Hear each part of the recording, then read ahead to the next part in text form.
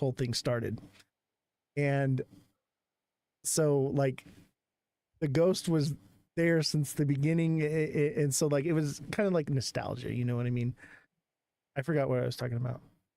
I don't know. I saw that happen.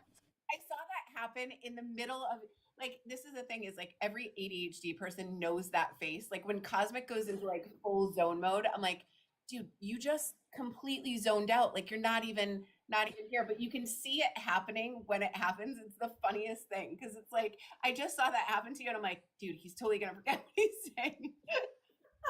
He just like it just goes out of your mind and like leaves, and you're like, okay, where am I? Yeah, So I, because I was zoning too. So there we go. I have it bad. I have the worst ADHD. It, Me too. it's lucrative for me though because I'm a day trader, so it helps. Yeah, that's the thing. Well, I started taking medication again after like a really long time of being off of it. And I was like, oh no, I hope it doesn't like make me lose my superpower because I feel like that is the seeing patterns is like a superpower, right? Someone said, where do you see the XRP bottom support on a pullback? I don't know, Oz. 247.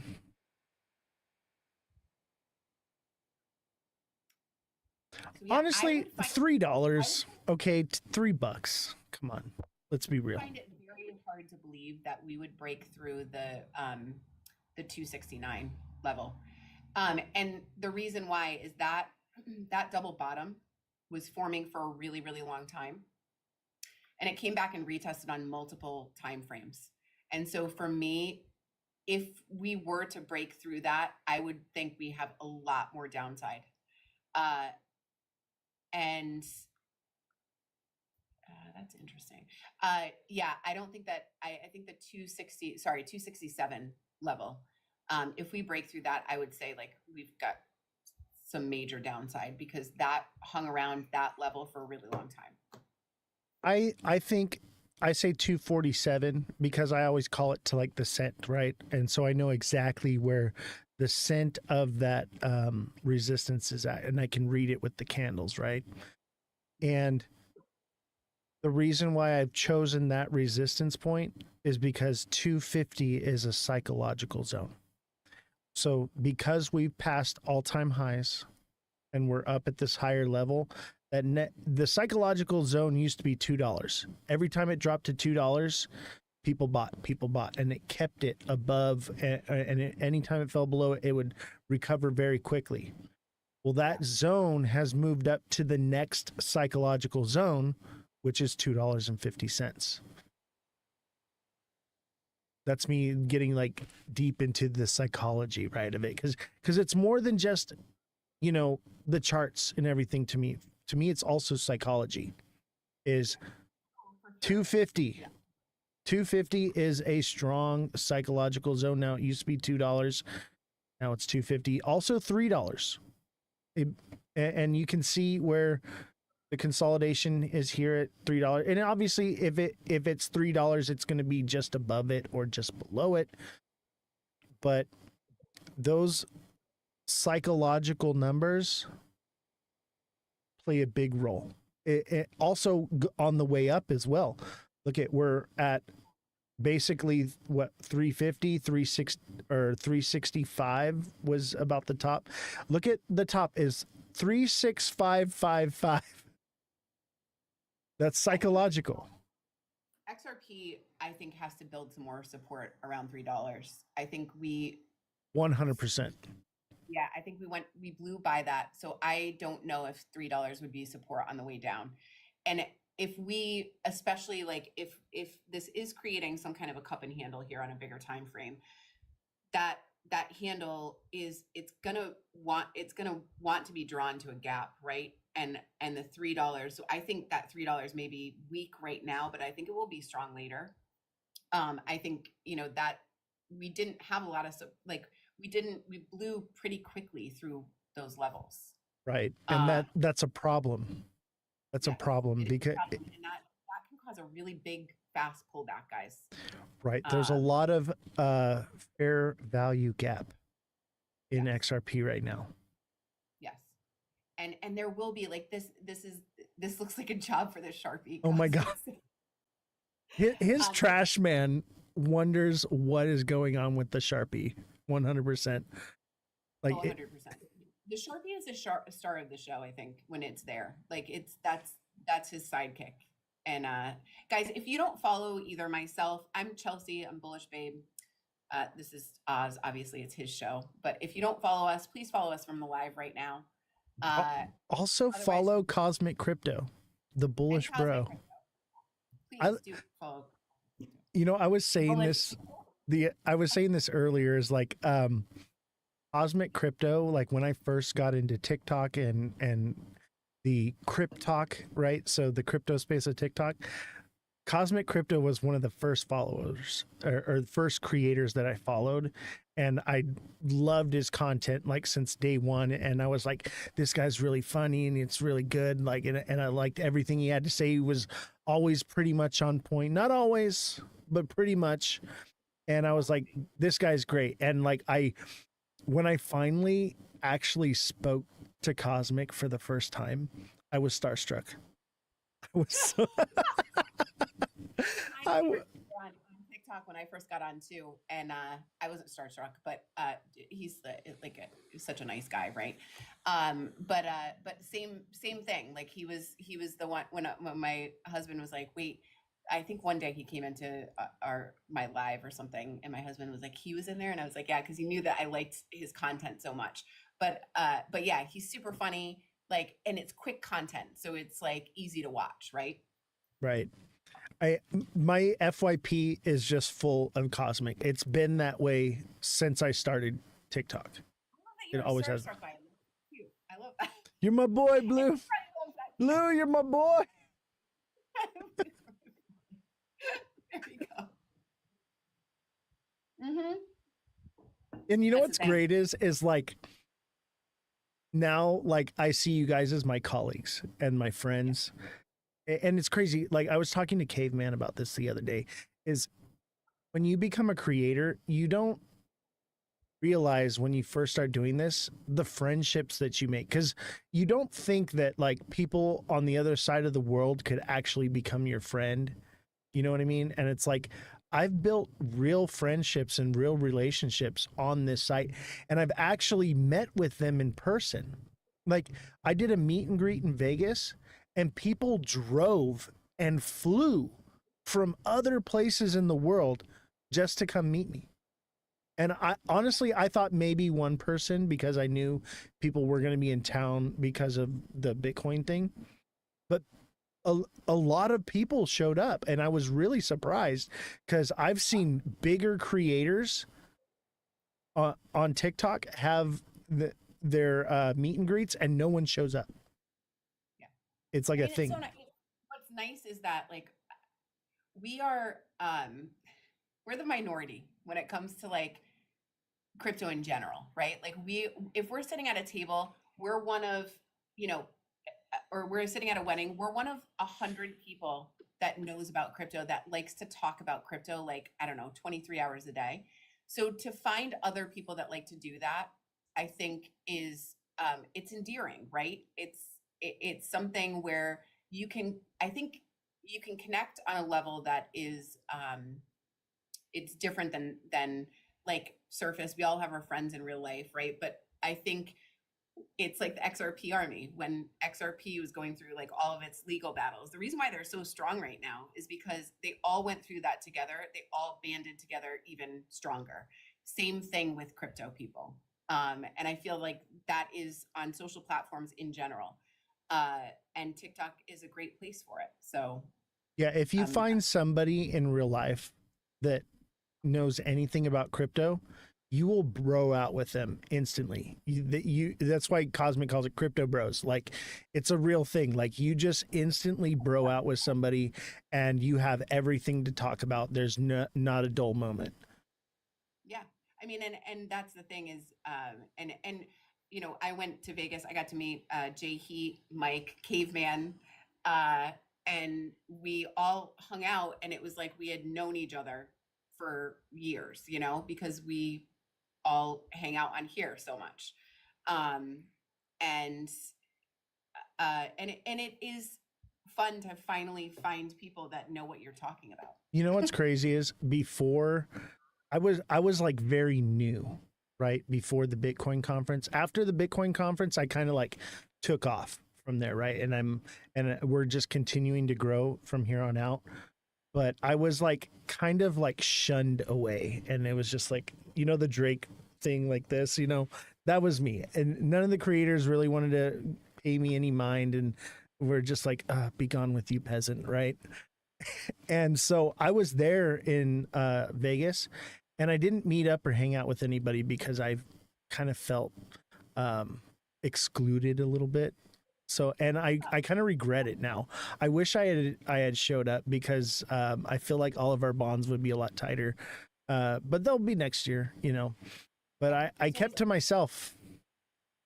Yeah, and the thing is that like when I come on, like I came on to, if you can believe it, about 3 years ago, before I started my podcast, like I hated being on camera. I hated talking on, like I hated this whole platform. Then I got on Twitter and I started hosting spaces. That was after I started my podcast. But one of the things that um, I've always kind of held true is like I am here on social platforms to get new people into crypto. I don't really care if other content creators like me or grow with me, or like it's great if they do, but to be really honest, that's not my focus here. My focus here is to build a community that welcomes new people into crypto, right? And if you want to be part of that community, then that's great. And we have an unbelievable community, probably the best one that I've been on any social platform with. And a lot of them are here tonight. But my purpose here is to help build a community that accepts new people and educates new people. You know, And that's my whole purpose. My whole purpose for this show is to talk about my experiences from working in Hollywood.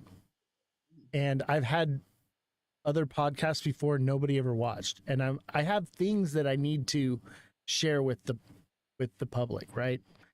And I couldn't ever get anybody. I couldn't get that hook. And then I realized, I was like, oh, I'll just make people rich. That'll get them. And so like that's the hook. So like we actually have like two shows. So we have the TikTok show, and then on Twitch we have like the whatever you want to call it. We talk about things we can't see on TikTok, and it's a little bit more, I call it the rabbit hole. But we kind of go over like some conspiracy theory stuff and things like that.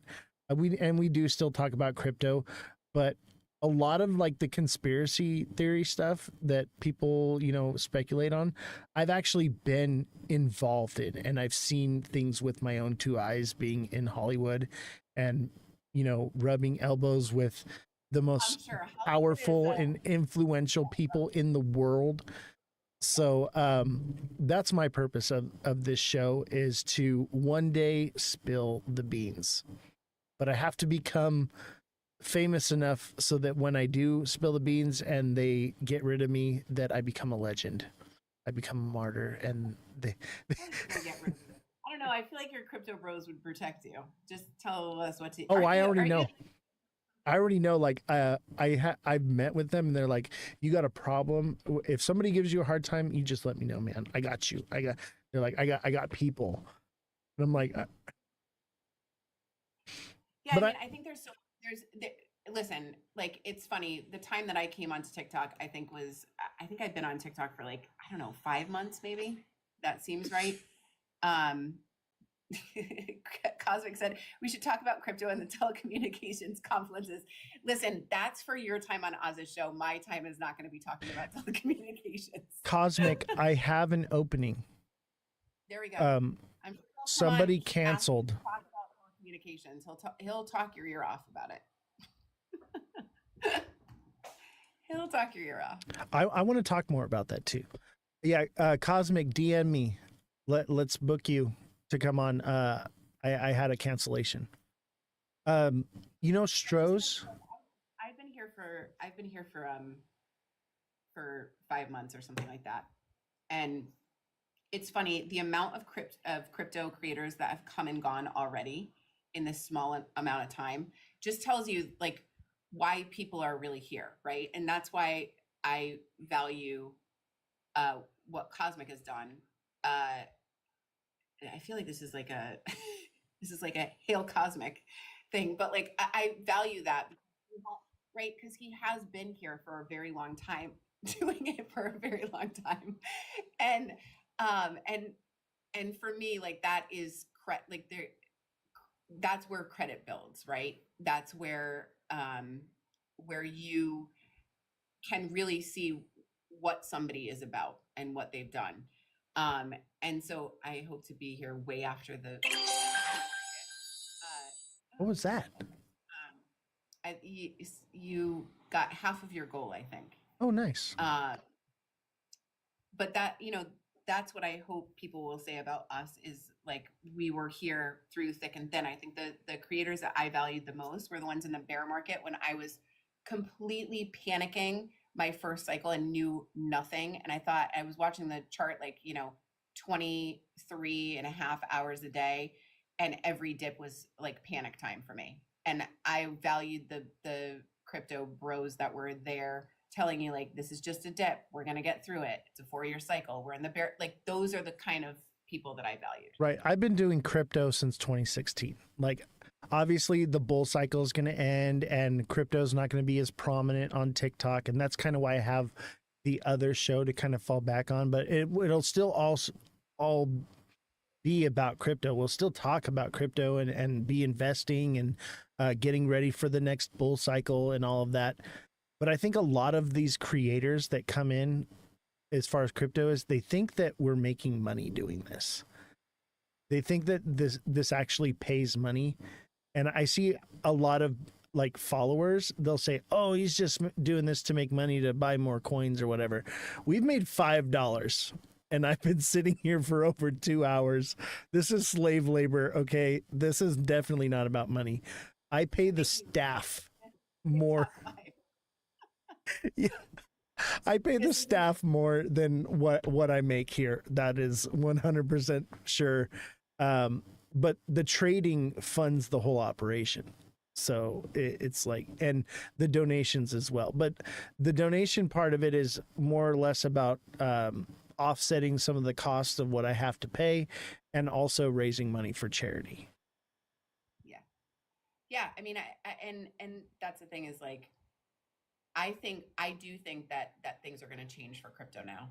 So I do think that this, if there was any cycle that, Bitcoin is over 118. If there was any cycle that's that not was good.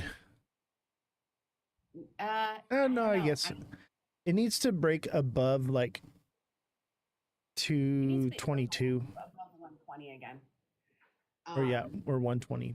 122. Yeah, 120. I think if it breaks above there, then I think we may have a problem with the alts, but we'll see.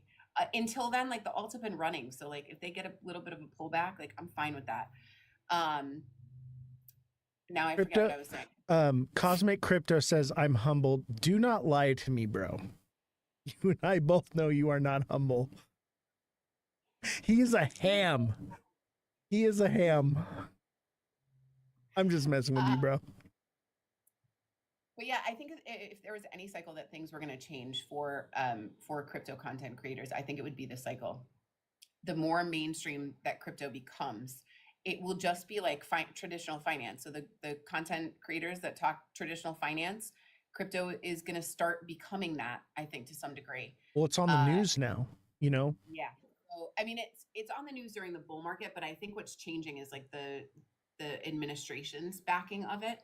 And people with regulation and clarity, now everyone can get in.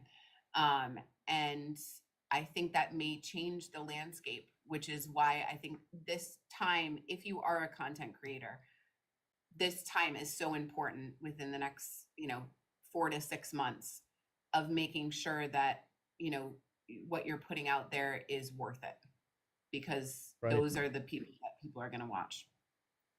I agree. And I do dances. So if that's worth it. And the sauna. I seen the sauna. The sauna one was the big one. right? Yeah, the sauna one was a big one. I should do a sauna video. I'll get more followers. We go. Actually, what's funny is that was like my least viewed video in a long time.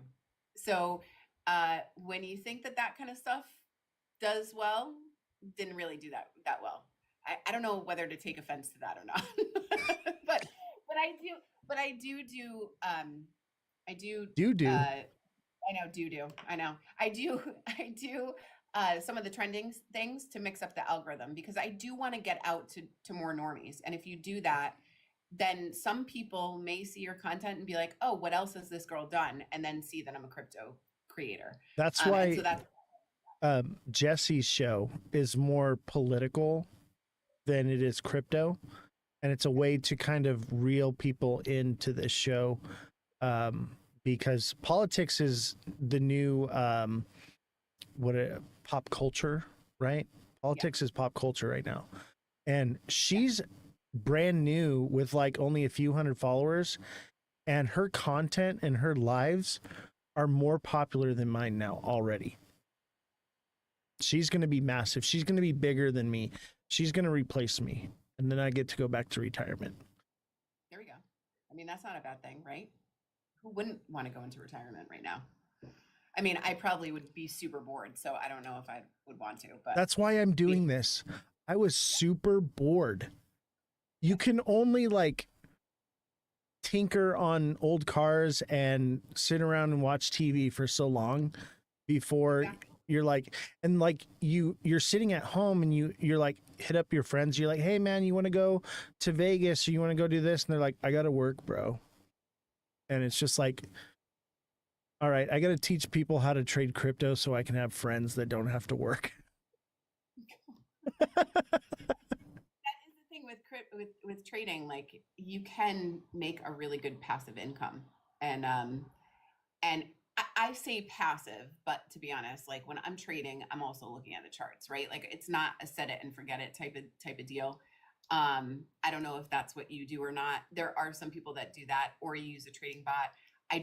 I prefer to like keep my own eyes on my trades and make sure that everything goes right. And there are so many times when I'm looking at a trade and I think, that doesn't look right, and I'll click out. And I'm like in the middle of getting a prop account, and that's interesting. Do you have prop accounts?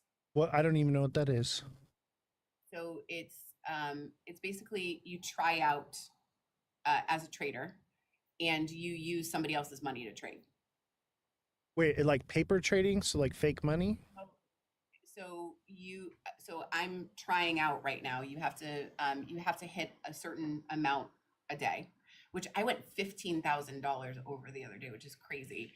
But so you have to hit a certain amount a day, and then you can't go past a certain amount in a certain amount of time. And once you do that, you can get between, like I'm trying out for $100,000 account, but there's up to like $300,000 accounts. Once you pass, then you use their money to trade. So it's basically like a firm, like a trading firm. Okay. I should try that. Yeah. That might It's be hard. something. Like it's not as easy I just, as it looks. oh, But yeah, like I know. I know what you mean. I don't like trading anymore. I'm to the point where I want to hire a firm and just read the charts for fun. Like yeah. the when I was not in the market and I was just like, oh, I'm exited out. Now that I'm in the market, it's stressful again, right? And it's just like, oh, it was so much better when I was like, all right, I made my money, I'm good. Like, Yeah. I mean, I like the stress of it. It's just with this kind of prop account, what's nice, right, is like you were talking about, and you can only trade futures on it. So it's you can trade crypto futures on it. But what's nice is I can look at my chart, and if I'm trading like an ETH futures, I can gauge from my chart what ETH is going to do, and that way I can project it. I don't necessarily like their charts, and I don't necessarily like futures, but like you were talking about before, once you make your money, then you have a large amount of capital to actually trade with, and so that it de-risks you a lot. right. So a account for me, if I'm trading $100,000 of not my own money, now I can do way lower trades, de-risk a lot, and still make a really good amount a month doing it. Yeah, I that's kind of where I'm at right now. Is like I feel a little left out because when everything ran up in January, like I said, I moved most everything into the stock market, into stuff that I know is going to do well and just tick up, and I'm going to make dividends off of it. And when everything shot up, like I knew it was going to, right? I got in on the 10th and I could have bought more and I didn't because if I mess up, people lose their job. Yeah. And so when everything took off, I'm like, oh man, that could have been so much more money that I missed out on. And so like there's that little bit of like stress of, and it's more of like, I feel like I missed out because I'm so used to only trading crypto, right? And not just buying and holding something. So it kind of, I don't know, it's very different. It feels so different now, and it takes a little bit of getting used to. Yeah. So one of the things I will say is I feel like there's this pressure, especially this cycle, for people who maybe came in like towards the end of the bear market, or maybe didn't buy as much as they thought they could have. There's always that feeling with people who are new that are coming in. But I feel like there's this extra pressure because of the administration and because of all the regulation and all of the publicity surrounding it right now, that people feel like this is the last possible cycle that things are going to explode. I don't think I it's don't the last possible. I think we got one more. Yeah, I think that I mean, the cycles will go on for until Bitcoin is done, right? But everything is out. However, I do think that we have this cycle. I think this cycle is going to be a very huge gainer. Whether it's the biggest gainer, I don't know. But then I think, like Cosmic always says, what happens when you take, speculation out of a speculative asset? I do think that it will calm down. But I think there's always going to be, depending on the regulation, there's always going to be new crypto projects that come out that are still new and still, and still will run. And those are the projects you have to look for and you have to do your own research on to actually get into. That's why I'm looking at SXT, because it's like low market cap, low coin supply, just came out, it hit its bottom, it's got great utility, great partnership. It's like, it's all those things you just said. And that's why, and it moves late. So when you see things like XRP run and everything else, it doesn't move. And so if you miss out on that, you have a chance to jump into it. Like a lot of times, like when XRP moves up, after it moves, I'll take it and I'll throw it into SXT because it'll move right after. And then I can double dip that run and then bring it back into XRP and do it all over again. Now it's not kind of doing that. I'm like, what the heck is going on? But at the same time, if it moves fractions of a cent because I have so much into it, it's like my biggest bag. I can print money with it even when it's moving sideways. And that's important. The other thing that's important is watching narratives that are not here yet, right? Like, so for me, I'm like huge into gaming projects. That was like my biggest gainers, other than SHIB, have been gaming projects. And there's no gaming narrative right now. Like no one is talking about blockchain games. Oh, thanks, Bullish Bro. Thank you. I love that he used that logo. It's hilarious to me. You know what I think the next narrative is? Because the narrative right now is regulation and utility, right? Yeah. So I think the next regulation, or not regulation, the next narrative is security.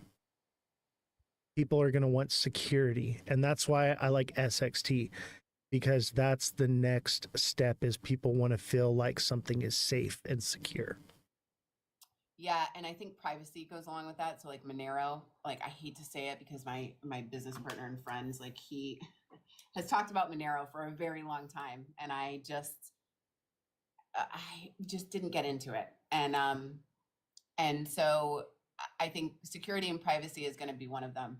I definitely think gaming is going to be another one, and I don't think we've seen that at all. So like these gaming, like my one of my biggest bags is IMX, Immutable X, and I just don't think there is going to be a bull cycle without a gaming narrative, and no one's talking about them right now. So that's a place that not financial advice, but that's a place that I would look for and see what's new in gaming. And unfortunately, I haven't had the time to do the research that I used to do on new projects, but I bet there's a lot of good ones out there. Yeah, And gaming's then going to be a big one. I think it's just a bit early, but early is good. Early is very yeah, good. early, that's what I'm saying. Like right now, no one's talking about it. Look at the things no one, if you're new in the market, take a look at the things that no one is talking about right now. AI is another one. Like we're not seeing the AI coins like run like they ran in November, right? I think they have another run in them. I think metaverse could also run. I think some of them, right? Not all of them. And this is obviously not financial advice. I'm interested to see what happens with NFTs, whether we get an NFT boom.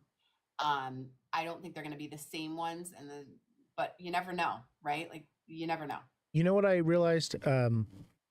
Because I'm going to uh, the conference. I think it's in like a couple weeks in Vegas for the Rare Evo. Mhm. Buying the tickets for that made me realize that NFTs are a sleeping giant and that NFTs have a big future because the tickets are NFTs. You have to mint an NFT to go. And that was so eye-opening for me because I used to think that NFTs were dead. I have NFTs that I had that were worth like 175K piece that I never sold that are worth zero right now. Yeah. Oh yeah, yeah. I am like a big. I have a NFT graveyard in my Yeah. wallet. Like if any of those revive themselves, I will be. I think like the one that may is I bought the Playboy Bunny ones, like a bunch of the Playboy Bunny Oh, Rabbitars. Those will probably be as collector's items. I can see those doing well. Other than that, like I have a bunch of crap in there, like a whole wallet full of crap. I And think I think where NFTs is going to come into play is with RWAs. They're going to NFT deeds and you're going to be able to buy a portion of that NFT in an RWA. And that's where when RWA thing takes off and that utility becomes utilized, that's when NFTs are going to follow that. But it's not going to be like the NFTs that we our graveyard, that what we're holding. It's going to be those deeds that actually have a real world asset tied to it. So like you're holding the deed to a solar farm or a deed to a duplex or something like that, and you're holding a portion of it.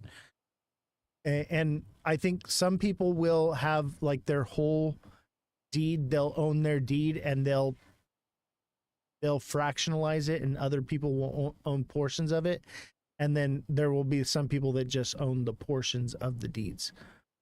But I think that is the future. And as far as like getting this ticket to Rare Evo, the tickets for concert events and things like that, those are. sure, yeah, the NFTs are going to be more functional than they were before, That's right?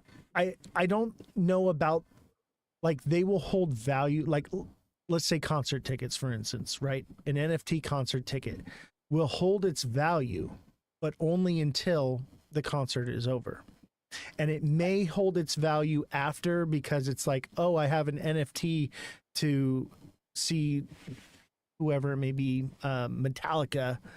There's going to be some Metallica fan that wants that NFT, right? Just like how if you have an actual ticket for a Metallica concert, you save it. And I think it would be interesting if they, um, hopefully one of them takes my idea, but I think it would be interesting if they started turning tickets into NFTs, and then a way to keep them holding value and keep the price moving up would be to constantly run contests where you're airdropping another concert into those concert ticket NFTs, right?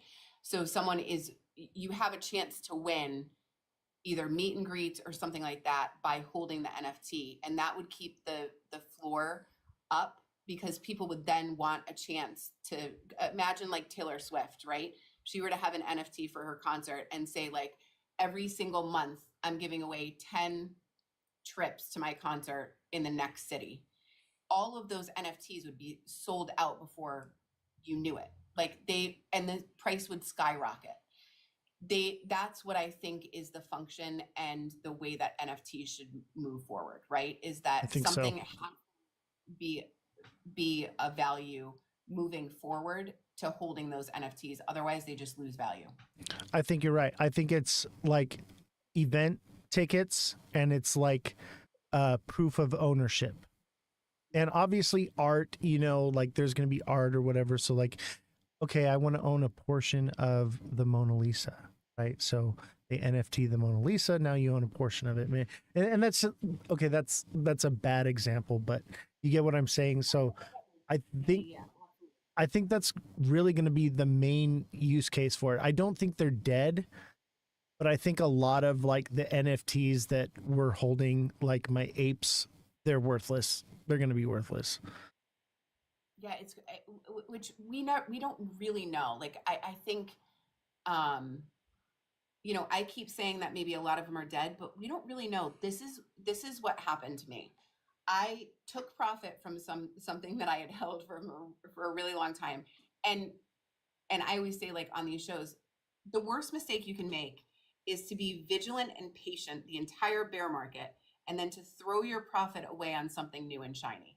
And guaranteed there's a lot of people who do that every single cycle. And I did it myself, which was I took profit out of SHIB, which I had made a lot of money on.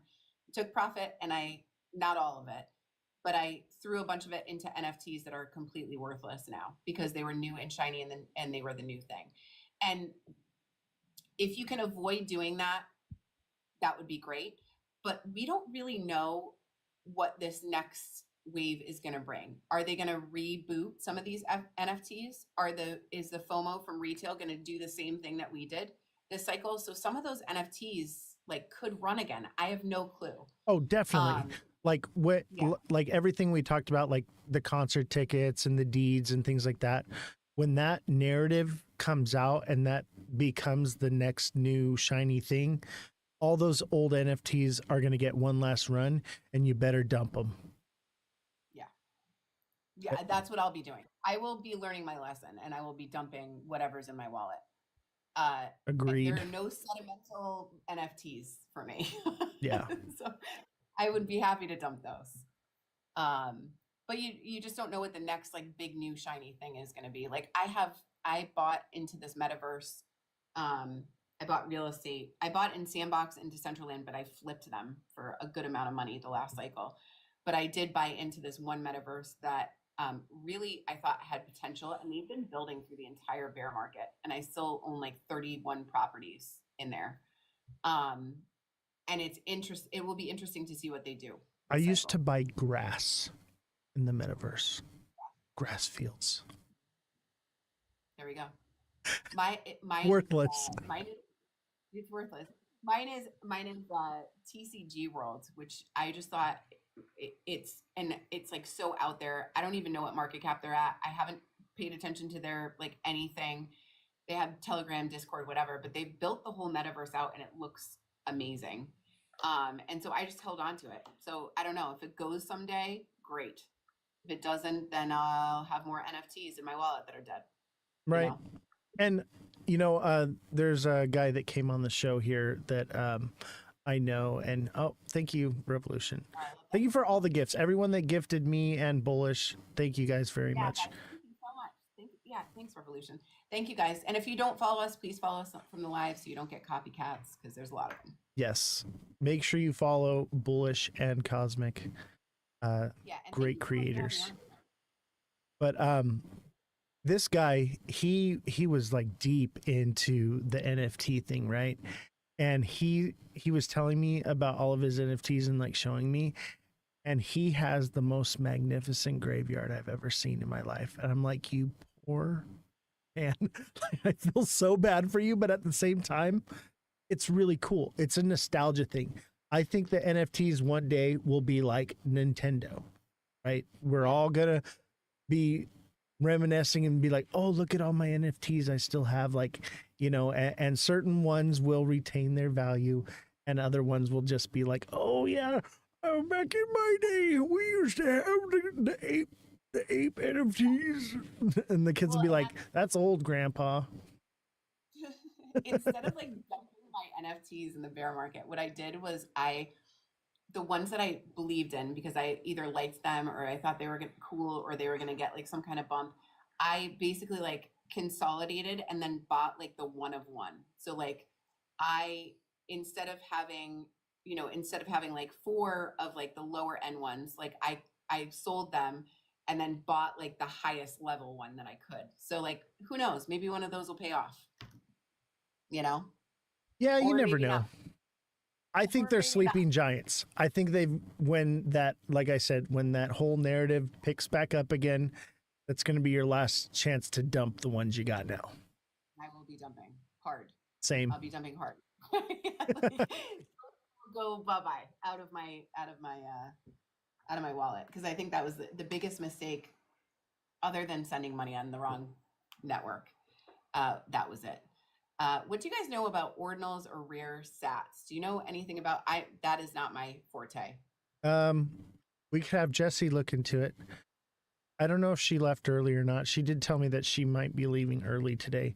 Jesse, are you still here? Can you look into ordinals or rare stats for us and give us a little bit of information on that? This is why I like having a fact checker. Oh, you're kind of still here? Oh, we got her just in time. Can you look at mmg.crypto's chat right there? It says ordinals and rare stats. I hope I'm pronouncing that right. Rare sats. Rare They're sats. artifacts. See what you can find out on those, and that would be interesting because I don't know.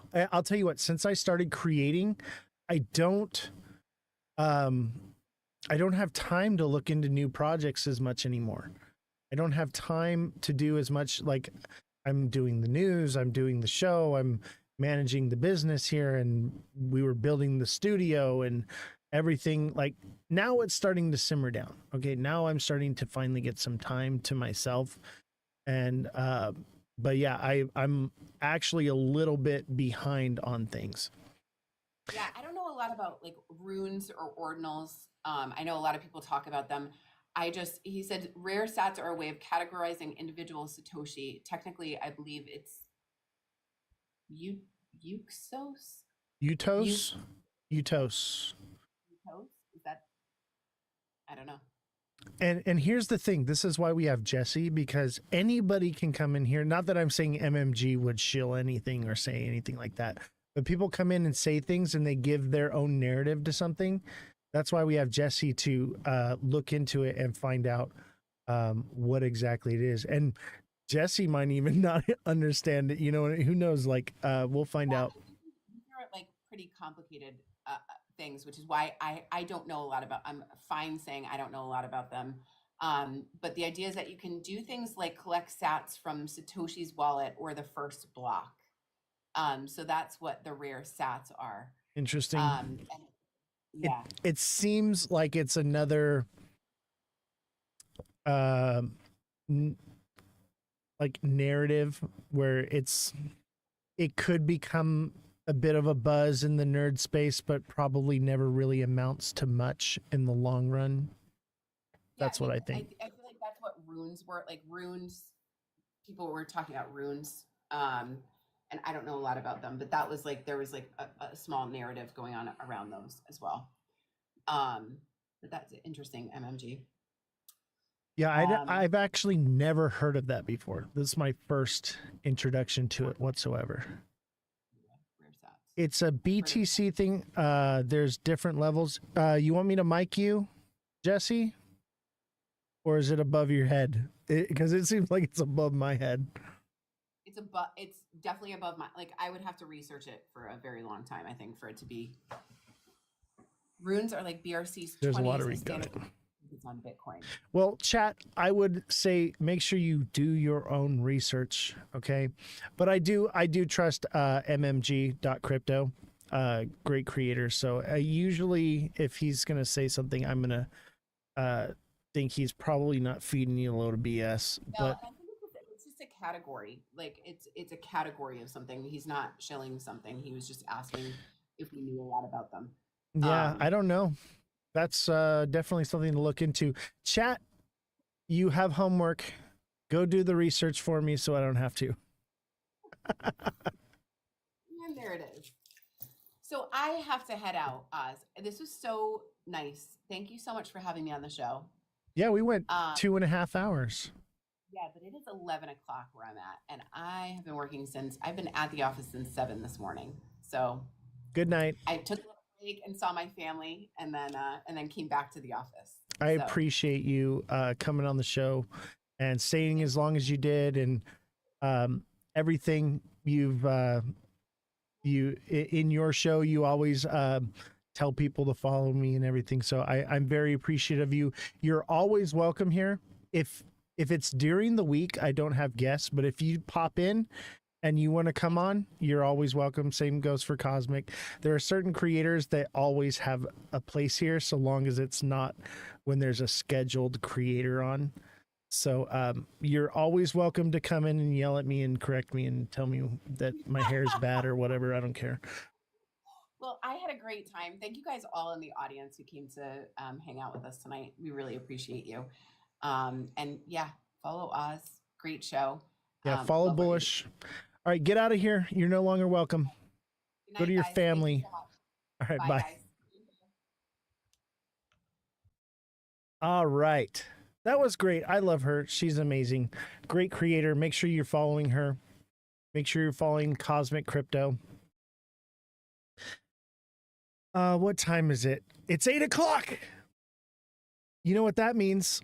We're going to Twitch and we're going to talk about things that we can't say on TikTok. We're going to talk about some more of the Epstein stuff and some more of the Hollywood stuff. So make sure you come over to Twitch. That's Ozthecryptogoat, all lower cases, no spaces. Don't miss the show. I'm telling you, Twitch is where it's at. And if you have Amazon Prime, you're going to have a much better experience. There's a pizza stats. Uh-oh. Pizza. Speaking of Epstein, pizza.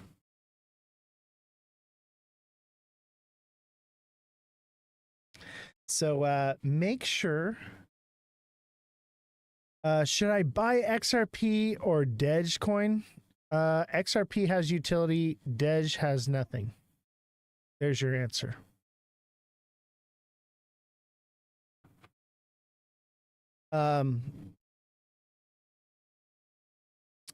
MMG says to Revolution, yeah, dig in. It's fun stuff. Wouldn't buy it all, but it's cool. I appreciate that. Hey, MMG, send me a DM because we need a schedule to have you on the show, man. We're a bit booked out, but I do have some openings coming up. So if you'd like to come on the show, I'd love to have you, buddy, and we can talk about it. We can talk about everything you're saying right now, and educate me, teach me. All right, everybody, smash that like button, subscribe to the channel, share the show with your friends, and we're going to go over to Twitch, and we're going to talk about things that we cannot say on TikTok. And we're going to rave out for the next 8 minutes until we get to Twitch. Give you guys a chance to move on over. 60K likes. That's not bad because we had 30K in the previous live.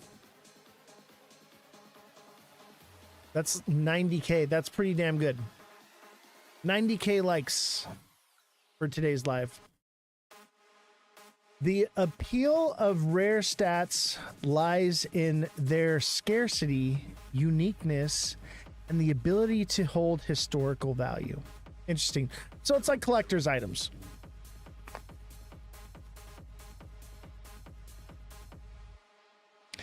I'm wondering if it's linked to RWAs.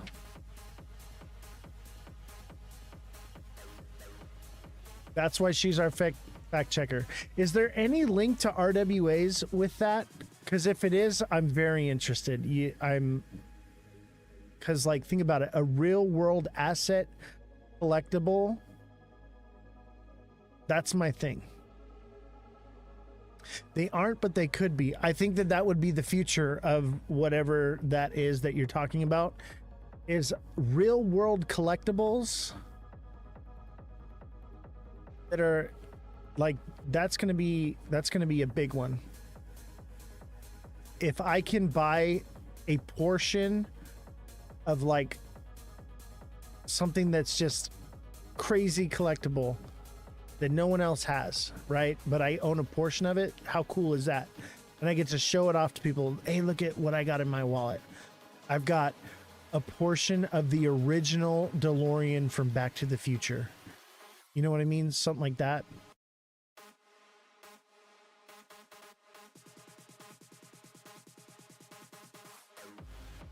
NFTs on Bitcoin. So it's a Bitcoin security. Interesting. I got some pizza stats. It looks like Jesse just bought some pizza stats. Jesse's one of those ones where she's like a new trader, and she has that beginner's luck, like when you play poker and you get that beginner's luck with poker. Is no one coming over to Twitch? Are we just ending the live early? Is that what's happening? Yeah, you have the best dumb luck. Hey, MMG Crypto, have you seen STX? STX gives Bitcoin utility. And Jesse found that by accident because I said SXT, and she's so dyslexic she bought the wrong thing, and then we looked into it, and it's pretty, yeah, Stacks. Pretty awesome project.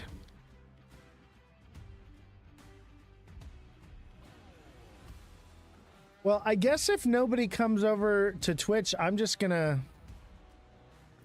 chill. Oh, you got a nice bag? Yeah, dude.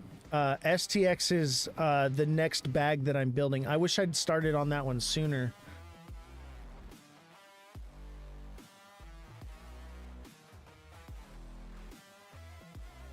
All right, we got 3 people in Twitch. MMG Crypto, don't forget to sign up for Twitch. Ozthecryptogoat, all lower cases, no spaces. Come on down, join the party. We're going to talk about things that we cannot say on TikTok. You can stake for Bitcoin yields. Yeah, dude, I'm all about anything you can stake right now, because after this is over and everything kind of simmers down and is running sideways for the next bull run, I'm going to be staking a lot. Were you talking about STX or STX earlier? Just now I was talking about STX. Earlier I was talking about SXT. So SXT is the one that it's built based on security, right? And then STX is based on giving Bitcoin utility.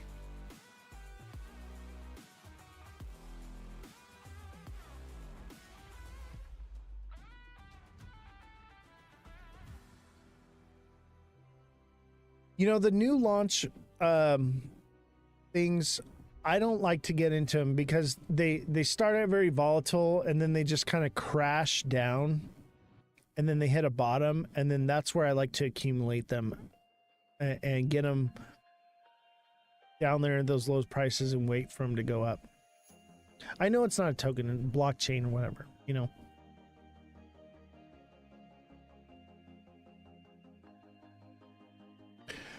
All right, 2 more minutes and then we're going to Twitch.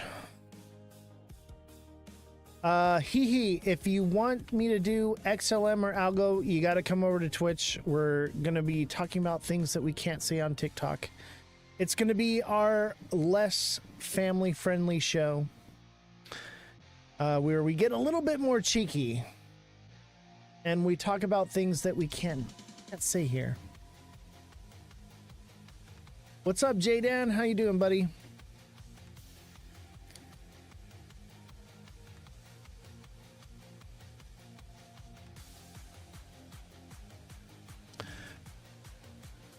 Yeah, you can ask about crypto on Twitch.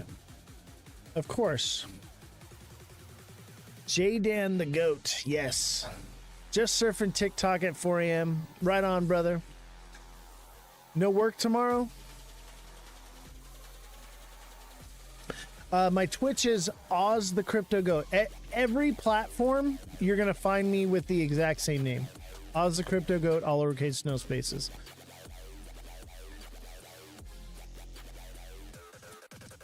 And if you guys don't follow J-Dan, make sure you follow J-Dan. I'm sure most of you guys do. Great creator as well. I love his style, man. Fun show, great music. Dude has a magnificent beard as well as the goat.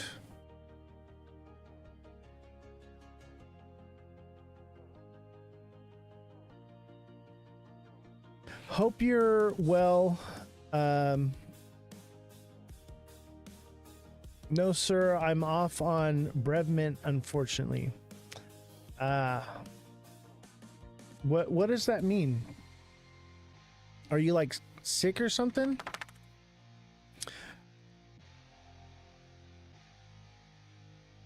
Brevmint.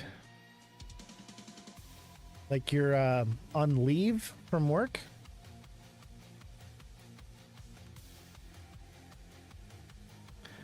When are you going live on Twitch? I'm there right now.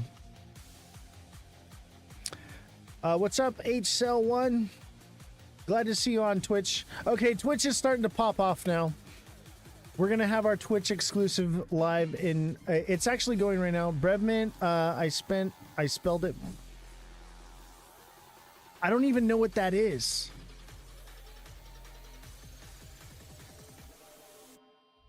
I don't even know what that is.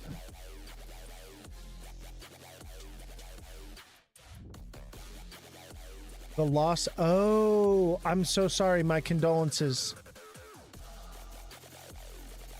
My dearest condolences to you. My heart goes out to you, brother.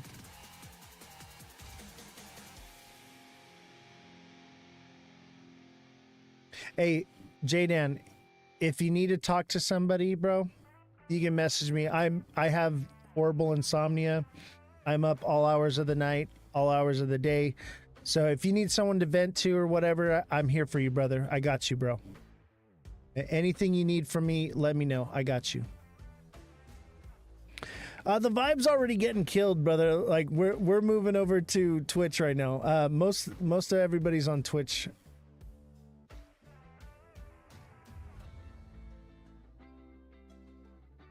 Hey, you have a blessed night too as well. And remember, like I said, if there's anything you need from me, brother, feel free to reach out to me. I got you, brother. All right, it's 8:02. We're going over to Twitch. I will see you all there. That's Ozthecryptogoat, all lowercases, no spaces. I will see you there. Have a good night.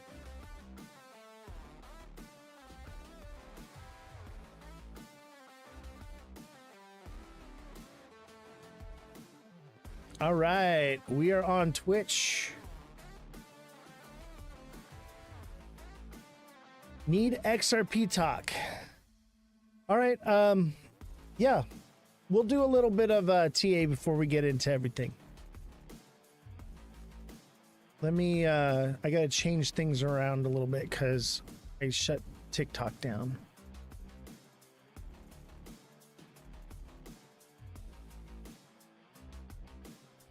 Oops. Oh, that works. I kind of want to switch that around though. There we go.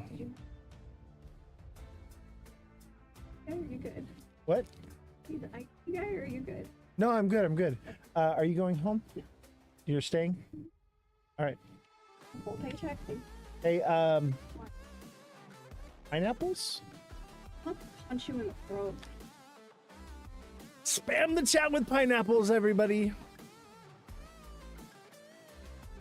Jesse's got on booty shorts. Spam the chat with pineapples.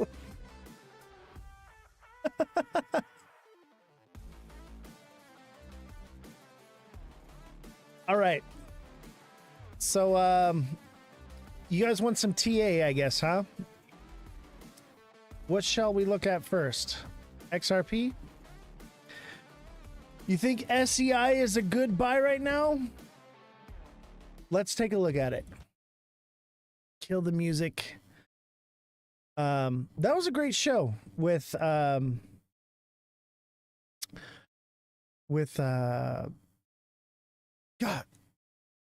Bullish Babe. I kept wanting to say cosmically bullish. Okay, Bullish Babe. Before we get started, Beer Gator. I can't wait to use this thing. I'm going to the beach tomorrow. I may or may not be able to use it because I don't have CO2 yet. But if I can pick up some CO2, I get to use this at the beach tomorrow, which is going to be awesome. And we're going to make some videos about it and everything if we can get the CO2 in time. Oh, dude, I'm going to take pictures. I'm going to take videos. I'm going to do a whole 9 with it. But yeah. Beer Gator on Indigo. Check it out. It's not available yet. But when it is, you will be the first in line if you go to Indigo.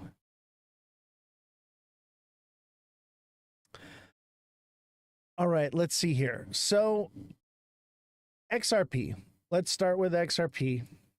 And then we'll do SEI next. And I think XLM. I think this is a bull flag. I really do. I'm feeling bullish. At the same time, hear me out. Let me get rid of this, okay?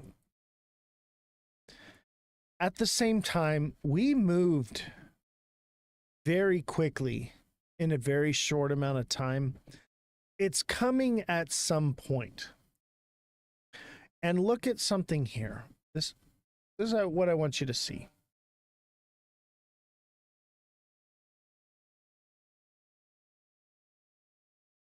Look at the size of this thing. It's almost the size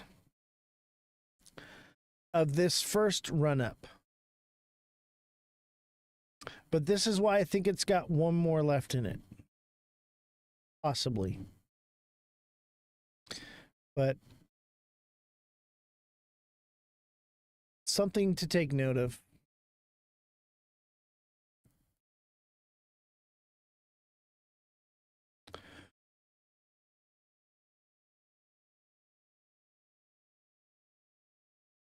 He's promoting, yeah, the Beer Gator. I'm excited about. I'm just excited to have one, honestly, and I've been wanting to get one anyway since you told me about it. I was gonna buy one, so I appreciate getting one for free and everything you gave to me, and the friendship we've developed now.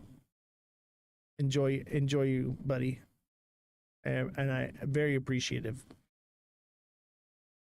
I know we just so you know, I don't even have a contract with Beer Gator yet.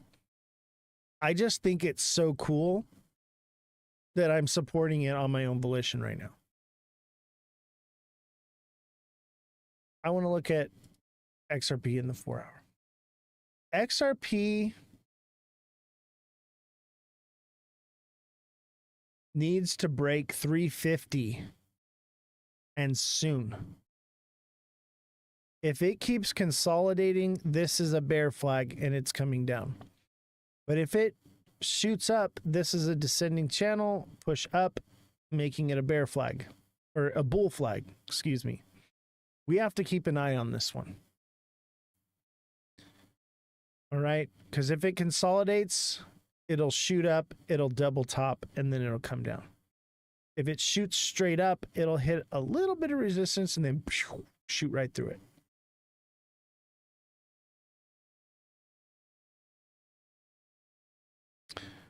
Oh, I know. I have the very first beer gate. I should have had you autograph it for me. I'm sure I'm going to see you again in the future. So when I see you again, I want you to autograph my beer gator. I'll have you do it on the back of it because I want to promote it like on camera and stuff. But I want an autograph on the beer gator. Sell at $4. Yeah, I think $4 is a good psychological, not necessarily sell, but this is what I would, and not financial advice, but you should be taking profits at each psychological zone now. Okay, now that we're at all-time highs, if we don't pull back from here, then we will hit resistance at each psychological number, which is $4, $4.50, and it'd really be like 4, right? $5. $5 is going to be the big one. $5.50, so on and so forth. I never know when to pull, to be honest. I hold like 1100 ADA 66. What I would recommend is go on to TikTok and become a deluxe subscriber and message me directly, and I will help you set up a strategy. And you can message me directly for on-demand TA, and I'll tell you what I think and where I think profits should be taken and so on and so forth. I think it stays at 3 till it moves up again. I don't think so. I think it's gonna, no, today's Friday. Saturdays, sometimes we pump, sometimes it's like the end of the week sell-off.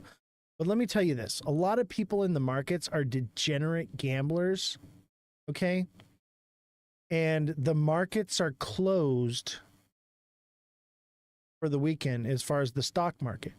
So they go into crypto to trade, and sometimes that pumps things. That's why there's that Sunday sell-off, because they'll pump it through the weekend and then Sunday it'll sell off and it'll go back into the stock market. Are you bullish on XLM or is it too late to get in? I'll get to that. I think we got one more, but we're at the precipice right now. All-time highs and just above it are the precipice for XRP. Let's do SXT or SEI, and then we'll do XLM.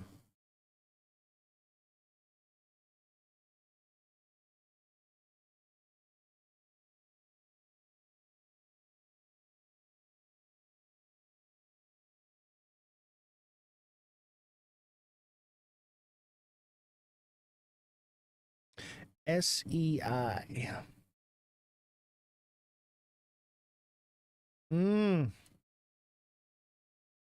That's interesting.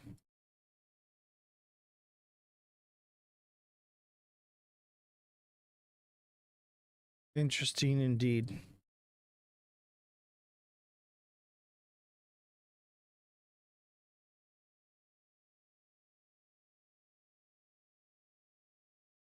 That's hard to say. Let me mess with it a little bit here. See if I can see something. It's creating higher highs still. So it looks like it could potentially go up to a new high here. But if it breaks down any lower, then it would be a reversal.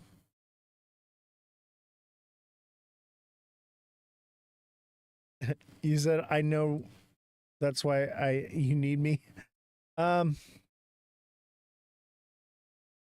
I'll tell you what I see here.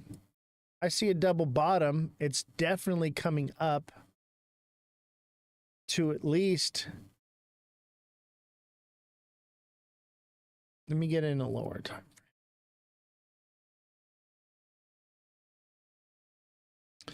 Probably like 36. Let me go a little bit lower here. There it is. That's a double bottom. 35.5. It's coming up to there 100%. It will do that. But if it starts turning up, you got this trend right here. And it looks kind of like it's broken below that trend. But that could just be, you know, the bear trap. Because it double bottomed here.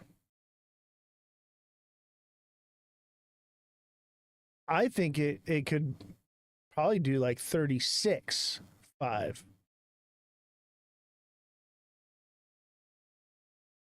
Possibly. I would definitely take some profits at 35.5.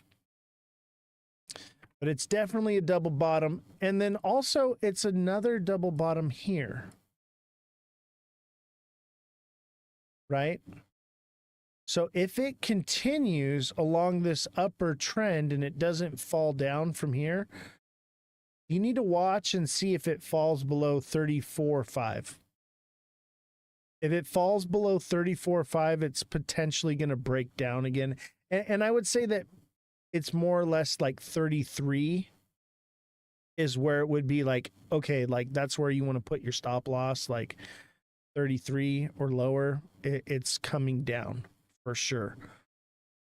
But I'm leaning towards, this was just because it's just a little touch, and then it's a nice pattern here of a double bottom, a much larger double bottom. I think it wants to go, and I honestly think that would take it to 38.5 to 39.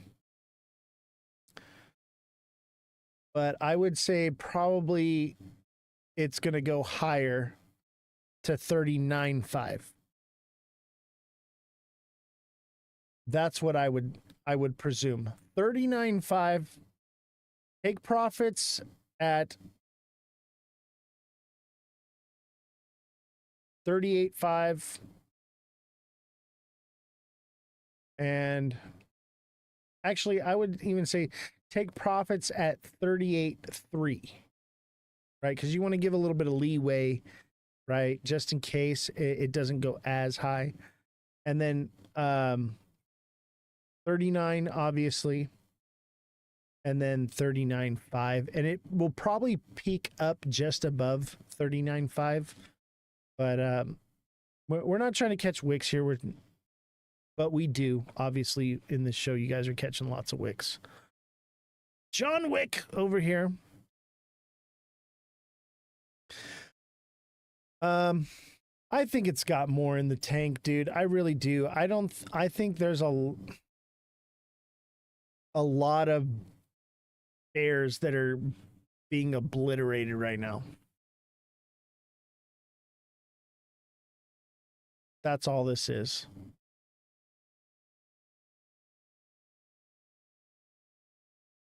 XLM.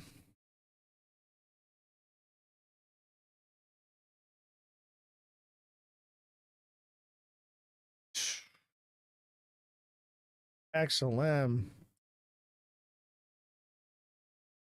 Man. XLM is a double top. All right.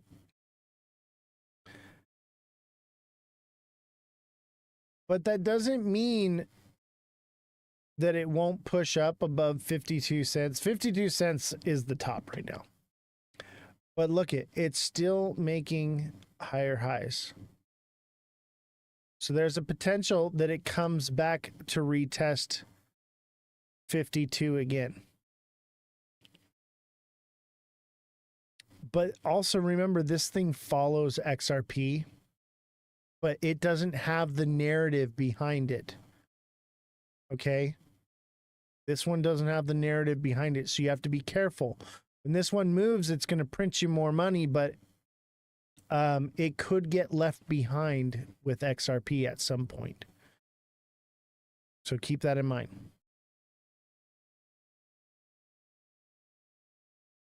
Yeah, it could triple top. Exactly. It could very well be a triple top here. And maybe it doesn't go all the way. Maybe the next time it just comes up to 50 cents and then that's it and it's done and it's still a triple top. And don't forget to subscribe to HelloFresh. Use my promo code for 10 free meals plus free add-ons for life.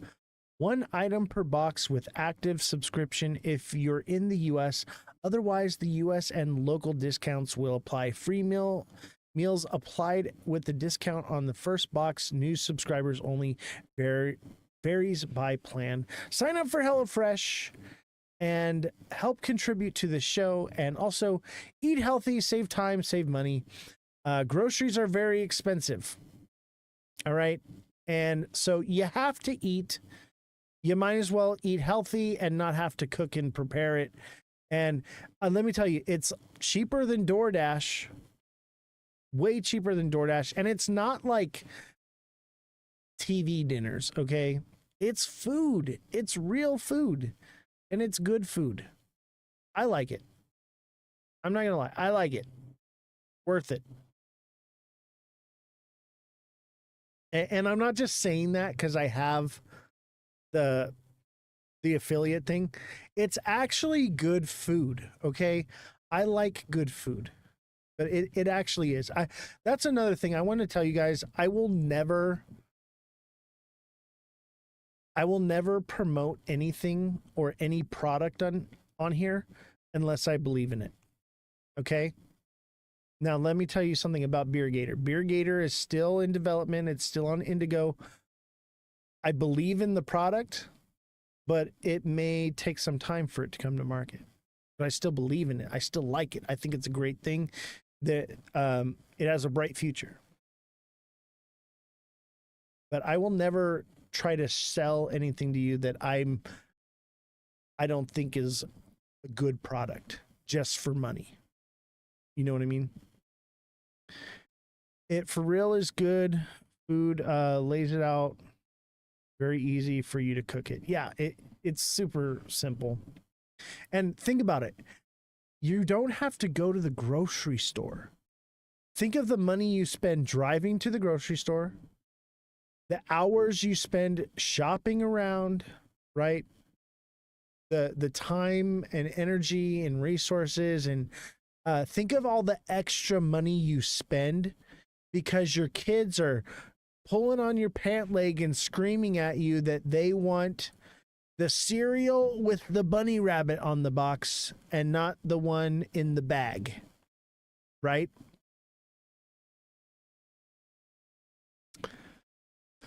All right. I think Ada is the next one. No, SXT.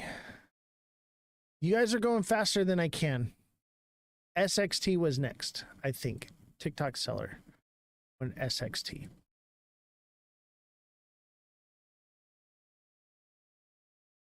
I'll tell you what, I've been watching SXT like a hawk. It's my biggest bag.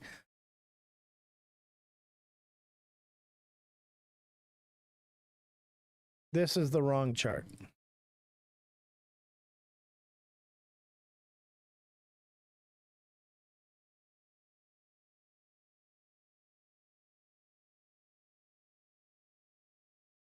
All right.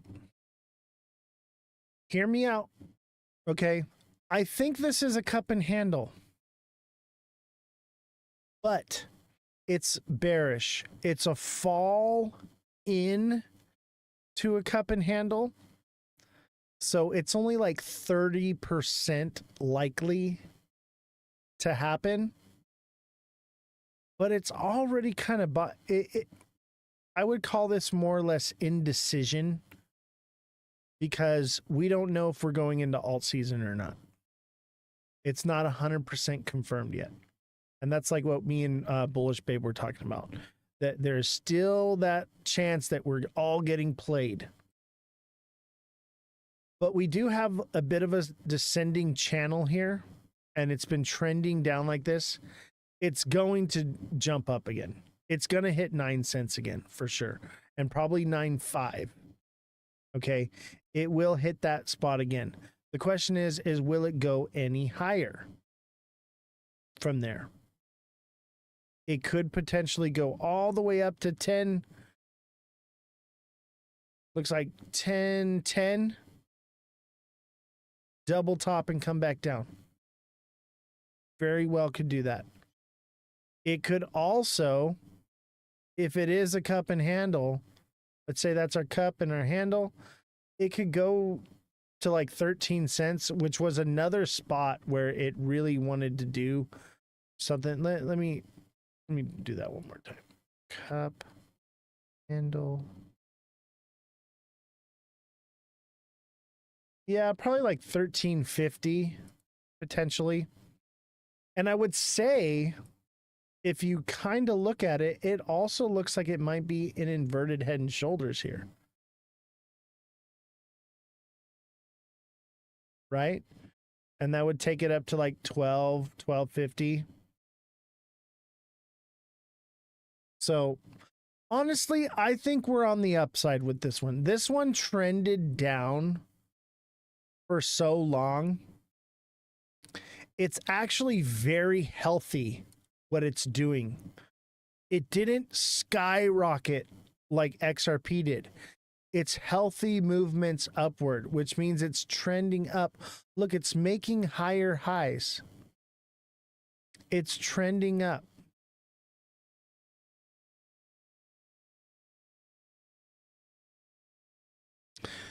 You think you can explain what some of the chart lingo means? Yes, I do offer a technical analysis class on my Discord.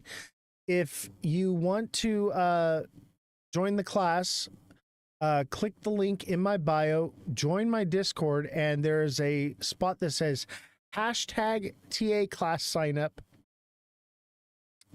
And you can get signed up there, but you have to be a subscriber on Twitch or a subscriber on TikTok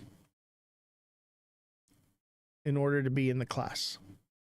Because the class is technically full, but I'm allowing it to be open for subscribers.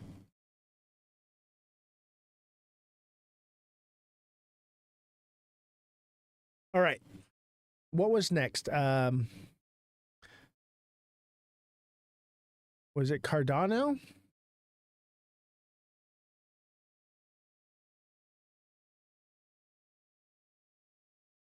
I think Cardano was next.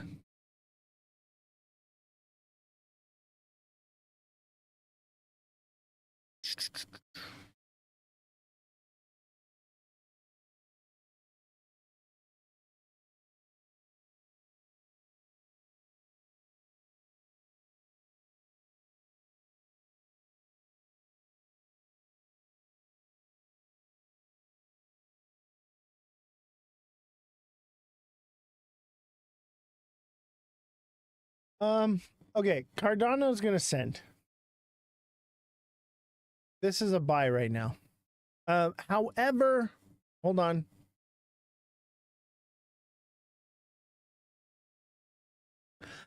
It's 4 lessons a month, so it's a 1-hour class once a month, or excuse me, 4 times a month. Every Sunday at 5 p.m. If you miss a class, I do record them and I'll email them to you.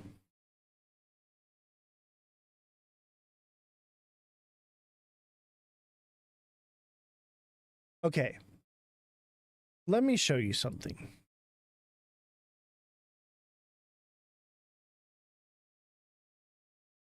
Let me show you something.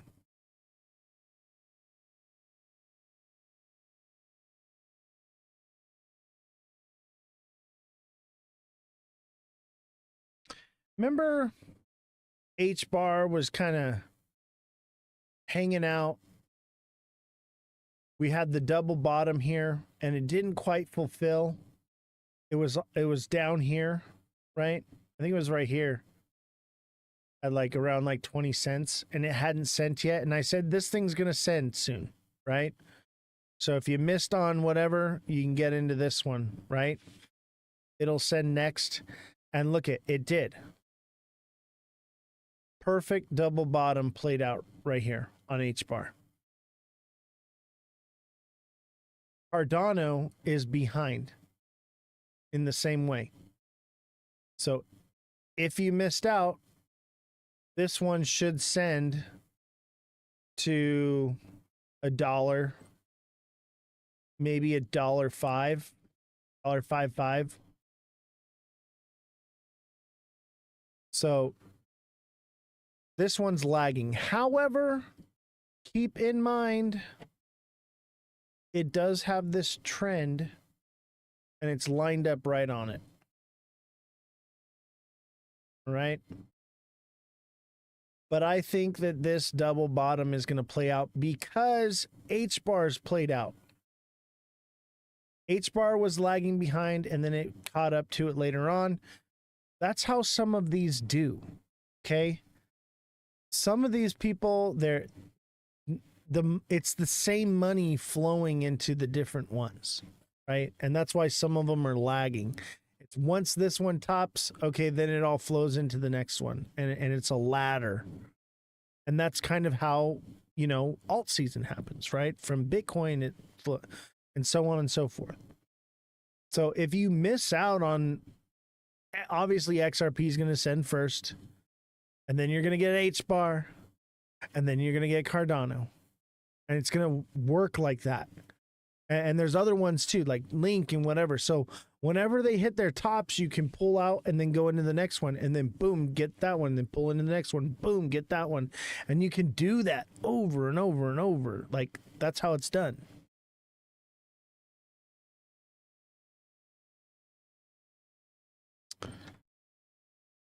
I think ADA just got its dip. It could dip a little bit more, but only because H bar did it, right? And look they look exactly the same. That up, and then double bottom, up, and then double bottom. Something to keep in mind. But Cardano's been around longer. And so there is also the more people in it, more people to sell off on it. It is trending down along this line. All right. But I'll tell you what, if it breaks above, I mean, it's probably going to go to $1. Okay. Like, that's where I'm at with it. I think it's going to go to $1. It could go both ways. All right. But I told you all to buy Cardano at 51, 52 cents. So hopefully you bought then and you're in profits. But I think it's going to send some more. But if you bought in when I told you to, you should be taking profits right now. Right? This would be your first line of profits because the double bottom doesn't always play out. Technically, this could be a double top and come back down.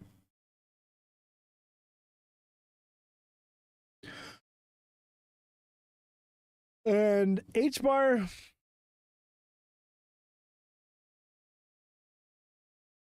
kind of looks like a cup handle and pump handle. This one could potentially keep going. 35 cents. But it's definitely hit that zone where time to take some profits.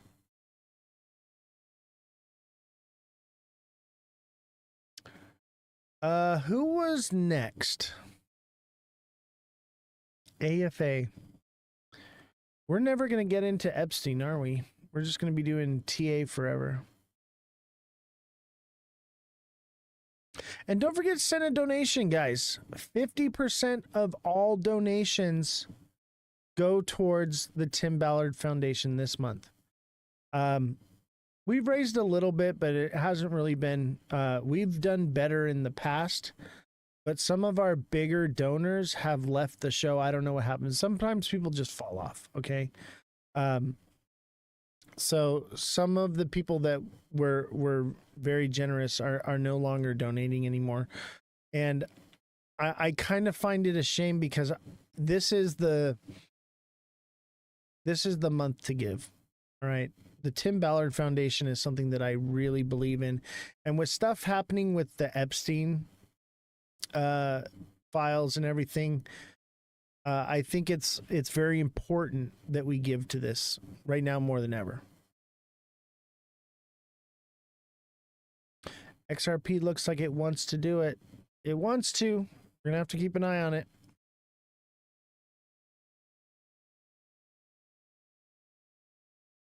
So click the link there, send a donation, help support the show, help save children that are being trafficked. Let's see. AFA.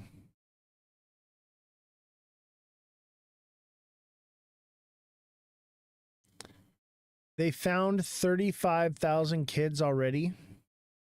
That's awesome. Is that the Tim Ballard Foundation did? We're going to do a little deep dive into the Tim Ballard Foundation on Monday.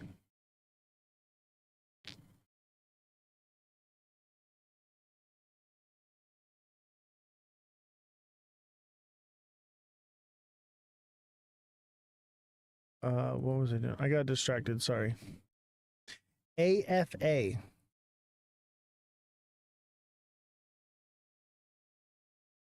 Oh, it was supposed to be 88. That was a typo. Got it. All right, let's cover the news here. So, under pressure, White House Republicans consider vote on Epstein files. And this is something I need you guys to understand. Jesse had brought something to me a few, so the Democrats had proposed a bill to release all the files, right? And there were Republicans that voted against it. And everyone was saying like, oh, look at those people don't want to release the files. They're pedophiles, right? That's not the case. Okay.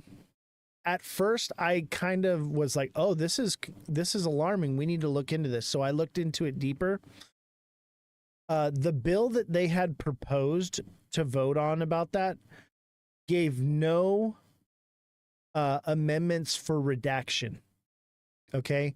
And a redaction is where they would put like an amendment in there that says that they will not release like child pornography, things that are explicit or illegal. And those things should not be divulged. Okay. So I understand why some people voted against it. So those amendments need to be made to the bill and then it needs to be voted on. I think Democrats played a sneaky game creating a bill that was trash and putting it out there for low information voters to see, oh, look at the Republicans. They're the child diddlers. Because the primaries are coming up and it's a dirty game of politics. So hopefully they put those amendments for redaction into the bill and we get these files. Let's watch the video. Now We got an ad. Got a stupid ad. House Republicans were grasping late Thursday to formulate a response to Trump's administration handling the records in the Jeffrey Epstein sex trafficking case, ultimately putting forward a resolution that carries no legal weight, but noted. Let me pause this here.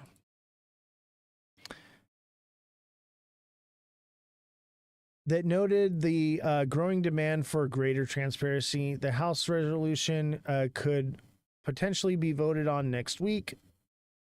We'll do practically nothing to force Justice Department, blah, blah, blah, blah. But, so you guys get the idea. Let's watch what actually happened, though. Whereas our resolution says all documents, records, and communications, theirs says all credible documents, records, and communications. Well, who's going to decide that? Attorney General Bondi, in conjunction with Donald Trump, who today said that a letter that he wrote to Jeffrey Epstein on his birthday, which is published, which has all of the indicia of credibility, is not credible. That wouldn't be included. Let's release the real Epstein file. There's no daylight between the president and House Republicans on transparency. And he's been very clear that he wants all credible information, credible evidence to be turned over to the people so that the people can decide. We trust the American people in their judgment. The Rules Committee turned into a bit of a debacle this week because the Democrats were trying to politicize this. We were working on cutting fraud, waste, and abuse and wasteful spending, and they kept trying to hijack that and derail it and turn it into Epstein hearings. As it should have been. The Epstein thing is a real thing, and people care about this. People don't want it to not happen. But I think all information needs to be submitted, not credible, okay? And redaction needs to be amended to it. We need redaction of illegal and explicit material. We need to... It should not be child pornography posted all over the internet, okay? And all over. That is not good, okay? We can't allow that to happen. But also we can't allow the Trump administration to decide what is credible and what is not. That is up for the people to decide what is credible. This is the people's republic. It's up to us to decide, not them. It is a republic, so we do elect them, right? But I want to see everything. I want to see everything except for explicit and illegal material. We don't need the video files of what was happening with these children. And I mean, we could even do where the files, a portion of those are released where we just see the person in incrimination, right? We don't need to see the acts happening, but we can see a picture of a face of who it is, right? There's ways to go about this. And both sides are arguing over the wrong things. I think the Democrats here are right with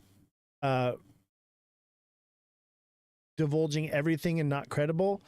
But I think the Republicans are also right with not releasing everything. There are some things that need to not be seen. There are some things that we do not need. Okay? And one of them is child pornography. Okay? So that's the problem, is these people are that we elect are I don't want to say the re word, but they're not smart. I feel like I should maybe run for office. You know? Why am I smarter than these people?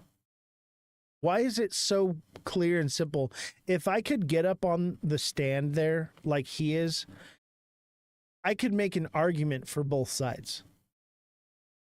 You know, center line, libertarian, and say, this is what you guys need to do, and this is what you guys need to do, and I will vote for it. You know? I think that's part of why we need to grow this show. If I can get enough of a following, I could run for an office like this and try to make a difference. And I'll tell you what, like, I've been in politics before. I don't really want to do it. But I'll tell you what, I will never make the same mistakes that I made before in the past. I will have my hill and I will die upon it. I will never hold back on my values in order to accomplish something. I've been there and I won't do it again. And then here's another video. Trying to quell the unrelenting backlash over his administration's handling of the investigation into convicted sex offender Jeffrey Epstein, the president now ordering the attorney general to seek the release of additional material. Posting, "I have asked Attorney General Pam Bondi to produce any and all pertinent grand jury testimony, subject to court approval." Bondi quick to respond, "President Trump, we are ready to move the court tomorrow to unseal the grand jury transcripts."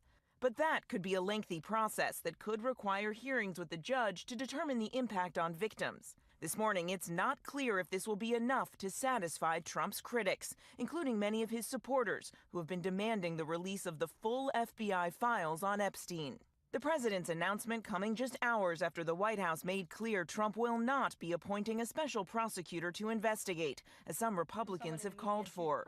The president would not recommend a special prosecutor in the Epstein case. That's how he feels. The president says Bondi has He briefed should. him on the DOJ's investigation. What did she tell you about the review? And specifically, did she tell you at all that your name appeared in And the look at her in the face. She is files? such a bitch. She's given us just a very quick briefing, and in terms of the credibility of the different things that they've seen. Earlier this year, the attorney general promised to make the files public. The DOJ may be releasing the list of Jeffrey Epstein's clients?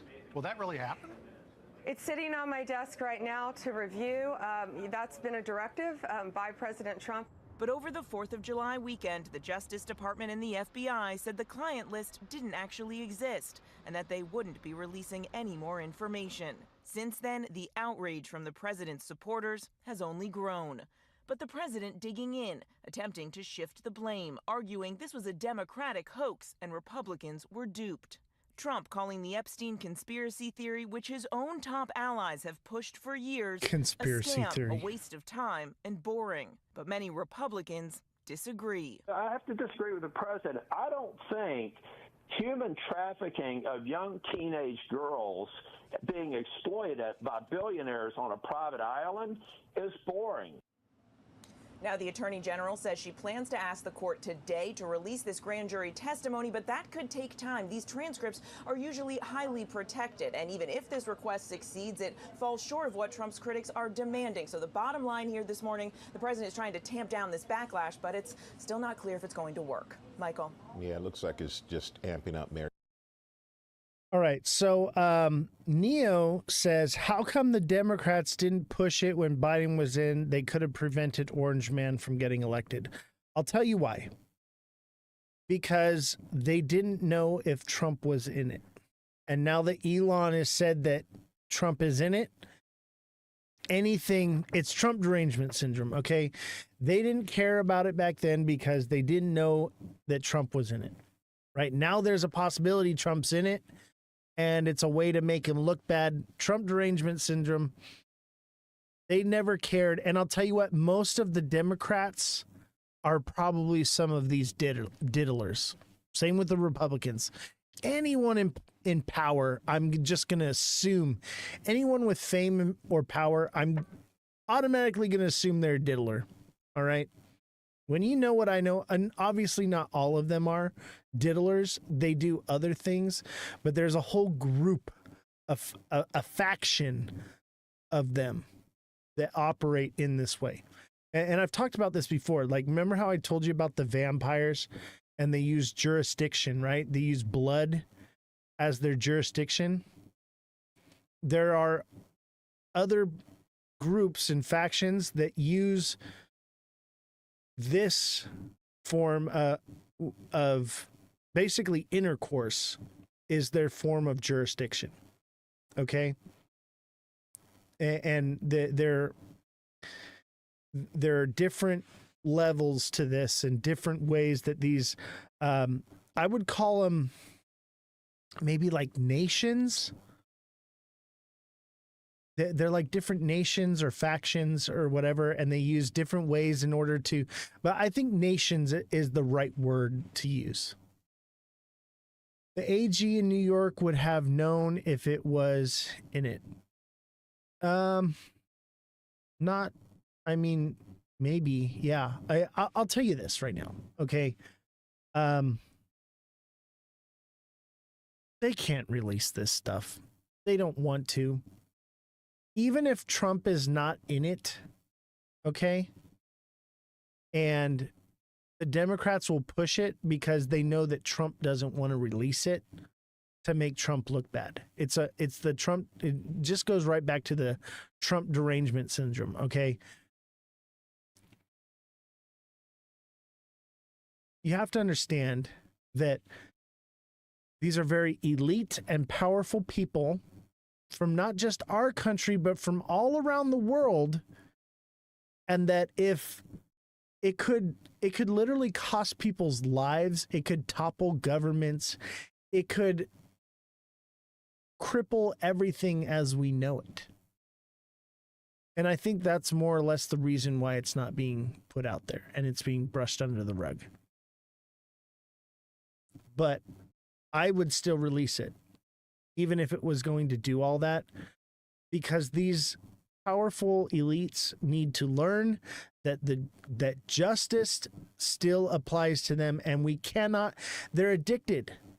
They're addicted to the system, and they know it. They know they have the power, and they know that if anything happened, it would crash the market. It would make, massive companies go belly up. And they know that being the case, that they're untouchable. We need to remind them that they are touchable and that they will be dealt with. Don't forget to subscribe to HelloFresh. Use my promo code for 10 free meals plus free add-ons for life. 1 item per box with active subscription. If you're in the U.S., outside of the U.S., the local discounts will apply. Free meals applied, discount on the first box. New subscribers only, varies by plan. Click the link. Do you think we'll get them? I don't think so. I don't think so.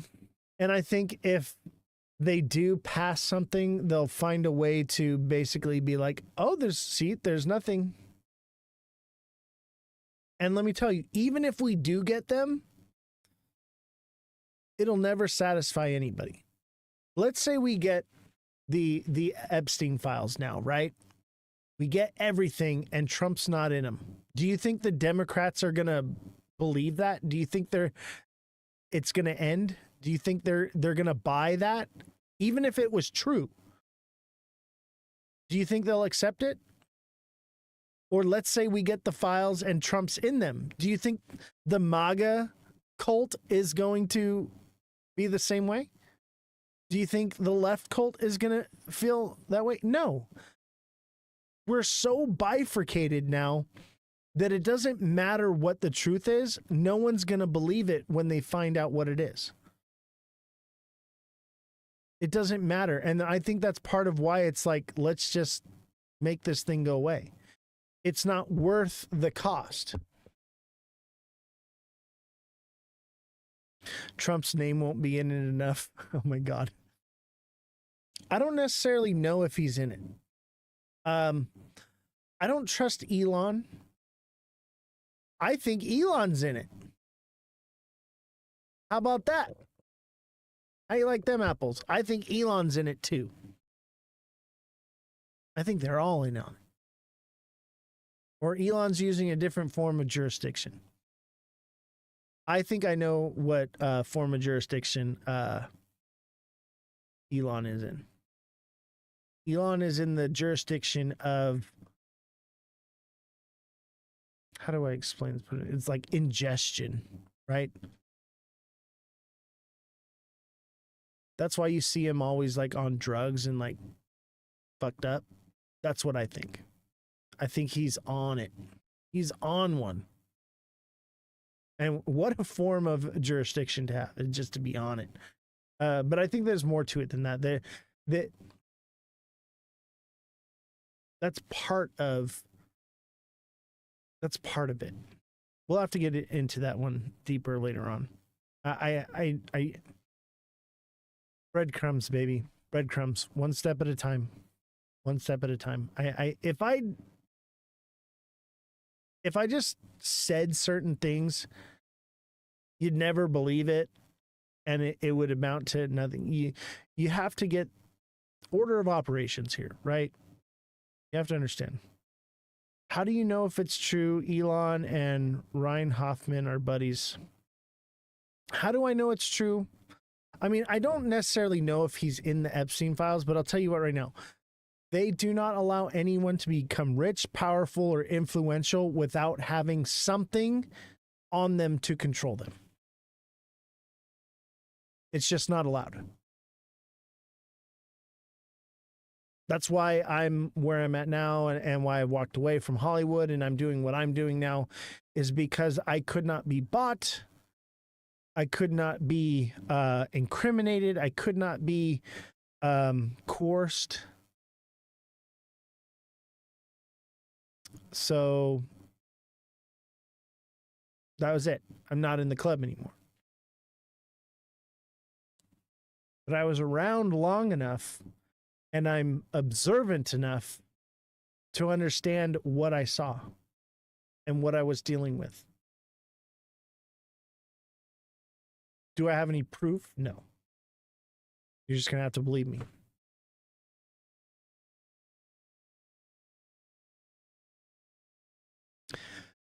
All right, we've got about 5 more minutes. I'm going to call it an early night. Actually, no. We're going to do some quick stuff. Quick.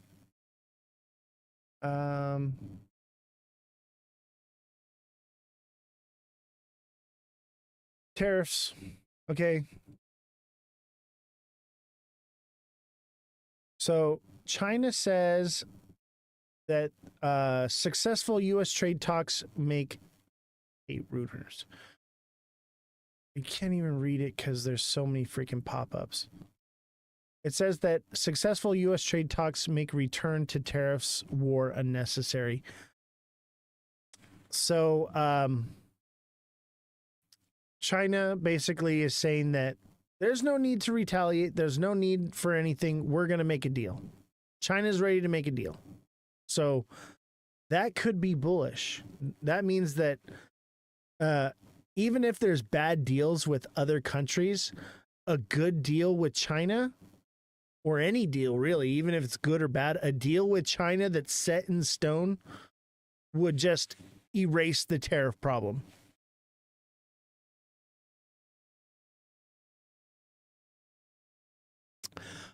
Trump says he will set tariffs for 150 small countries in one swoop. So we're getting blanket tariffs on the 1st.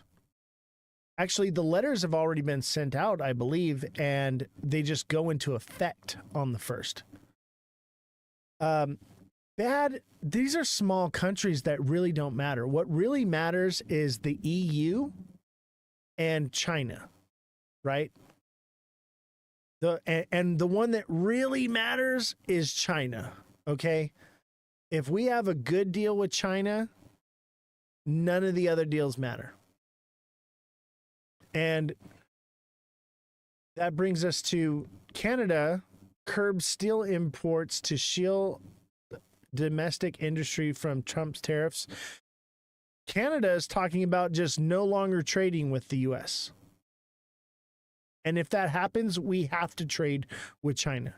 And who knows, maybe we become great allies, us and China. That'd be a curveball, right? If you're a taxpayer, you will be getting money coming to you. What do you mean? Like Doge cut money? Stimulus checks? What do you mean by that? And then it says how Trump, the EU is preparing to reach a tariff deal in Trump's game of chicken. So it looks like the European Union is pushing to secure a trade deal with the U.S. ahead of Donald Trump's August 1st deadline. Trump proposed a 30% tariff on goods in the European Union. So it looks like they're now not playing hardball. So this is yesterday's news, is basically Canada's not going to cooperate and they're going to play hardball.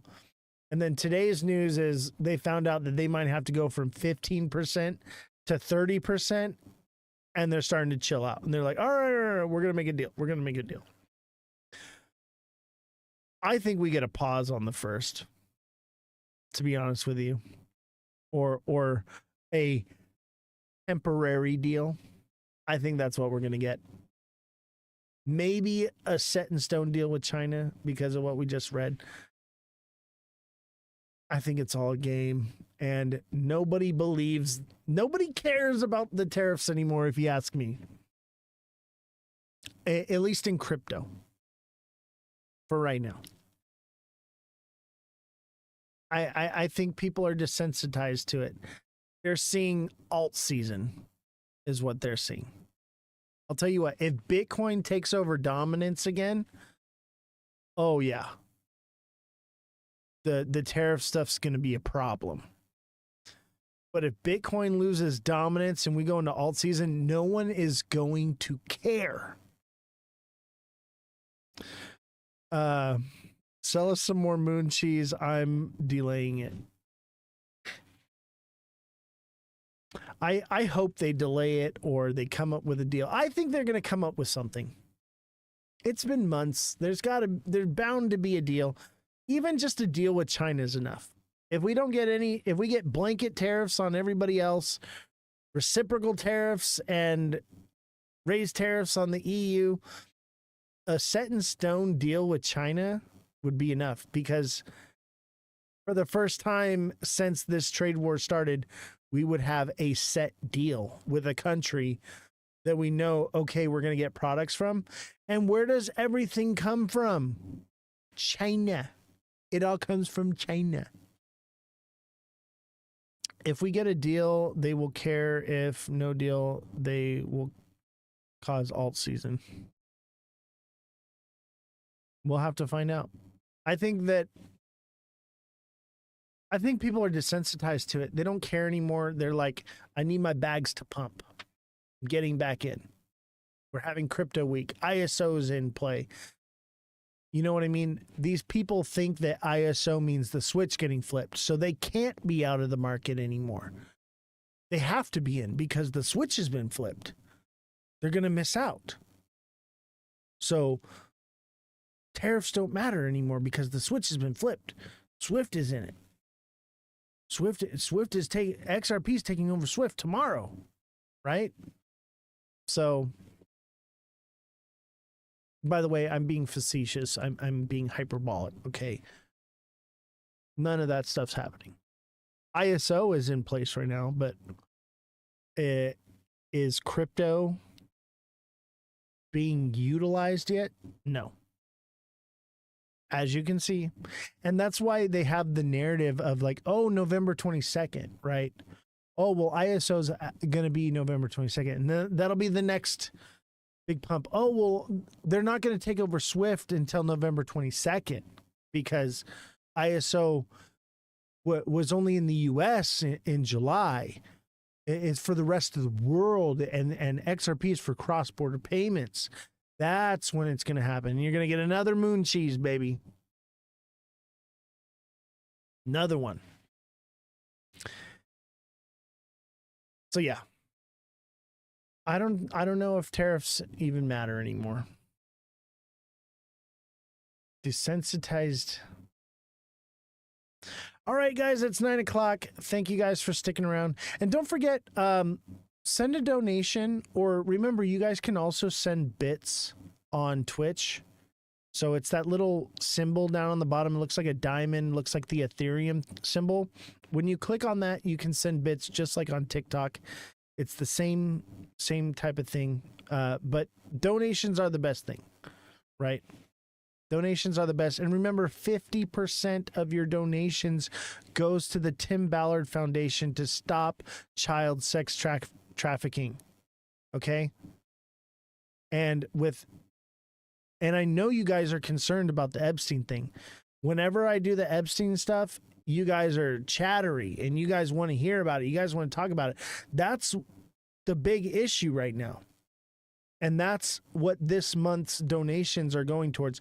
And I know y'all made some money. and I know y'all took some profits because I told you to. Like, let's give some money to help these children. And I'm going to tell you right now, we have not received very much this month.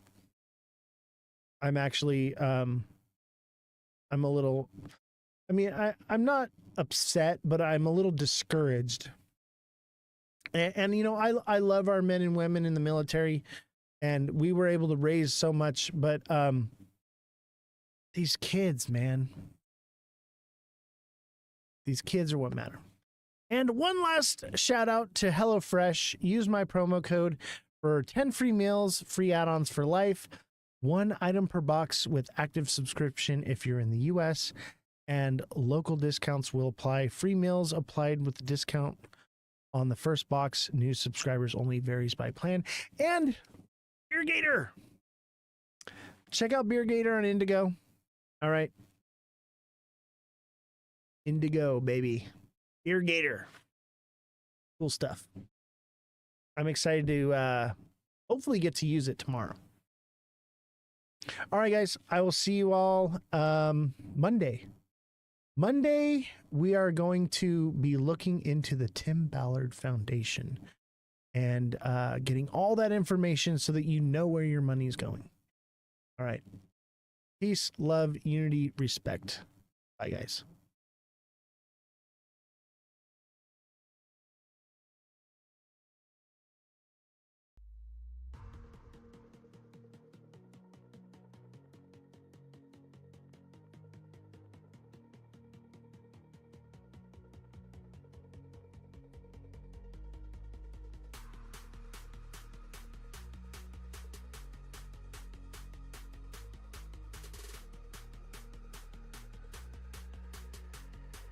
Smash that like button, subscribe to the channel, share the show with your friends. Welcome to the Ledger Lounge. I'm Ozthecryptogoat, and we are here to look at XRP mainly, but any other projects you're looking at, let me know and we can go over those.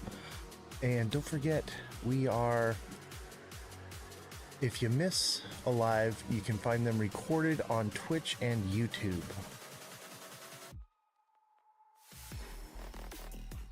How's everybody doing today? Don't forget to smash that like button. Everybody double tap right now. Start tapping away. Don't forget to send in your daily heart me's. A heart me and 2 popular votes is the best way to help the show. How you doing, Gibby? Nice to see you. But tapping the screen, a daily heart me, and 2 popular votes is the best way to help the show as far as the algorithm. Obviously, you know, we want to produce revenue here, but that helps quite a bit. And I see them rolling in here. Francesca, thank you for the heart me and the 5 popular votes. Kodak, thank you for the heart me and the dolphin. When you send a heart me, you have access to exclusive gifts, okay? Those exclusive gifts, those level up gifts, those help the show out exponentially. Don't forget to send those in. How you doing, Francesca? Glad to see you here. Always a delight. It's always a delight. And don't forget to share the show as well. Share the show with your friends.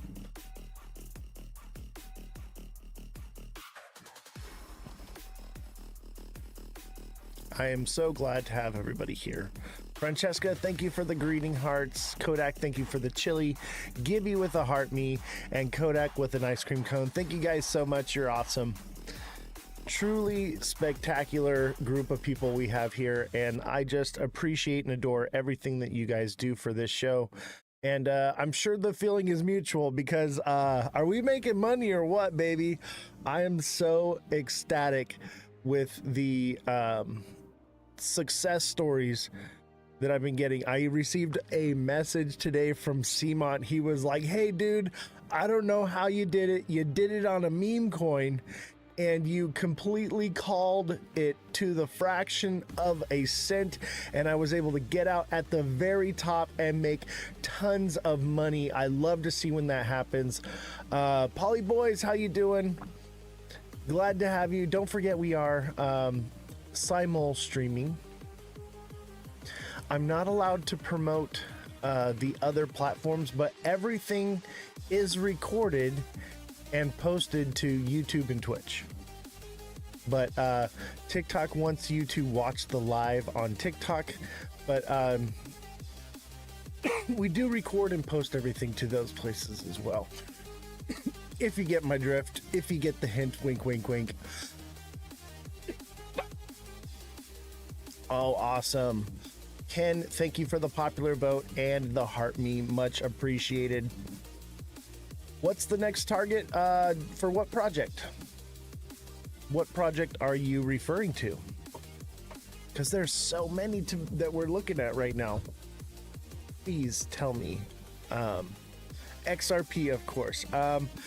I think XRP is going to come back down here to this blue line, and we should touch somewhere around 205, maybe even possibly $2. It really just depends.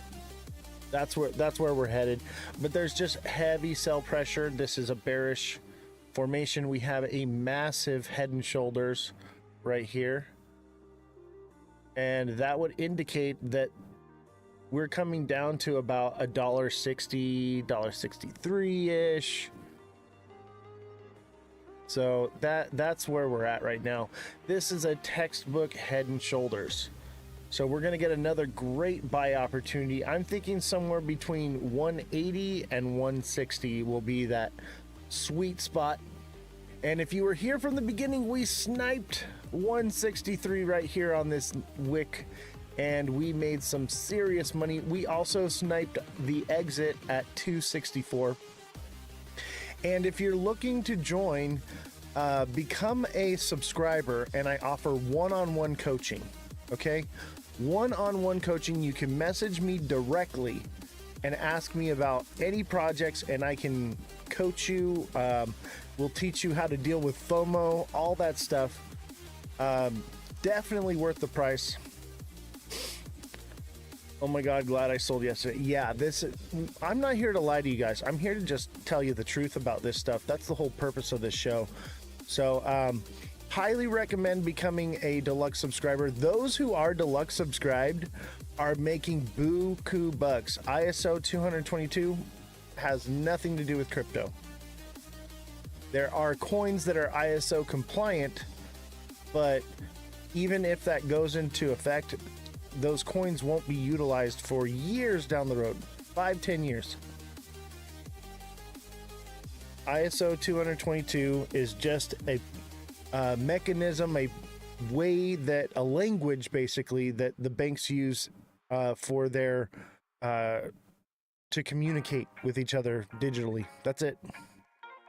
Solana, yeah, no problem. All you got to do is become a subscriber, or you can put it in the chat on Twitch.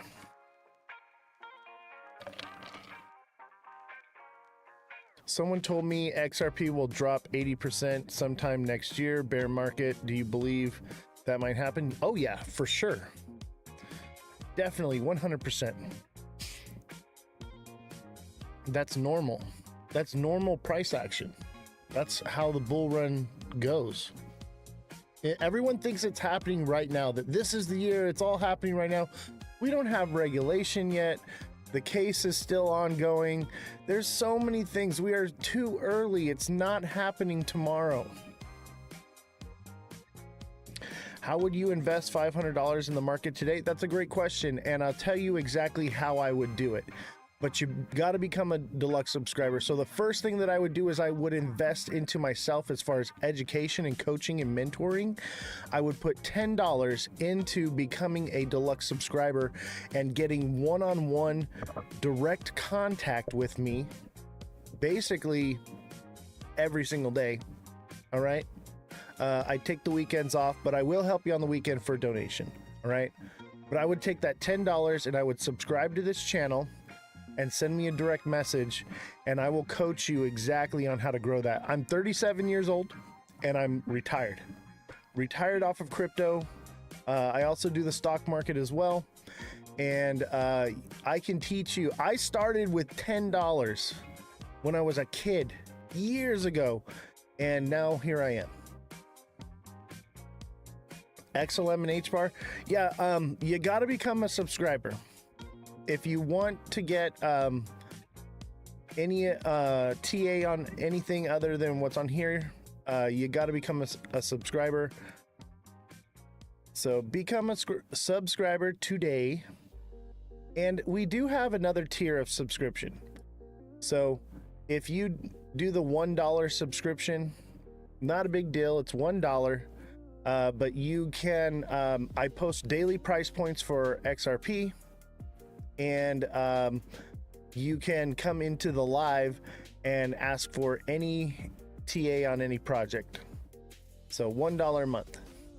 But I would recommend the deluxe subscription because that you get the one-on-one coaching with me.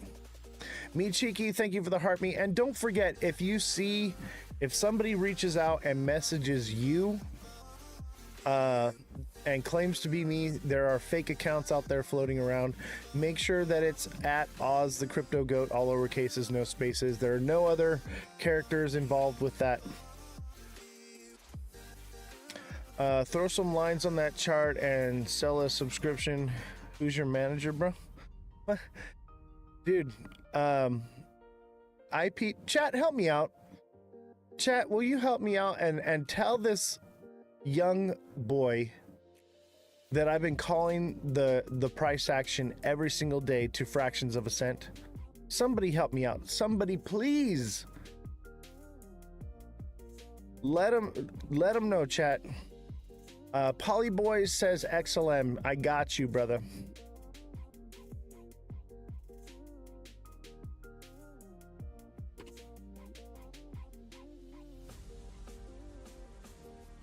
Oh, that's market cap. What's up, Crypto Trey? Crypto TV with Trey. Everybody send Crypto TV with Trey a follow for sure. He's part of our network here, and he's been absolutely amazing with supporting the show and the community here. Actually, Crypto Trey, you want to come on as a guest? You want to come talk and chat a little bit? Let's chat, bro. I'm down. Let me do this little quick TA, and then you want to co-host? First time here, what do I specialize in? I specialize in IPOs and high volatility. Anything that has high volatility is what I specialize in, but I also do long-term holding stocks. So I specialize in coaching you for a customized portfolio based on your needs, because everyone is different. Crypto Trade, thank you for the heart me. Every single person is different, okay? And their portfolio is different. And what I do is I help you to manage your portfolio. Oh, I put the same one in. I help you to manage your portfolio on your own and grow it. Because I used to have 401k and all that stuff, and I realized they were not trading like I could. And so what I did was I managed myself, and I was able to retire early. I can't co-host. I'd be happy to come up as a guest if that's okay. I can't have multi-guests right now because I'm in a dual layered setup. So I have like the portrait and landscape. I'd have to end the live. But if you want to hop on my Discord, we can do a phone call, bro. Hop on my Discord and we'll do a phone live. All right, XLM is obviously, this is a textbook head and shoulders here. Okay, and I would go as far as to say that it starts down here. We have our neckline here at 25 cents. And that would send it down to 21 to 20 cents. 20 to 21 cents is where this bad boy's going. And, you know, this is a classic bull cycle. It could potentially go lower, okay? But that's just based off of what we see, all right? Look at this. Chat, hear me out. This is a classic bull cycle. It'll run down like this. They'll drop down and do like this. And then it might get one more and then do it again, like that. That's classic.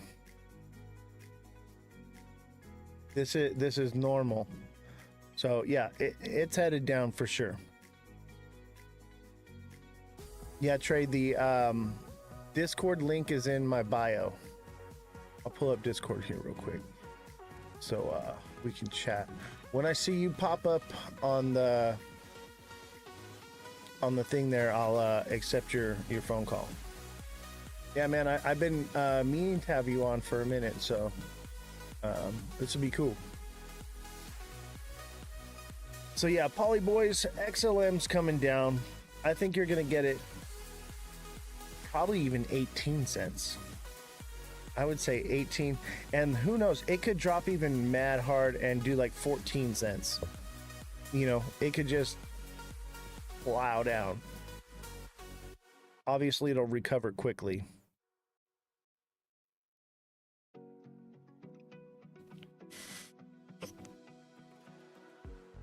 Il, thank you for the follow. Appreciate you.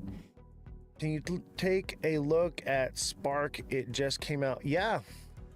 I'll tell you what right now, though. Spark, though, anything that just came out is going to be hard to TA. It's a crypto. By the way, Jesse's not in today. She's not feeling good. Spark. Is this it right here? It looks like it. Came out today. It looks like it wants to go back up and retest the top. A lot of sell pressure though. It could potentially hit the top again at like 6 cents or even go further, but I would say probably 5.9, 6 cents. It could be done at that point. It's just hard to say. There's just not enough data. Where's SXT headed? That's a good question. So we'll do SXT for you for free, no problem. Don't forget to send in those daily heart me's, guys. Send in your daily heart me and 2 popular votes. That helps the show exponentially. And don't forget to subscribe. Become a subscriber and get that one-on-one coaching with me.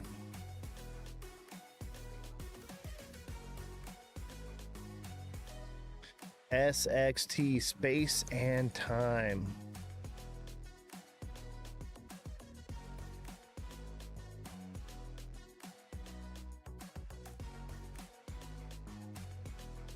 Oh, it's so tragic.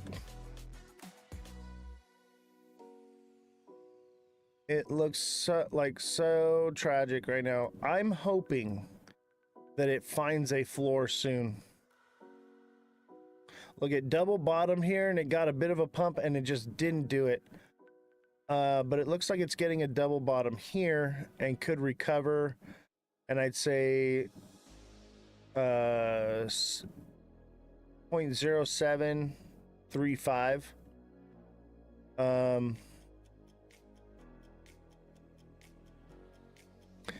If it comes up and it stops here, it could. I would just say that this one's probably heading down for a little bit. This one's not doing too well.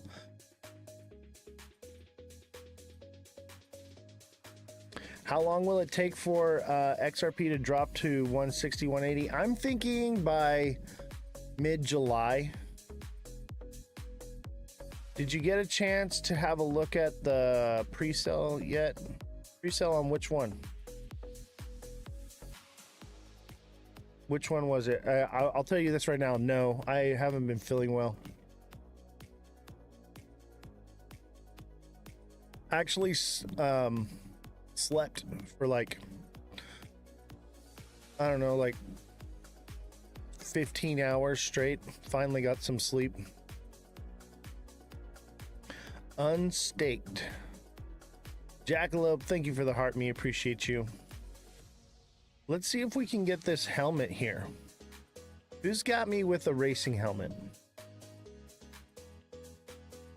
It's like a bear. Let me see. There's nothing I can do with something that's pre-sale. I can't do any TA on it. I can't give you any. Oh yeah, I normally I'll like not sleep. So I didn't sleep for like 4 days straight, and then finally I took a little bit of meds and was able to sleep for like 15 hours. Sometimes I only get like I average about 2 hours of sleep a night. If I'm lucky, I get 4.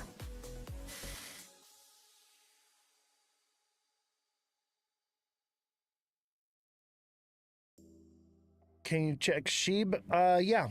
All you gotta do is become a subscriber.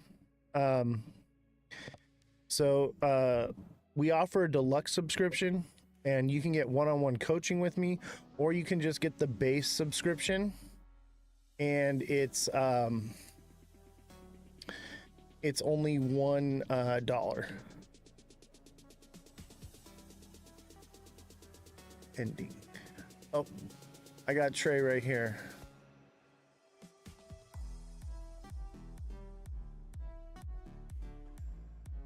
I think that's you, Trey. I see you. I'm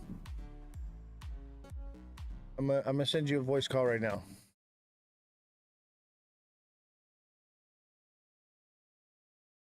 All right, it's calling. Hey, how are you doing? Hey, what's going on, brother? Glad to have you on the show, man. Good, man, it's good to be on the show. I just wanted to say, keep up the good work. You're doing an amazing job. Oh, thank you. I appreciate that. Likewise. Thank you. But yeah, your show's amazing, and I don't really see too many content creators using TikTok Studio, let alone get ready to use OBS. So those are the bread and butters right there. So. Oh, for sure. Definitely. And dude, we do the one-on-one coaching. So I offer for $10 a month. People can get one-on-one coaching with me with on-demand technical analysis pretty much any time of the day, because I'm awake like 20 hours a day staring at these charts. Mm-hmm. And so like what's crazy is, bro, is I mean, I know how I do it because I have like my own style of TA. In case you hadn't noticed, you've been watching the show, you saw how I'm doing it. Like, I'm not using any indicators. I'm not using any trend lines or nothing. I mean, I do use trend lines, but I just see them with my brain. So I can do a TA on a project like instantly. I don't know if you saw that. Yeah. But dude, I've been calling the price action to fractions of a cent every day since I started this show. I mean, I was doing it before for myself, but like it's pretty amazing. And you know, I think a lot of times the indicators, they'll throw you off, you know? And if you rely too much on wave theory and these indicators, they're kind of used as a tool against you. So like these whales, man, they manipulate the markets and do different things. The people managing those firms of that money, they're reading the charts the same way I do. So we're kind of in their groove and on their wave with it. So whatever they're about to do, we can see what they're going to do because we're not blinded. Because, dude, the indicators will put blinders on you, bro. It's crazy. Yeah, that's amazing. That's a gift that not too many people have, and you got that gift, man. You really do. Oh, thanks, man. So, tell me, what's your favorite project right now, man? Oh man, that's tough because I've been in this space for so long. Well, real quick, for those that don't know me, my name is Trey. My quote unquote handle name is TV with Trey. That's my original handle, but I just put crypto in front of it so people can know what the channel's talking about. But I also want to say thank you for having me up. Sorry if there's an echo where I'm at. The acoustics is crazy. But I want to say thank you for having me on your show. Truly appreciate it. I enjoy watching you every single time that you go live. But my favorite project, that's tough because I have a lot of favorite projects. So if I had to pick one favorite project, I would say right now, many people don't know this. Well, some people know it, but I like Litecoin. I really like Litecoin. That was my very first digital asset ever. Let's look at that one. Let's look at Litecoin. That's LITE. That's the ticker, right? Yeah. I got some of this LTC. LTC. Yeah, I got the some of first this. ever, the second oldest digital asset in the entire crypto ecosystem. First Bitcoin and Litecoin. So that's one of the. All right, let's ones. see. What's your TA on this one? What are you thinking? Do you think it's going up? You think it's going down? So since I really don't do TA like that, that's really tough to say. But oh man, I don't know. That's a great question. Let me revert it back to you. What do you think? All right, I'll show you. So, we looked at XLM, right? Yeah. It looks very similar to Litecoin. A little bit different. Litecoin's got a little bit less of that like classic bull cycle. It's got some of this consolidation up here, and then it just dipped down. We got this bear flag right here and brought it down. It reversed, and then now we had I would call this a bull flag right here. It does look like it does look like that. And it still dropped, okay?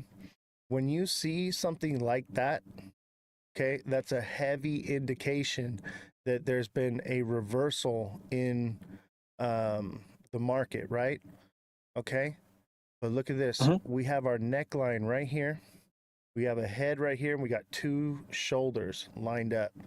So this is also a head and shoulders. I would go to say that this one would come down to about 75 to 72 and potentially even come down here to like 68 cents. So that's when it'll be prime for buying. You know, they say sell in May, go away. That's another indication. But also, you know, I'm using the news to gauge what's going to happen. So, you know, with all this war, and I mean, we're civil war in the US, World War III going on, rate cuts not coming, tariffs in place, all these things play a factor. So like when you zoom out and look at the big picture, not just the charts, but what is happening in the world, it'll give you a clear view of what direction it's going to go, because despite this bull flag right here, it still broke because of what's happening in the world. And because everything is just so crazy, so volatile, I'm predicting downward movement. I'm thinking right here, like 73 to 75 cents, and that'll be your wick right there. And if it does go lower, it's going to be one hell of a wick. It'll be one of these long ones and recover real quickly. But I'd say it looks overall, when you zoom out, right? Always zoom out. Check this out, bro. This right here, this is an ascending, I mean, you could call it an ascending channel, but I would call this an ascending broadening wedge. All right. Both are the same indication. This is also an indication of downward movement. And look at how it came up here and it tried to break through, and the resistance was like, nope, nope, nope. Boom, fell down. Now it's going to start hugging this side, and then it'll fall out. And that's going to bring it overall, I would say 29 cents, maybe. Yeah, I'm thinking like somewhere around like 30 cents this one's coming to overall, just based on that massive bearish trend right here. And XRP has something similar. You know, this is that massive bearish trend, this downward trend line, which is, it's a bearish trend, but it's a bullish indication when it gets breakout. But I feel like this right here, this could be the breakout. Maybe it takes off from here. I hope so. But I got this magnet right here because it's just strong, dude. Everything is keeping XRP around $2 and it's just running sideways. Everything's kind of just running sideways. But even with this pattern, man, I feel like it won't play out because there's so much manipulation going on right now, and retail believes that everything is just the new paradigm right now, that it's going to do something else. Like it'll just kind of drop down in here probably and then recover. But then once the bull cycle is over, then it'll just nothing. What do you think?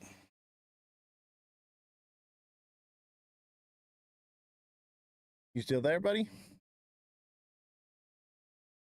Think we lost you. We lost Trey. No. Trey, don't go. What's up, buddy? Can you hear me now? Yeah, I hear you. I hear you. That's odd. That's weird. Maybe it's my reception where I'm at because I don't have really good reception there. But no, I do think that this token has been resembling some type of bearish momentum and bearish sentiment in the ecosystem because there is a lot of heavy manipulation. There's a lot of it, whether it be the heavy manipulation that's been going on for 5 years, whether it be quote unquote bull traps that's been happening for the past 2.5 years, to whether it be, I want to say it was a double top one time that caused the market to go down for XRP. So, there's a lot of manipulation. Maybe I'm saying the terminology wrong, but there's a lot of manipulation that's causing XRP to stay stagnant, if not drop a little bit more than what it should be. Because there's a lot of good news that's going on with it. And you would think by now, the more good news happens, the better the price will be. But now it seems like the better the news, the more chance the price of XRP goes down, which does represent heavy manipulation, though. Right, but I can explain that. I can explain why it does that, if you don't mind. I know I was talking for a long time. I don't mean to cut you off, but that's okay. So, if you look here, XRP. We'll use XRP as our example here. Down here, right, pre-bull run. This is our smart money entry zone down here. All right. All the smart money got in here. I've been buying XRP since 2016. Okay. Buying up the bottom. Okay. Boom. Trump gets elected and it skyrockets, right? It begins to pull back a little bit. Then boom, Trump gets inaugurated, right? So in trading, you buy the rumor, you buy the speculation, and then you sell the news, right? So this whole run up to the top here, this is that rumor. Everyone bought the rumor like, hey, crypto's going to take off. Trump's in office and he's pro-crypto. All this is happening. That was the speculation, right?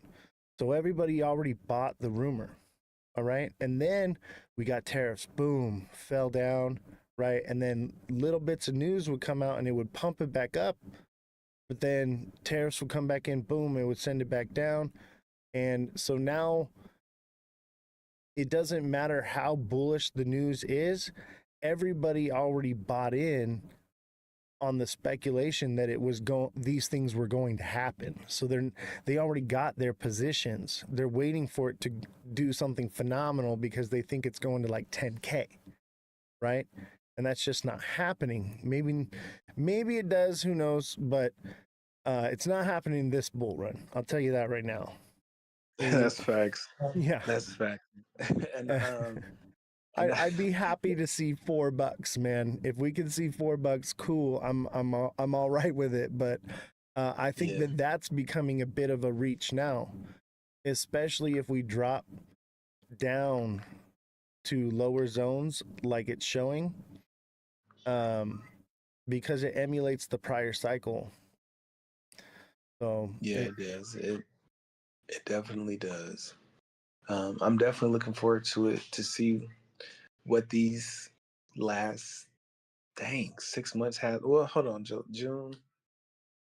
Yes, these last 6 months have to bring, because either way it goes, either we're gonna go up or we're gonna go down. But like I said, I'm definitely excited to see what happens either way, because my adrenaline gets going either way. And, it just gives me something to talk about. Because I can talk about crypto all day, just like you pretty much can. I do. 4 hours a day, 5 days a week, constantly. Yeah, same. And But look, yeah, like go ahead. I'm definitely it's definitely sorry. It's definitely going to be something where I'm going to definitely take my time and look further into TA, because there's a lot of my community that actually wants me to get in TA. They're like, Trey, you should get in TA. I'm like, I'm taking my time, but I'm slowly but surely understanding it, and I'm slowly but surely gonna not be that one-stop shop. But if somebody asks a question about, okay, yeah, let's bring up the charts. Um, but you're absolutely phenomenal. Let me tell you that you're phenomenal. Oh, thanks, man. Hey, dude, if you want coaching with the training, man, you can get one-on-one coaching with me, but I'm going to be offering a TA class soon. It's going to be $100 a month, but you won't need me anymore, and I'm doing 4 classes a month, 1 hour long. So it's $25 an hour to learn how to read the charts like I do.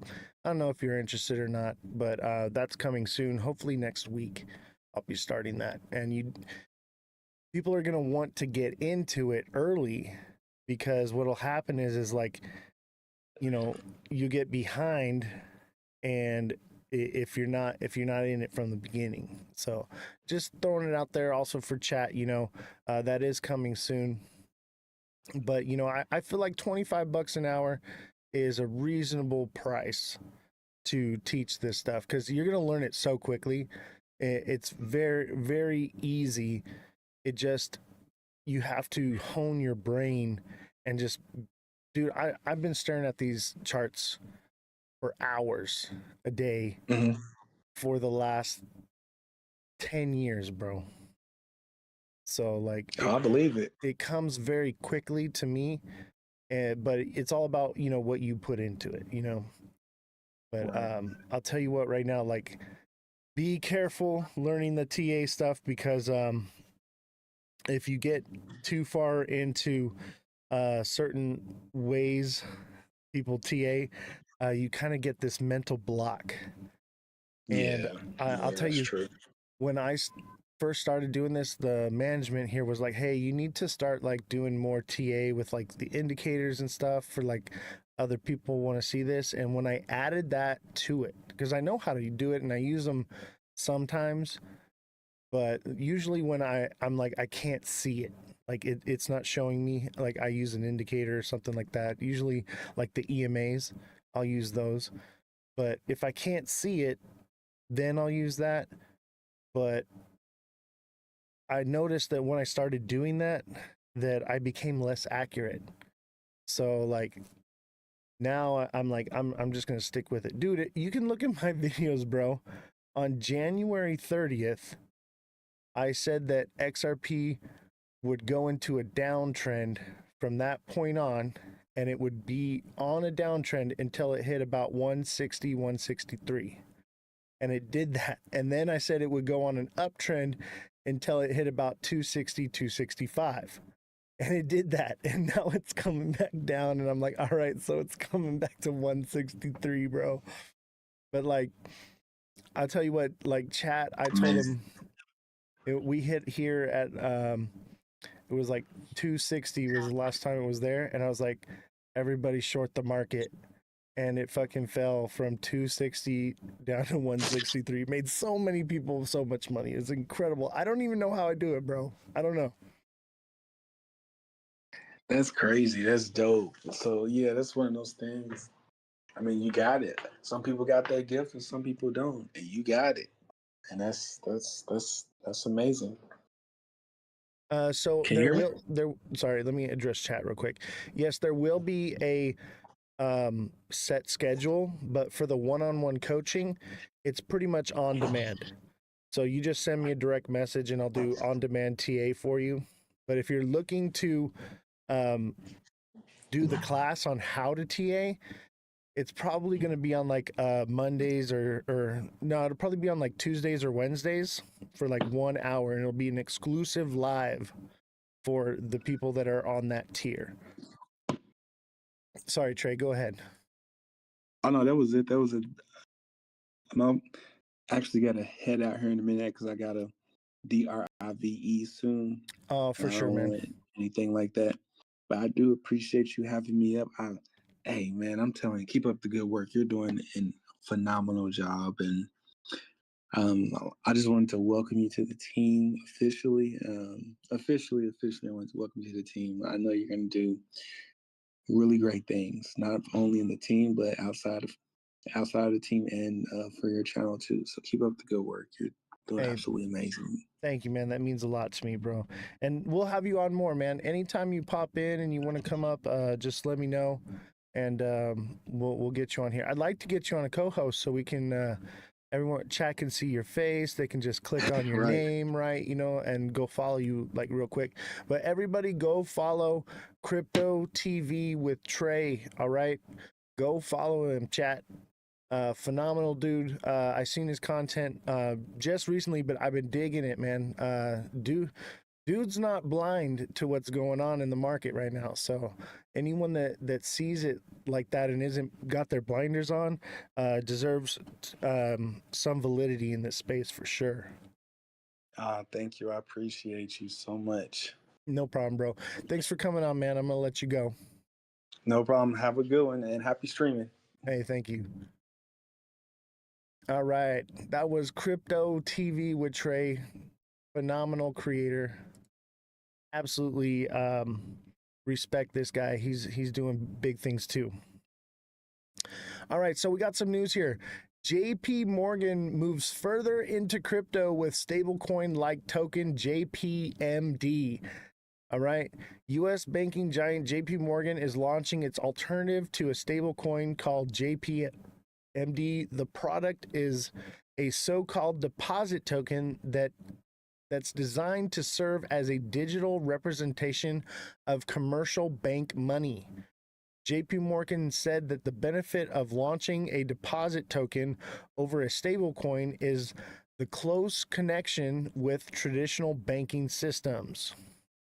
Hey, Michiki, thank you for extending your subscription for another 3 months. Appreciate you, brother.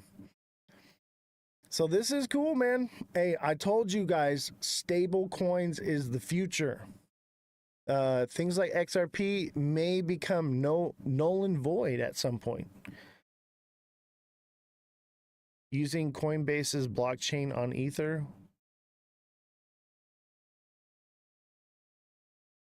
What are you talking about? The JPMD?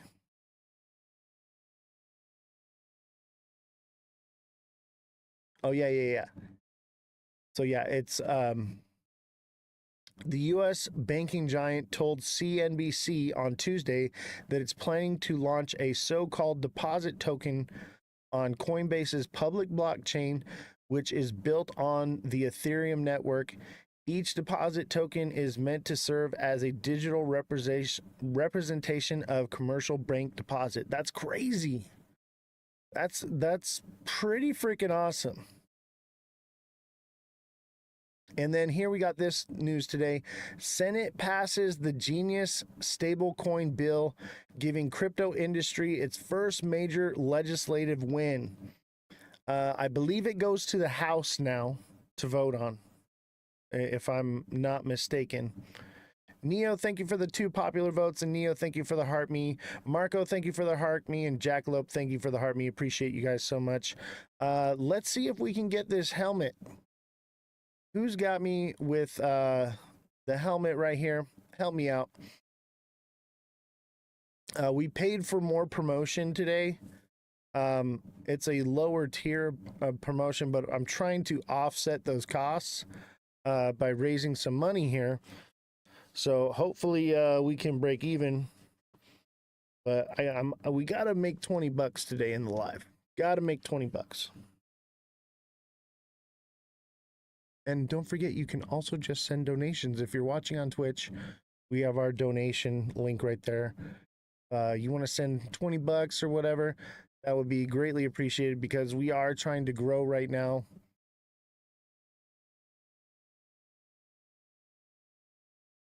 So the Genius Act establishes the first federal framework for dollar-peg stablecoins, granting sweeping authority to the Department of Treasury and opening the door to banks, fintech, and retailers.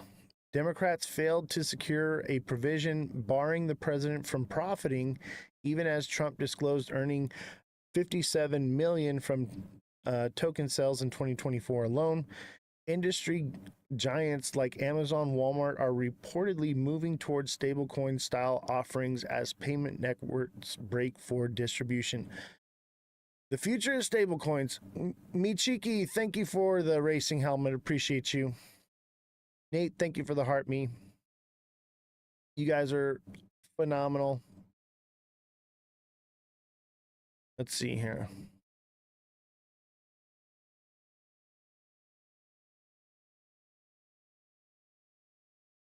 Much appreciated. How's everybody doing today, man? It's what is it, a Tuesday? We had the markets going up on a Tuesday. Actually, they're going down. It is crazy. I'm being silly. All right. SEC opens Franklin Templeton XRP SOL ETF proposal to comments. The U.S. Security and Exchange Commission has opened public comments for two proposed cryptocurrency exchange-traded funds, or ETFs, from asset manager Franklin Templeton to be listed on the Chicago Board Options BZX exchange. In separate filings on Tuesday, the SEC said it was instituting proceedings that would allow the U.S. exchange to list and trade shares of the Franklin XRP ETF and the Franklin Solana ETF, and the CBOE BZX exchange filed for a proposed rule change with the SEC in March to allow for the approval of the investment vehicle, which the regulator delayed in April, pushing its deadline for decisions until Tuesday. Here it is right here. You can find this on tradingview.com if you want to read into it some more. Is it Wednesday? No, it's Tuesday. It is Tuesday. If it's Wednesday, you're in a different country right now. Good morning, Mother of Dragons. How you doing? Glad to see you. Don't forget to send in those heart me's and 2 popular votes. That helps the algorithm. Yeah, it's Wednesday down under. The Aussies are down under, and it's Wednesday. Sorry, I'm not making fun of you guys. Sorry. Jesus, thank you for the heart me and the 22 popular votes. Mother of Dragons, thank you for the heart me. Appreciate you guys.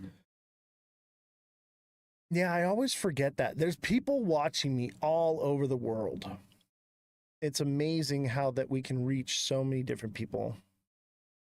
He said it's terrible. I know, that was a terrible Aussie impersonation. Actually, my name is Ozzy, so any way I talk is a perfect impersonation of an Aussie. Mother of Dragons, thank you for the 2 popular votes. Appreciate you. All right.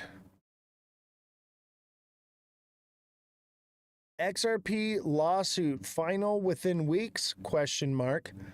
Lawyers say don't count on it. This is what I've been telling you guys. Everybody's FOMOing on the idea that, oh, the case is about to be over. It's going to be great. No. If you're an attorney, you know damn well that this is just getting started. It's a long road ahead. Every big business will have their own coin, JP, Amazon, along with fast food, etc. Coins a dime a dozen. I agree with that. That is exactly what's going to happen. and they'll exchange from USDC to Amazon coin for purchases and things like that. Now, there may be a need for some of these coins to facilitate in gas fees between or liquidity pools to move the money back and forth, but I don't see any future for these coins to hold much value unless they're like an RWA. They're backed by a real world asset. Will Judge Torres kill the XRP deal again? I'm going to say yes. And this is why, okay? I'm not going to read all of this, but what I will do is explain to you. You can go, this is on Bitcoinist, okay? There it is right here. Bitcoinist. And more than likely what's going to happen is there's going to be another 60-day time for review on this, and it's just going to be that over and over, continuation after continuation after continuation, until all the ducks are in a row and the judge is finally ready to deliberate. Then it'll happen. It's a drawn out long legal process.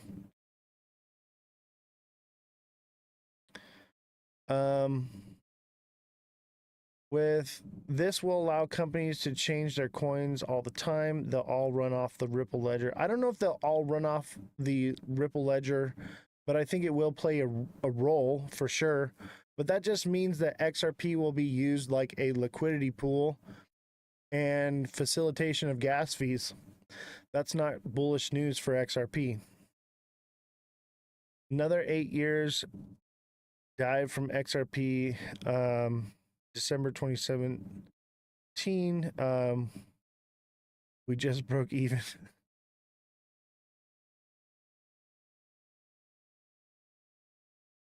They'll run off of whoever offers the lowest fees. I agree with that.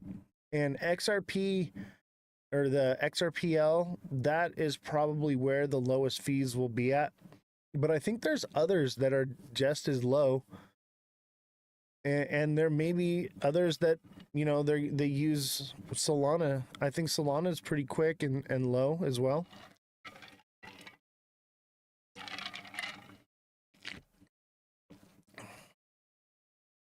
Yeah, man, they can use anyone you know and make other blockchains run the same. Exactly.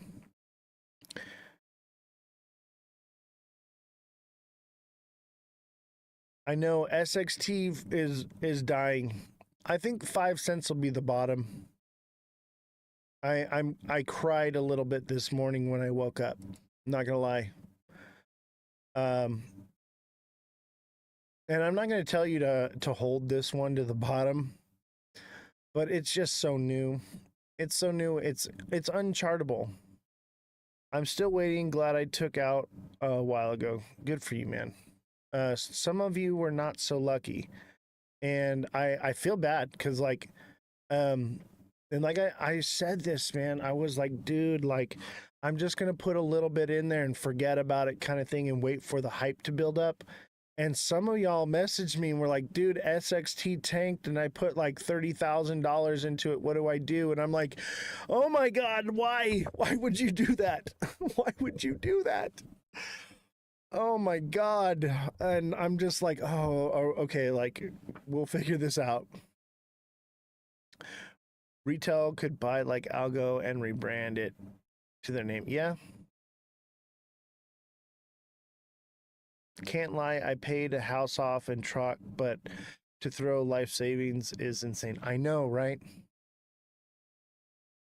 What's your thoughts with the ETF for XRP starting tomorrow with TSX value? It's going to get pushed off again.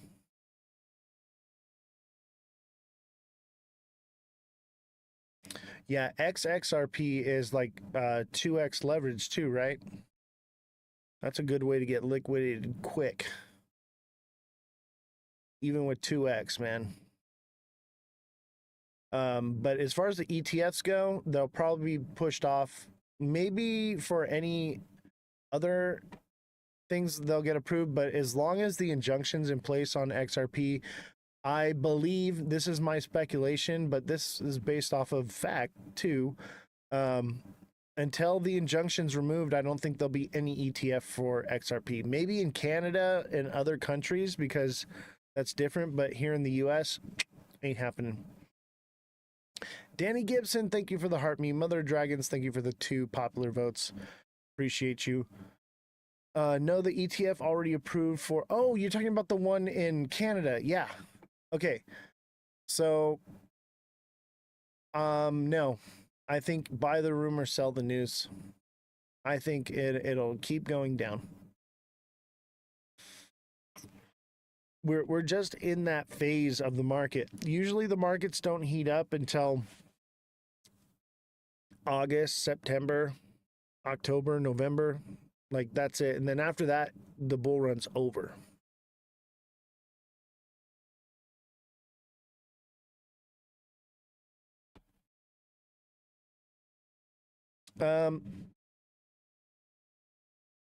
Eric B, what I would suggest is become a deluxe subscriber and get one-on-one coaching with me, because everyone's situation is different, and this way we can come up with a detailed plan for your portfolio that is catered to your needs.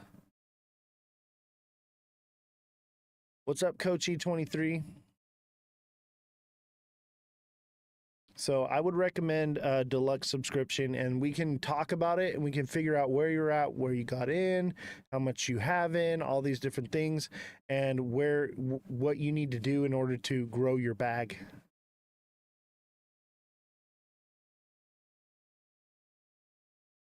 I'm good. I have 23K XRP, but for 8 years made nothing. 213 from December 2017. Oh, good. Yeah, I got in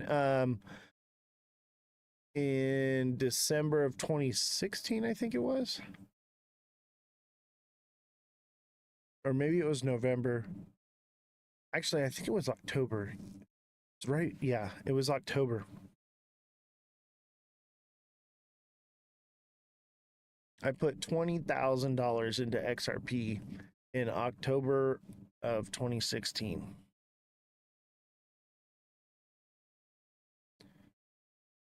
Alrighty.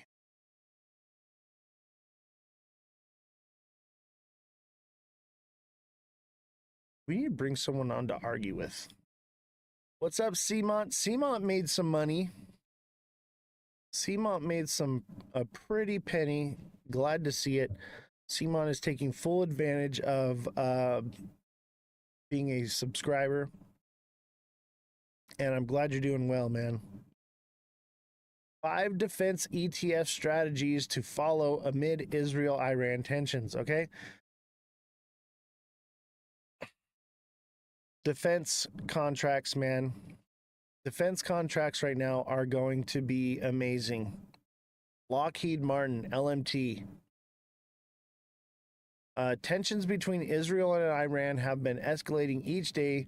President Donald Trump warned residents of Tehran to evacuate to the city as Israel continues its bombardment of Iran in an effort to cripple Tehran's nuclear initiatives. Trump's warning was fueled speculation that the United States may be preparing to offer more direct support for Israel Prime Minister Benjamin Netanyahu's military campaign. Wall Street turned red in hours after trading on June 16th, while the safe haven gold bullion SPDR gold shares gained during that trading season. Gold is looking good right now. I don't know if I'd get into it. It's pretty much up there. In such a scenario, investors may try to bet on defense investments, as defense investments minimize risks and protects the portfolio during market downturns. Boom. This is what I've been telling you guys for months now. Okay? Defense contracts. This is where you mitigate your losses. This is your safe haven for your profits.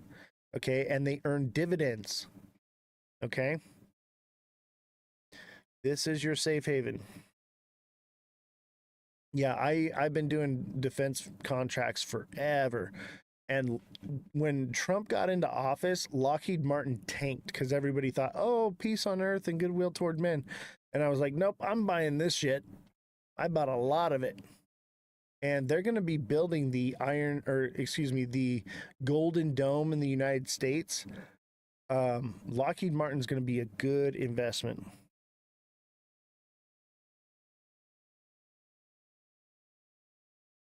Just got in. Hope there's going to on what?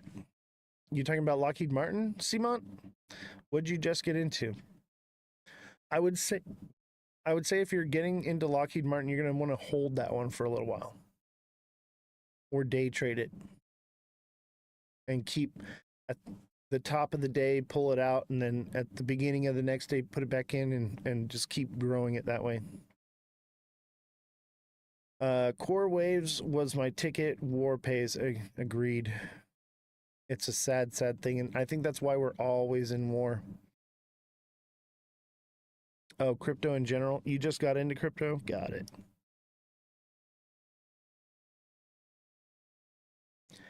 Fed officials left in limbo as tariffs complicate this week's rate decision. Let's zoom in on this a little bit so I can read it better. The U.S. economy is mostly in good shape, but there isn't saving Federal Reserve Chair Jerome Powell's from a spell of August. Washington, the U.S. economy is mostly in good shape, but that isn't saving Federal Reserve Jerome Powell, blah, blah, blah. Okay. And it says it's in good shape, but that's because they askew the numbers. We've already gone over this many times. They manipulate the numbers to make it look like it's good when it's actually not.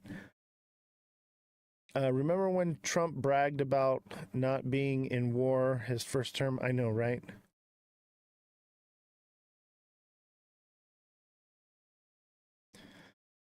Okay, as the Fed considers its next moves during the two-day meeting this week, most economic data looks solid.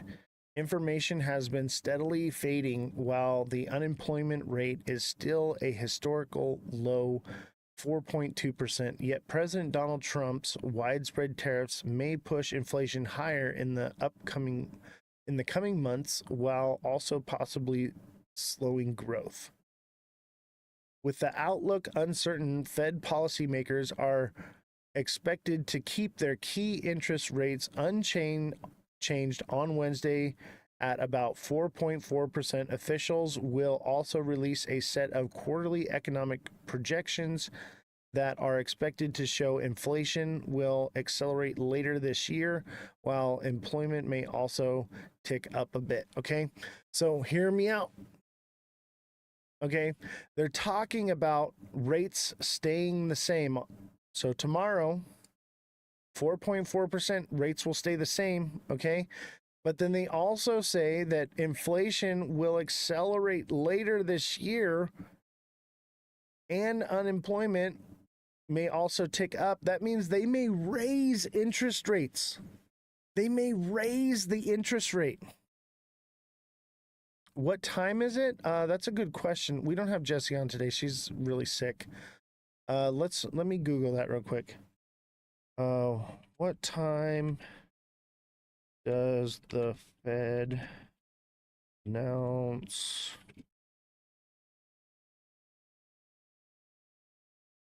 to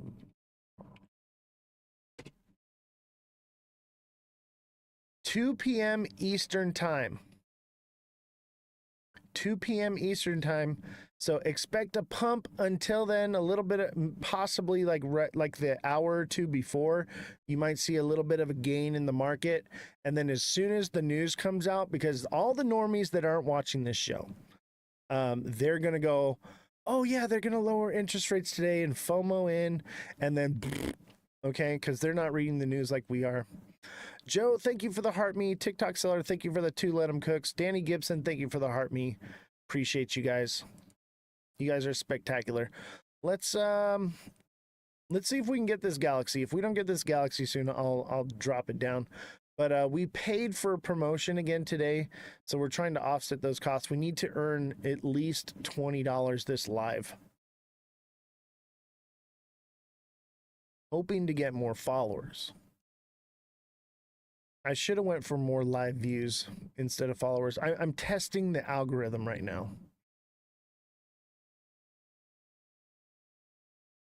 All right.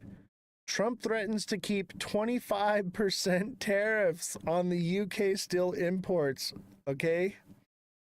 25% tariff. Can you believe there was a time when everyone here in the chat was just like, oh no, they made a deal already. It's already done. And we're still in the drawing board, man. Let me see here.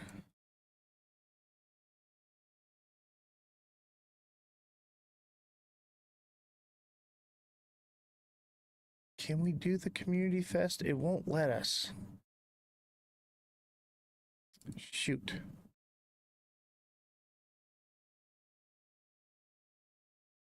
So yeah, 25% tariffs on steel is still possible. Donald Trump is threatening to keep 25% tariff on some or all of its steel imports from the UK unless it gives specific guarantees over the Iranian-owned steel making plant at Port Talbot in South Wales. Source have told The Guardian. The agreement reduces the tariffs on UK car exports to the US and scrap them for aerospace sector. Was signed off by the US president and Keir Starmer on Monday on the sidelines of the G7 summit in Canada. However, it did not include the removal of tariffs on steel imports from the UK. Boom, there it is. Yes, $100 classes will be offered next week.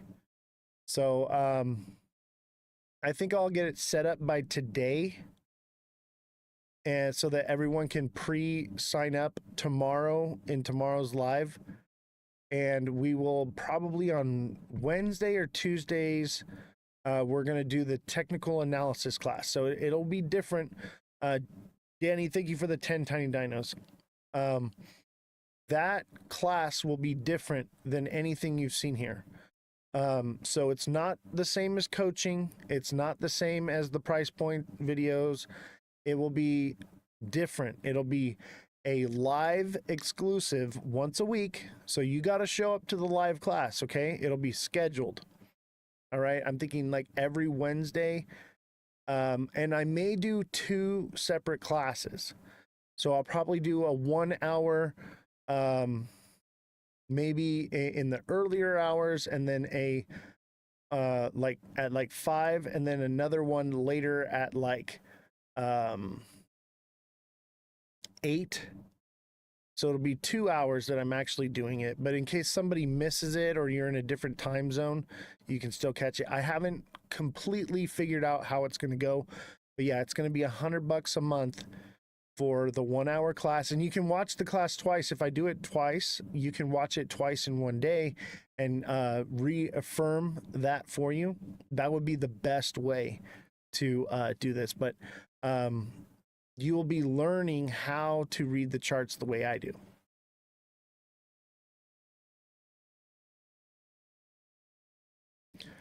All right.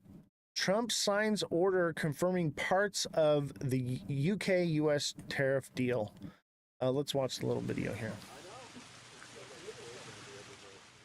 We all know the great Prime Minister of the UK, and we just signed a document. This is, sorry about that. This is it.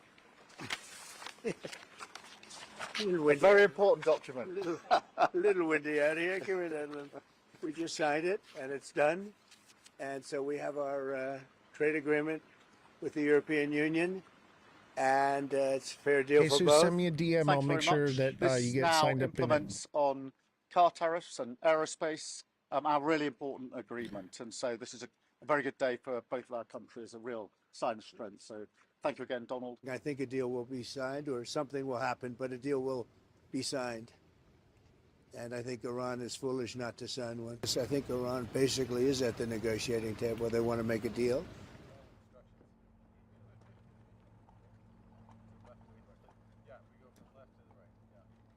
So anybody looking to sign up for the TA class, send me a direct message.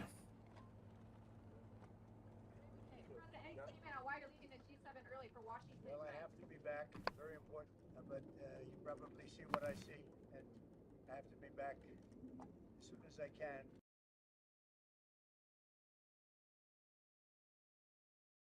All right. Let's see. And here's more bad news. Why is the markets going down? Here's your answer. Japan and US failed to reach a tariff deal at Ishiba Trump summit.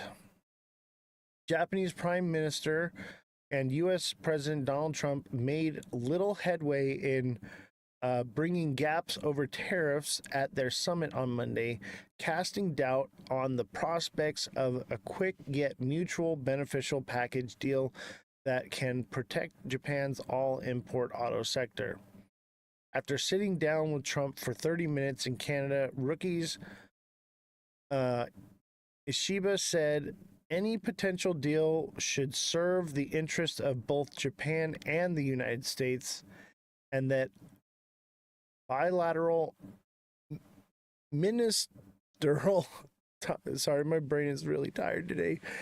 Ministerial talks will continue to seek such an agreement. The meeting held on the fingers of the group of 7 leaders summit in Kansas 6 gave a glimpse into difficulty faced by the longtime allies in meetings halfway, as Trump's imposition of tariffs on everything from cars and auto parts to steel and aluminum has raised concerns about the export-driven Japanese economy. While the United States has given Japan and other countries a 90-day reprieve from that, it's called reciprocal tariffs. Ishiba did not say whether he and Trump discussed the possibility of an extension. So they're doing another pause. So tariffs are all in place, nothing's changing, but it's technically a pause.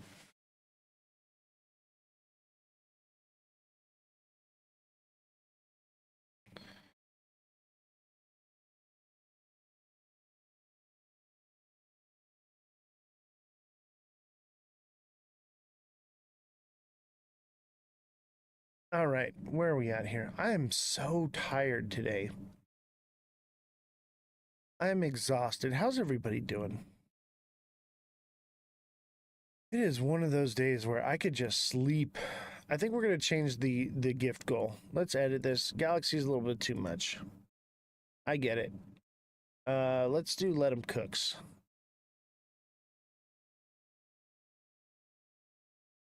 There we go. There's an easy one. Yeah, I am so tired, bro. I am so tired. I need a break. I need a day off. I worked all weekend. It was Father's Day and I didn't rest. I didn't stop working. I can't seem to ever just chill. Mother Dragons, thank you for the let 'em cook. I appreciate you. And I took some meds to sleep and yeah, it worked, but geez Louise, it definitely made me more tired today. Just not I could literally, you know what? This is now a sleep live. Can we do that? Can you guys just, I'll wake up once I get a galaxy. Send me a galaxy and I'll wake up. Sunday was a 19-hour day. I know, right? Dude, that's crazy. I used to work those kind of hours. Crazy, crazy long hours. I put the music on. It tends to help wake me up.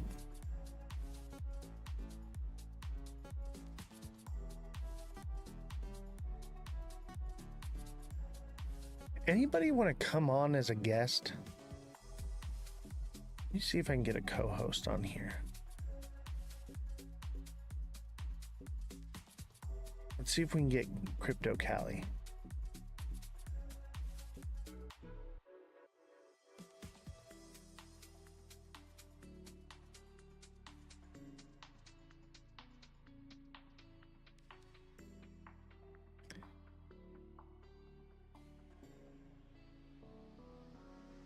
Oh, he declined. He declined. Man.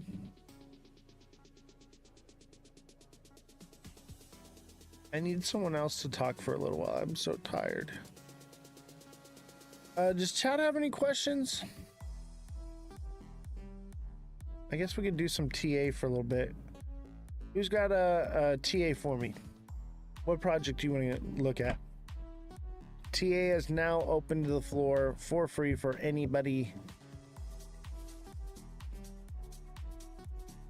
Thank you for the follow. Appreciate you. I should have done views, not follows. Jesus, thank you for the 10 Let 'em Cooks. Appreciate you. We need the hat and mustache.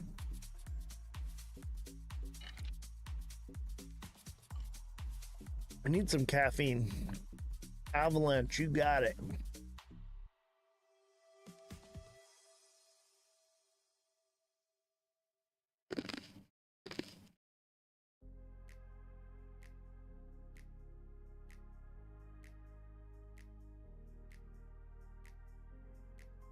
You know what? I cannot wait to buy like Algo, Ondo, all that kind of stuff.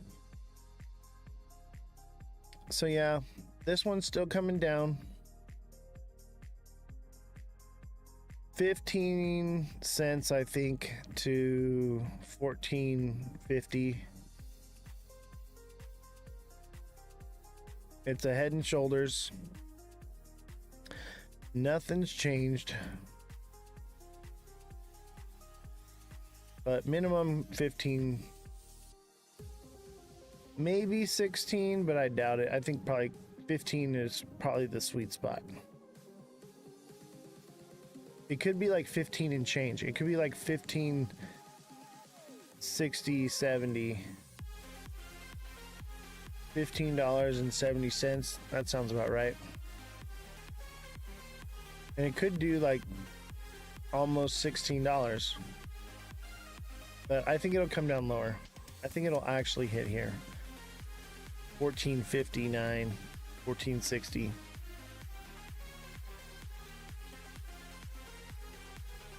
Me Cheeky, thank you for the 2 journey passes. Appreciate you. Who's got me with a hat and mustache? And don't forget to like, guys. Everybody start tapping the like button. The likes are really low. Holy cow. 8.9K. We need to get those likes up big time. Everybody put hashtag FYP in the chat. Hashtag go viral. Hashtag must watch. From Western Australia, glad to have you, the fisherman. Appreciate you. And don't forget to deluxe subscribe. Become a subscriber and get one-on-one coaching with me, where you can message me directly and I can help coach you tailored to your portfolio. Everyone's situation is different. And don't forget, following is not the same as subscribing. So there's a little star down on the bottom and it's like a star with a circle around it. You're going to click that, become a deluxe subscriber, get one-on-one coaching with me, and it is going to help you have a catered model for your portfolio. Everyone's situation is different. Me Cheeky, thank you for the 4 journey passes. Appreciate you. I got a good trade a few weeks back. AST Space Mobile, really good company. Nice.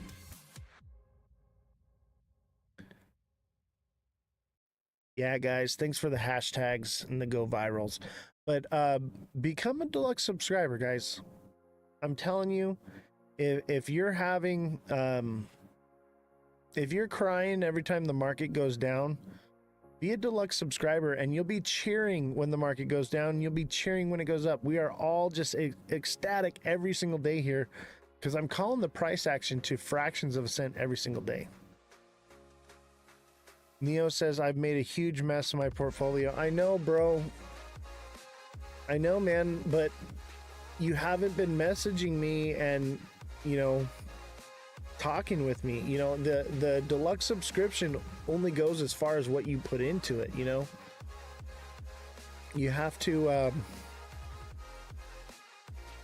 actually reach out and utilize the tools, you know. But I get it, Neo.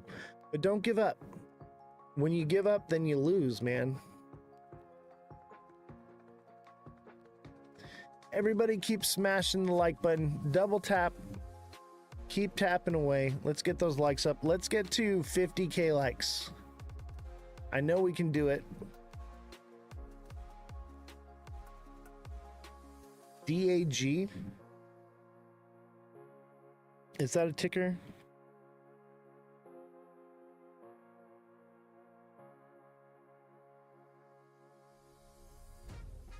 Yeah, I've got you back onto things as well. Been a bit busy too lately. Yeah, I know how it is.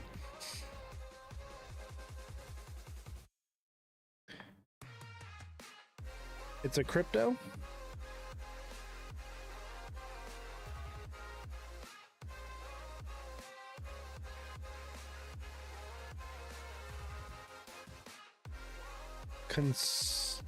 Constellation Network?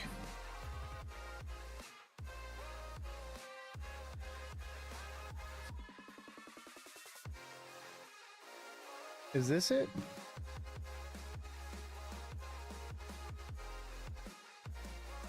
Work has been demanding for the last month. When my head hits the pillow, I'm out before it hits. I get it, dude. I cannot wait to go to sleep.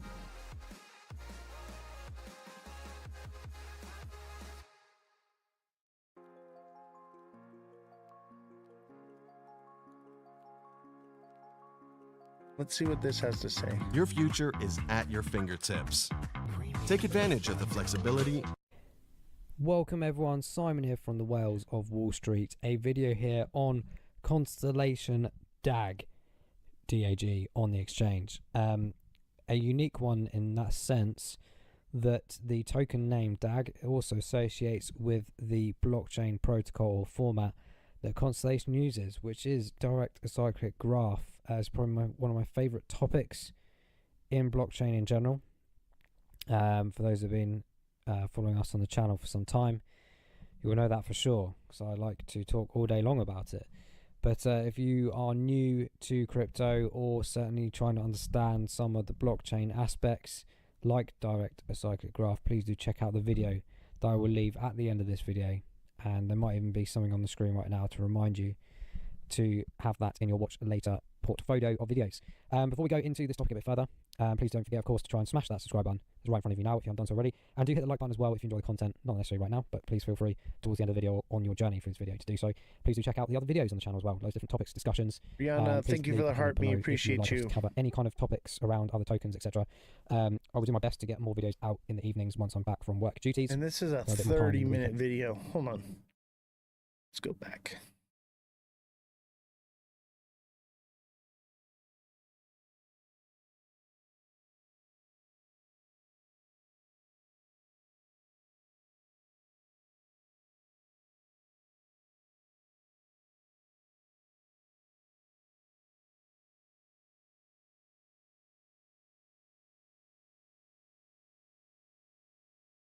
Here we go. Is Constellation's DAG the future of stable crypto? What is the Constellation Network? Founded in 2017, Constellation Network aims to solve one of blockchain's biggest challenges, scalability.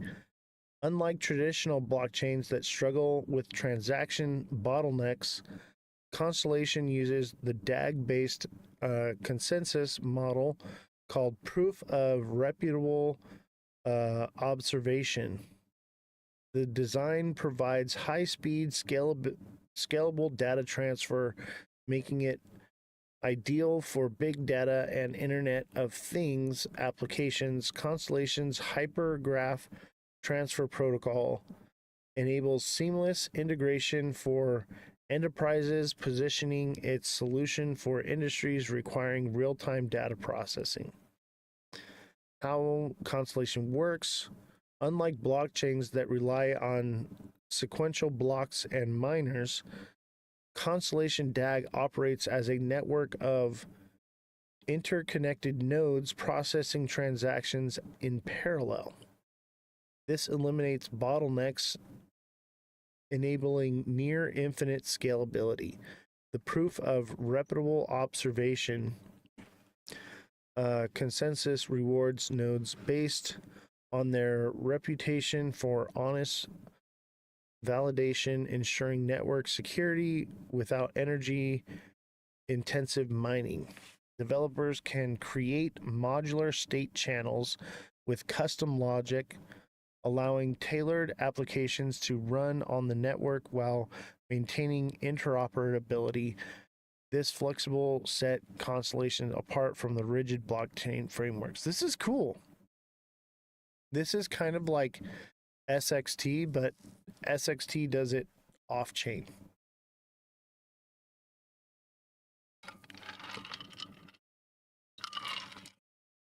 Real world use cases. Constellation's technology has attracted significant enterprise interest. A notable partnership with the U.S. Department of Defense, including the U.S. Air Force, leverages Constellation's secure data transfer from mission critical applications beyond defense.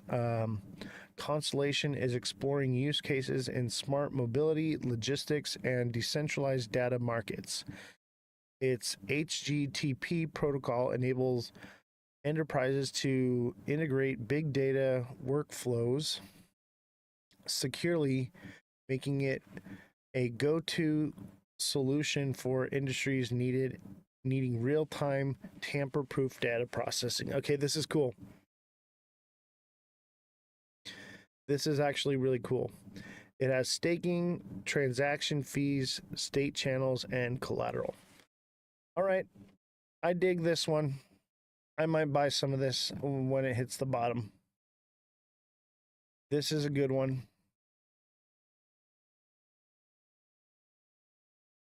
DAG. Let's do a little TA on it.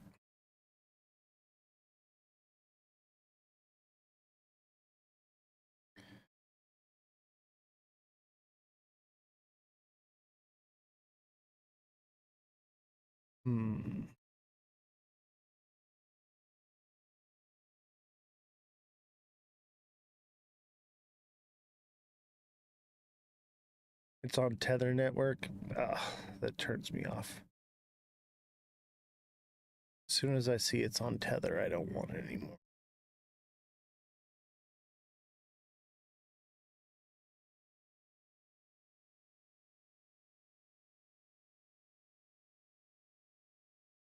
Here we go. Interesting. This is classic bull cycle. It's probably going to run down.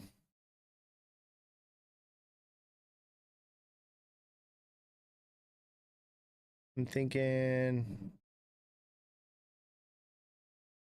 either 3 cents.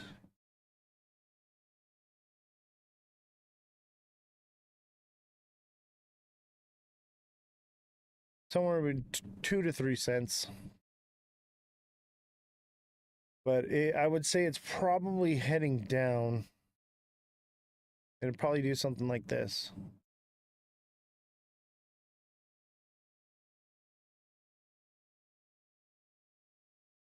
Again. But it'd probably be smaller.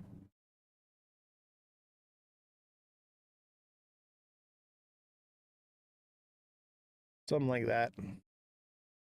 What's up, Nico? How you doing? Nico, thank you for the heart, me.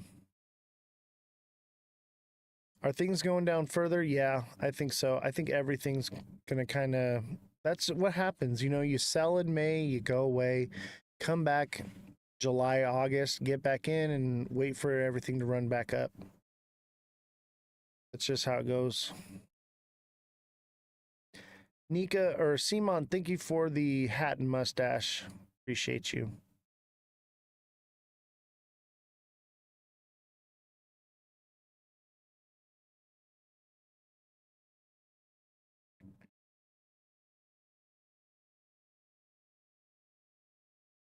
I tell you what, I should have went for views instead of followers.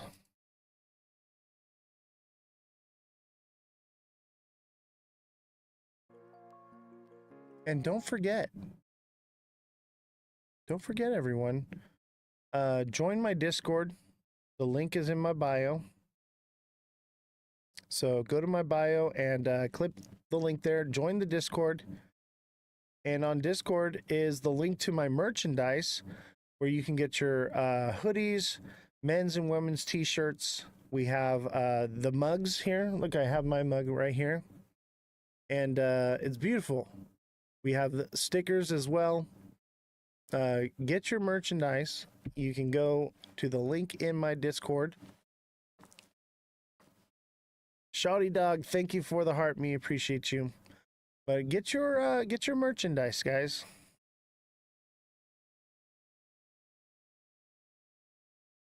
And obviously, we're Monday through Friday, 5 to 9 p.m. I think we're going to end a little early today. I don't know. Haven't decided yet. But also, don't forget, on Friday, Waddy is coming on the show.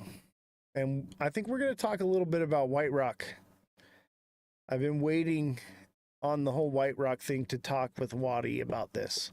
And I'll tell you what, we're going to get a lot of hate. We're going to get a lot of hate from White Rock and from everybody else because I'm not saying anything. Don't miss this live. This is going to be a good one. But I don't care. I'm here to find the truth. And also, I still have a ticket to Rare Evo. Nobody's officially claimed it yet. There's plenty of people who are like, oh yeah, I'll go, but I haven't had no confirmation from anyone yet about going. We have this extra ticket to Rare Evo. They're $300 a ticket. They're going to be going up to $500. And it's just going to go up from there. Don't miss out on this opportunity. And we get to hang out in Vegas together.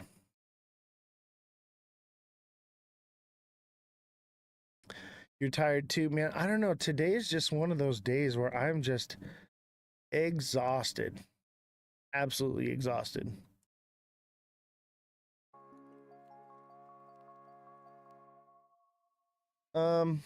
Let's see. I guess we got some more news.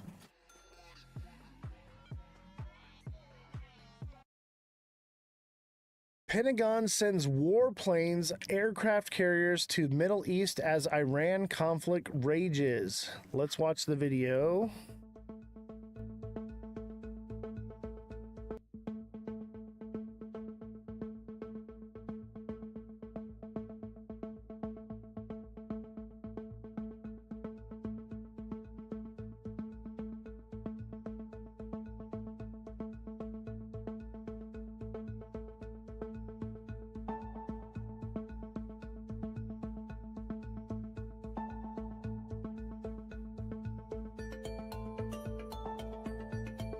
Oh, what is the end game with White Rock? We're going to talk about that on Friday.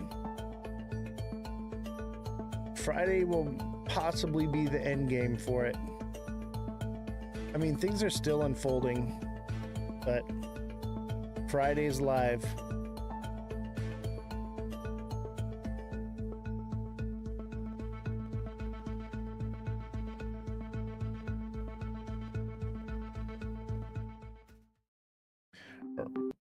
All right, so Friday, the Pentagon has shifted warplanes and aircraft carriers to the Middle East as the conflict between Israel and Iran continues to rage, but the moves have been my brain defensive in nature as the U.S. observes rather than participates in Israel's pushing air campaign, according to U.S. officials. Are we going to get into this? I'm thinking probably. I think we get roped into this one. Unofficially roped in. Not officially, but unofficially we get roped into this thing, is my opinion.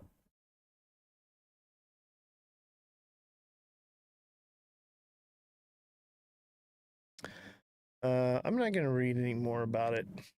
We all kind of get it, but yeah, we're moving our defenses over there right now. No clear exit strategy in Iran. Israel's risks another war with no end. Despite stunning early successes in Israel's unprecedented strike on Iran, let me zoom in so I can read this better.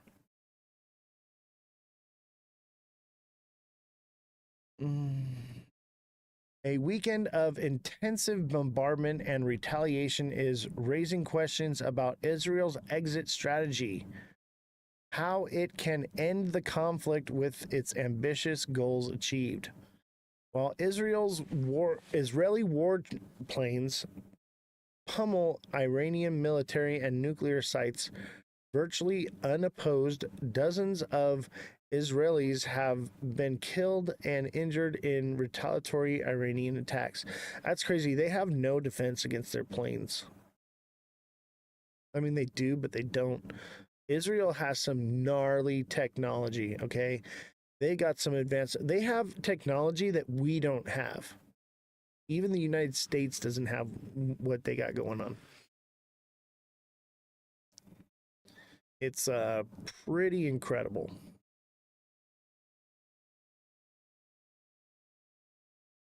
Let's see.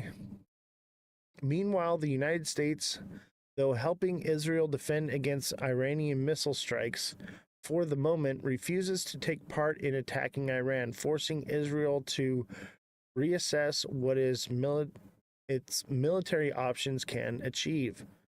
The end will be diplomatic, not military.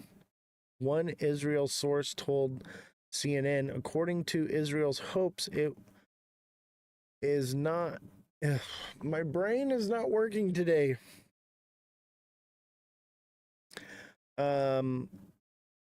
Its hope is now that its ongoing military action weakens Iranians' negotiating hand in any future nuclear talks.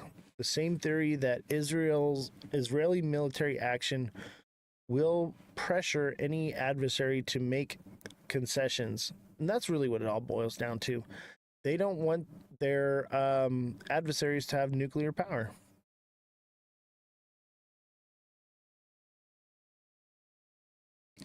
Oh, yeah. And Yeshua's on their side. I know, right? It's one of those holy battle things, you know, and those are one of those things where people, no matter what is the truth or whatever, they're always going to lean towards their biblical views, which can be a problem with making deals. That's why they're both at each other's throats. Lawmakers move to limit Trump's war powers as Israel-Iran war escalates. Let's see here. Deployed several of them to the Indian Ocean south of the Middle East. Now, for more on all of this, and it is a lot, let's bring in Tom Carrico. He's the director of the Missile Defense Project and a senior fellow at the Center for Strategic and International Studies. Thank you for being with us. Thank you for breaking this down for us. Tom, since the U.S. is the only country capable of deploying a so-called bunker buster, is it fair to say Israel needs the United States to completely destroy Iran's nuclear program? Israel has already kind of committed to going this with or without the United States. But yes, you're right. There is a qualitative difference. There's a capability difference that the United States can bring to bear to be able to crack the mountain and to drive a wedge with one or more of these bunker busters to essentially create a small earthquake and hopefully put this facility to end. And you know, I got to tell you, I heard you say just a second ago that the Iranians claim to have done this by mistake. Look, I think Britney Spears can say, "Oops, I did it again," but you don't accidentally enrich uranium to this level by accident. And Tom, if Fordow were severely damaged or destroyed, how much would that set back Iran's nuclear program? It's certainly one of the very key facilities where they do a whole lot of the enrichment, and so it is very rightly prioritized on the target list. It's also the reason why Iran has hidden it under a mountain to protect it. I think a lot of people want to know, is there a risk of radiation spreading to civilian areas if this facility were hit? Well, it is, after all, under a mountain, so I think that's probably minimal. And if they do their job correctly, it would presumably contain. A lot of people are having trouble with getting on the Tom Carrico, Discord. thank you so Let me much. see if I can. A candidate for New York City mayor has Pull it been up here. released after Maybe, he was I arrested at an gotta immigration approve. court earlier People today. who are in different Comptroller Brad countries Lander's arrest was caught on camera. Now there are new conflicting have details about issues. what led up to the incident. CBS News New York's Marcia Kramer has the story. You don't have the authority to arrest U.S. citizens asking for a judicial warrant. The video you are watching was shot by a member of Comptroller Brad Lander's staff after he went to the Federal Immigration Court at 26 Federal Plaza for the third time to observe proceedings and possibly help prevent undocumented immigrants showing up for hearings from being arrested. His wife, Meg Barnett, was with him. When he was taken away, he said to the officers, you can't arrest an American citizen asking for a judicial warrant. What was going on when he said that? Brad requested, we were told, and it was our understanding that as the officers were taking one of the respondents, we asked repeatedly, Brad, the gentleman in question, I don't know the details of his case, but Brad had linked arms with this individual as well as some of the other really very thoughtful, intentional volunteers, many of them who were rabbis. For the past several weeks, the comptroller, who is also running for mayor, has gone to the immigration court on several occasions after a number of undocumented immigrants, including a Bronx high school student named Dylan, have been arrested by masked ICE agents after they show up for routine hearings. Meg Barnett, an attorney, saying the proceedings are shocking and unacceptable. But a spokesperson for the Department of Homeland Security tells CBS News New York that the comptroller was arrested for assaulting law enforcement and impeding a federal officer, adding, "No one is above the law, and if you lay a hand on a law enforcement officer, you will face consequences." Lander was released in the late afternoon after the charges were dropped. I absolutely will be back here. And I would urge others to do it as well. Showing up to bear witness and accompany is one important thing that all New Yorkers, or many New Yorkers, could do, and I will be doing it again. Elected officials rushed to the courthouse to denounce Lander's arrest and the activities of the Trump administration to increase deportations. What is happening in this country, what is happening in that building, is simply unacceptable. And as we hear, most of it sounds like it's not even legal. This is an abomination. The violence that you witness from a citywide elected official who was simply standing to bear witness what is happening to other humans, that violence that you saw him experience. Just imagine what they do to people who are less well known. As part of sweeping federal cuts under the second Trump administration, some cancellations are hitting areas at higher risk of flooding. And some of those areas voted to put President Trump back in office. A CBS News investigation found 2/3 of counties that have lost funding from a FEMA storm preparation program supported Trump in 2024. The Republican mayor of Central Louisiana said FEMA is canceling a grant program that would have provided almost $40 million for a new flood control system. Carlito, CBS Evening News co-anchor Maurice go Dubois try the spoke Discord with Mayor again Wade now. Evans about his efforts to bring it back. Earlier this month, Evans went to Washington to lobby his lawmakers, but says he was told it's up to the White House to reinstate the funding. 80% of this community You'll go to the voted link and then for you'll the president. click accept the If link. you and anyone else in Leo, the thank community you had a for moment with the him, what would you 6 say to him? roses I would and tell the him, Mr. donut. President, Appreciate it's you. time to put the bomb away and pull out the scalpel. And the let's look hat at these mustache, 2 projects hat for the merit mustaches. Thank you. of what they do, not politics. In April, FEMA said the program was wasteful and had become, quote, more concerned with political agendas than helping Americans recover from natural Leo, disasters. thank you for the heart. Me appreciate you. We're going to take a quick break. More news ahead. You're watching CBS News 24/7.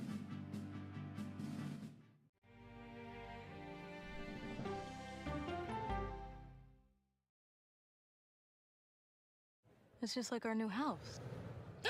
I hope you have an American Home Shield warranty. Leaky toilet? Fixed. Oven beyond repair? Appreciate you, Leo. If AHS can't fix your covered item. All right, hopefully the Discord's working out. If you're in like Australia, I think, or different regions, you may have some difficulty getting in there. So hopefully that worked for you. Man, I am exhausted.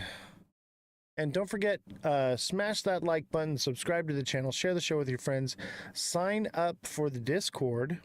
The link is in my bio, and also become a deluxe subscriber and get one-on-one coaching with me, where I can help coach you for a personalized experience of coaching, because everyone's situation is different. This is going to help you with your trading and your portfolio and get you on the right track. Everyone is different. That's why having that one-on-one coaching is going to help you. But that get locked in now, because as the demand goes up, the price goes up. But if you get locked in now and you start making money, okay, what is going to happen is you're going to get those costs offset, because you're going to be growing your portfolio, and it basically pays for itself.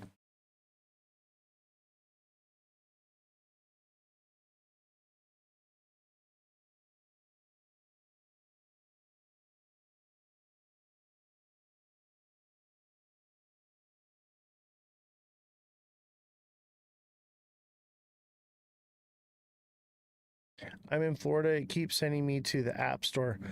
Oh, you may need to download Discord. Do you have Discord on your phone yet? That's probably why. Or you may have it's taking priority. This happened to me too, okay? So I would go in and I had like a screencasting app on there, and every time I clicked on Discord, it would send me to that app. So figure out which app it is that it's connected to, that it's opening, and then delete it. I had to do that. I had like a screen mirroring app, and once I deleted it, it started working fine.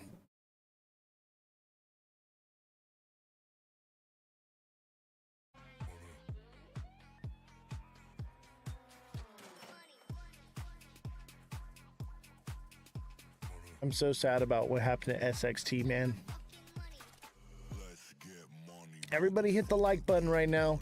Smash the like button. Everybody double tap FYP in the chat. Must watch. Hashtag must watch. Hashtag FYP. Hashtag go viral.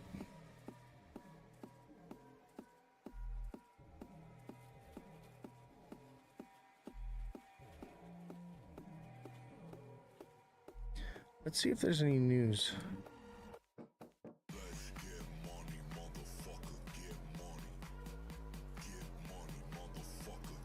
Coinbase victims speak out as breach brazen hackers and culture of silence collide. Coinbase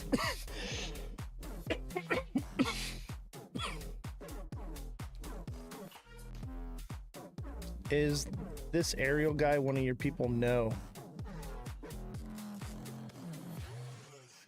Nope, it is not. And be careful for fake accounts. There are now fake accounts pretending to message people and say, hey, how's your crypto experience, and blah, blah, blah, blah. If it's not Ozthecryptogoat, all lower cases, no spaces, there's no other characters in it, that is not me. So be careful.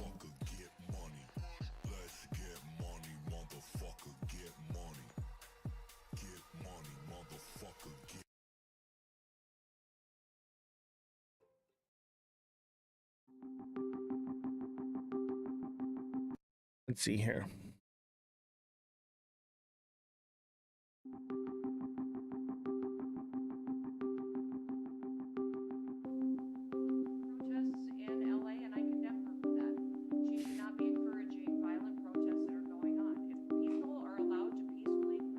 We are not going away.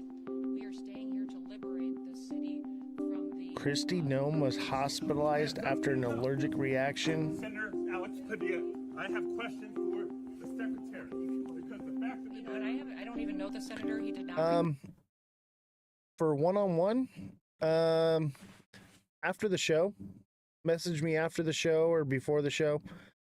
Monday through Friday. If you need help on the weekends, I do that on a donation basis. So you can send a donation to the Cash App, Venmo, and I got you. Spider-Man, sorry, I didn't see your message.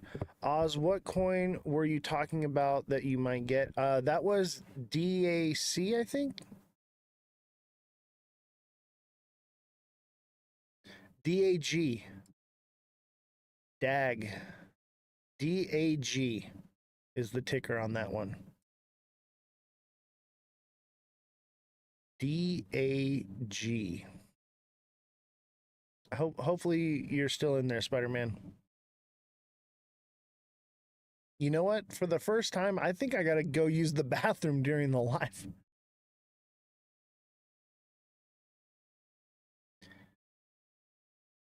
Four hours is a long time to hold for the bathroom. Quant is good. DAG was the one that Spider-Man was asking about, though. Oh, I gotta go to the bathroom.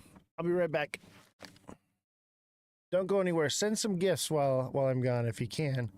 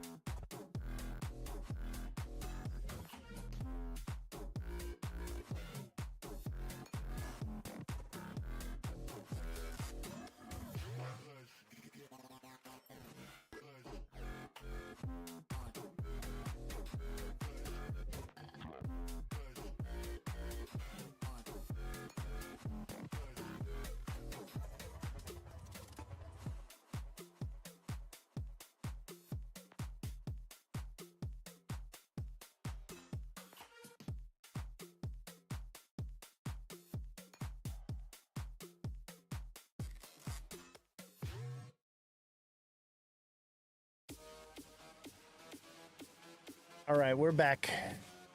We're back. That's a sign of old age. I know, right? I'm getting old so quickly.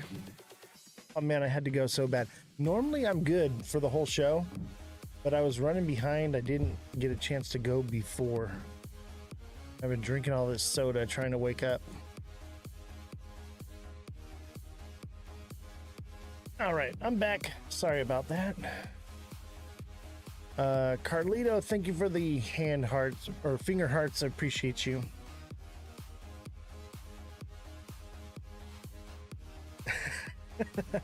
You guys are funny, man. Let's look at XRP here.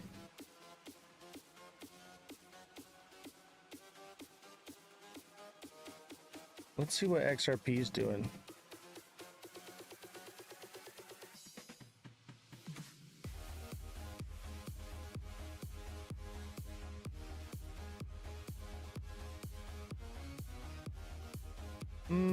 That's a bit of a double bottom right there.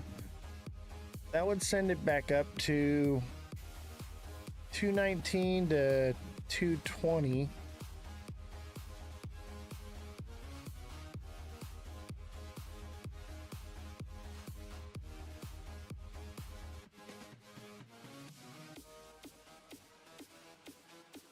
But the 1 day, man, that is textbook head and shoulders action right there. I think it's coming down to this blue line again. That would be the $2 zone. Let's see, when would it be $2? June 23rd. June 23rd, I think we hit $2, somewhere around there. I'm turning 64 on Saturday. I feel like I'll be 64 by Saturday. I feel like by Saturday I will be 64. But happy birthday to you, Danny. Hope it's an amazing one.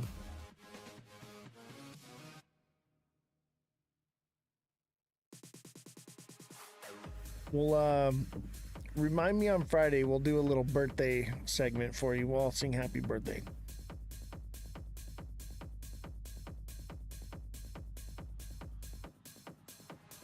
Let's see. Let's do a different gift. Nobody's sending galaxies.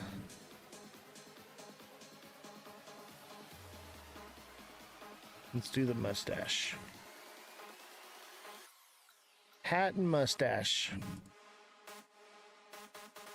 And everybody tap away. Hit the like button.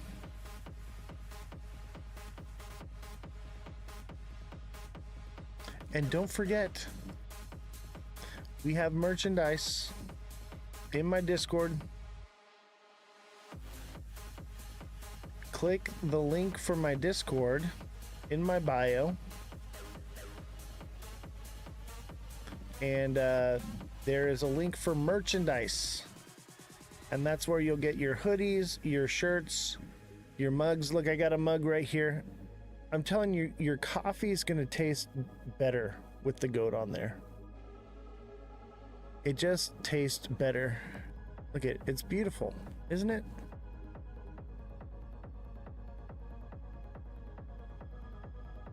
And then we're live Monday through Friday, 5 to 9 p.m. I don't know if we're going to go till 9 today. I am so exhausted. Danny Gibson, thank you for the hat and mustache. I paid for promotion for 4 hours. I should have done less. I am so tired. Today is a bad day to pay for promotion.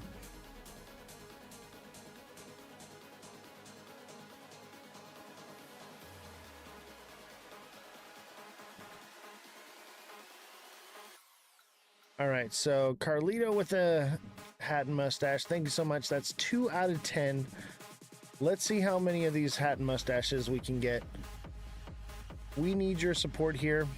We got to keep Jesse on. Jesse's sick today. And remember, we have Waddy, our special guest, coming on Friday, June 20th. And he will be on here. And we're going to talk White Rock. We're going to talk about White Rock. Maybe you know, maybe you don't. Everybody seems to be talking about it. I'm a little burnt out on it, but we do have a little bit we're going to go over. But I will have to say that it's an interesting situation going on. Oz, $2 XRP tonight or tomorrow once Trump bombs Iran. You think so? I mean, it could. And if it does, then it broke support sooner than it was supposed to. That would be a very bearish indication. You really think so? I don't think the U.S. is going to bomb Iran. I don't think we're going to get in it. We're going to pussyfoot around it and try to stay out of it.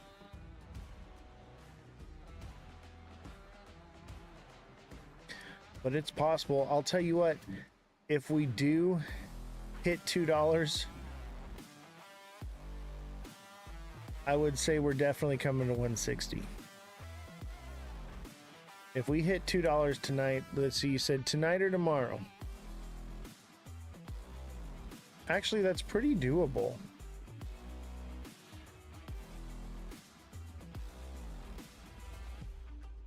Yeah, I could see that happening.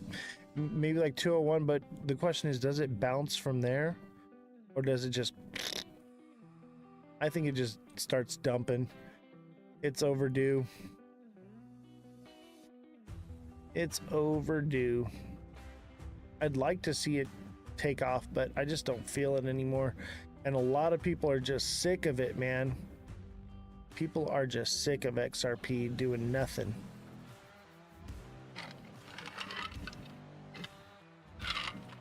Even with the stablecoin bill. Nothing. Nothing. It's just enough good news aligned with bad news to keep things running sideways. I think people are getting sick of it.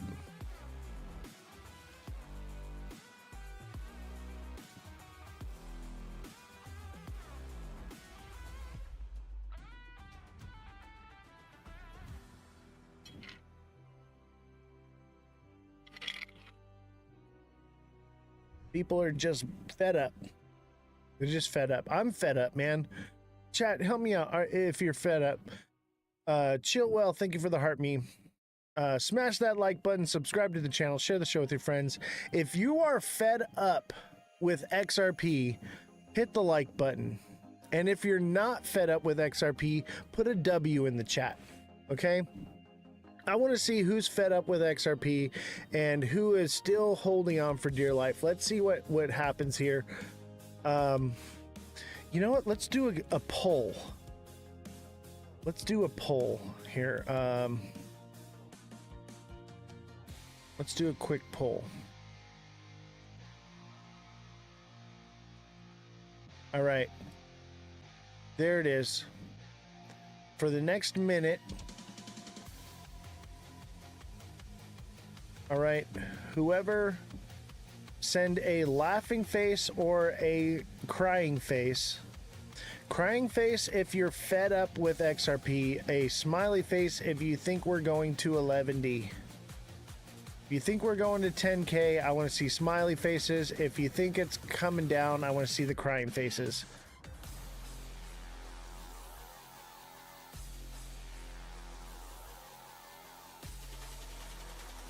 Is it working?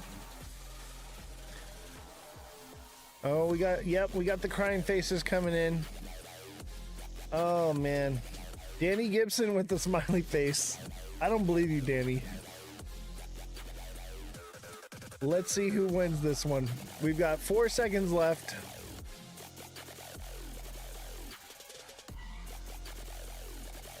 Nate's all over the place with his emotions on this one. All right. There it is. The chat has spoken. Crying faces.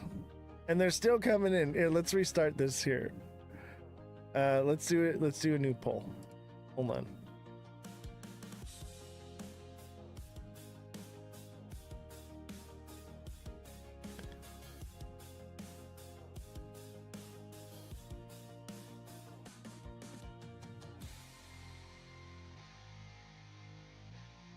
All right, let's see here. Create a new one.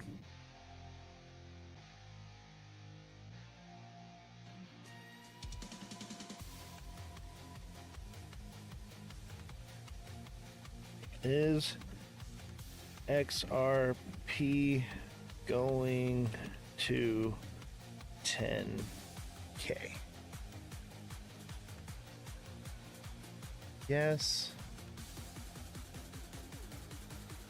No.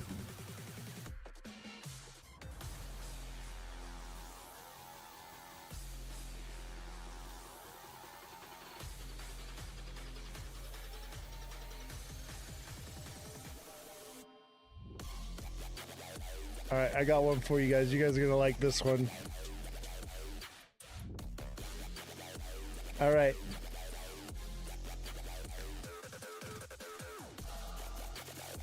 All right, we got 2 minutes, 3 minutes, all right? Click the poll. Is XRP going to 10K? Yes, no, or 11D? George Orwell says no. Is XRP going to 11D? Is it going to 10K?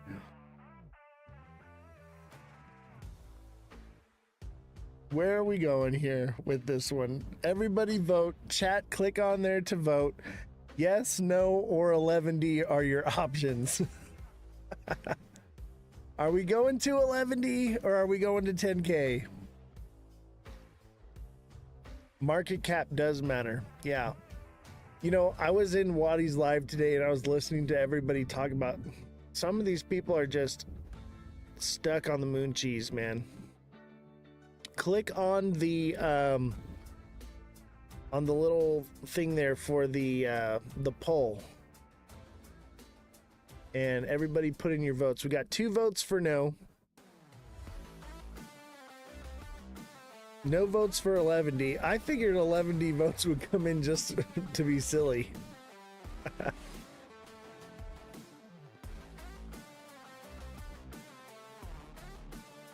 Danny Gibson says no. Neo says no. Alexandria. You guys got to click on the poll, though. So there's a poll. I guess there's a gift one, too. I don't know. If it's charging you for a gift, then you don't have to do it.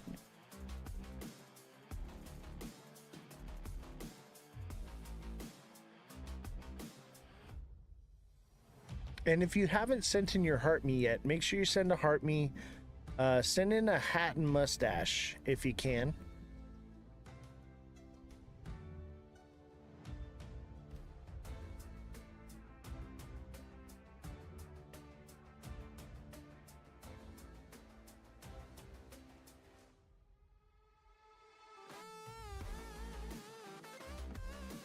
There's no poll? George Orwell. Hold on, let me see. Yeah, there should be a poll. That's what this thing is right up here. Got like 20 seconds left. This is the poll. So it is running. I see it in the bottom here. Oh well, we all, the consensus is in the chat. Let's see what. All right, ran up. So the answer is no. Yeah, I think the consensus is real. That we are not going to 11D. It's just not happening. Market cap does matter. Everyone, George, you're in the chat, man. Will you come up here and explain to the chat why market cap matters? Because I can't begin to, explain this. Let me see if I can send you a request here to come on as a co-host. George Orwell, can you come up as a co-host or send me a call in my Discord? I'd love to hear your thoughts on why market cap matters. Because some people say it doesn't, some people say it does. Keep talking about how much utility would come on the XRP ledger would overshadow the market. Oh, they keep talking about, yeah. I just don't see it. I see it more as an ecosystem. It'll serve its purpose, but I don't think that XRP is going to do all this crazy stuff because it gets its utility from the people that hold it, not from liquidity that flows through it. You know, so that makes it not, you know, it's like trying to fill up a bucket with no bottom in it. I just don't see where it's going to do those things. I want to believe. Every time I talk to Mega about this, I'm like, dude, please convince me. I want to be convinced. I want to believe. And nothing he can say can sway me, man. I'm just like, come on, bro. If anyone can do it, Mega can convince me. But I'm just not convinced. I'm just not there, man. I just don't see it. And look, we still got, you know, what was it like? Maybe like a month ago, I was like, I'm ready to take the spooky ghost down. I'm ready. I feel like it's possible. And it never came down. The ghost is still up. I want to get rid of the ghost. I want to believe that we're going to go to crazy numbers. You see the magnet and the ghost go away, we're going to do something crazy, but I'm just not there. That's what I wanted you to do right now. Yeah, I know. I want to do it so bad. We've had the ghost up since the stream started, okay? We started doing this, and it used to be a hand-drawn ghost, right? So remember, it was hand-drawn, and then I added the emoji once we got everything going the way it is now. And, man, I almost took it down one time, and nope, It never went away. We're the ghost live. This is the live where XRP is a ghost. It's dead. Remember I had a tombstone. I drew a tombstone and I was like, RIP.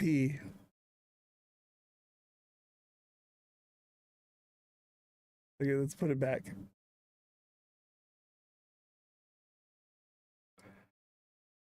RIP XRP. Man, that was some clickbait. I'll tell you what, this was the best clickbait ever because we were like so early. It was like January and everybody's like, we're going to the moon, bro. And I'm like, we're already at the moon. We're headed back home, man. And this was like the most rage bait clickbait that I ever made. And it got so much attention. I think I need it to be up more. We gotta keep the ghost and the RIP up, man, because that's what got this whole thing going. People were like, what the hell? No one wanted to believe it, man. No one wanted to believe that we could ever see $2 again. They thought, no way, like it'll never go below $2.50. And I was like, no, it's going below $2, and nobody wanted to believe it. It is so possible. It is so easy. People don't realize it is actually easier for these things to come down than it is for it to go up. It takes a lot of buy pressure all at once to oomph it up, right? But all it takes is people just something to happen in the world and everything comes. It is so easy for things to come down. That's why I'm always like, after it's going up, I'm like, all right, it's coming back down now. It always so easy.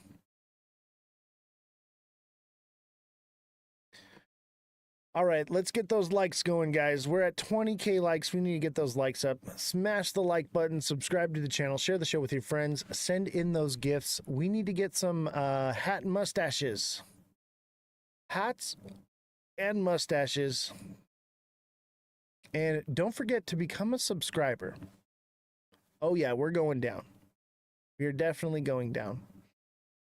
Become a subscriber. If you need help, I offer one-on-one coaching for deluxe subscribers where you can message me directly and I will help coach you, and we will set up a plan that is catered to your portfolio. Everyone's situation is different, so we will figure out what is the best strategy for you and get you set up, and you'll be set up on limit orders and sells, and dude, you'll see them hit every single day and you'll be like, holy crap, I'm making like piles of money. So get set up with that, become a deluxe subscriber, literally one-on-one. So you message me directly and I will coach you. All right, I will coach you one-on-one, and it's only $10 a month. It's $9.99. And then if you're more advanced, you already got your portfolio set up and you're good, you just need to know what the price action is. With your basic subscription, I post those price point videos that tells you what the limit orders are. And they're a little bit more vague. It'll say like 220-ish, okay? You got to be more of an advanced trader because you'll know, but like yeah, with your advanced coaching, you're going to get specific catered to your needs. Chill well, thank you for the heart me. Don't forget to send in your heart me and 2 popular votes. That is the best thing for the algorithm here.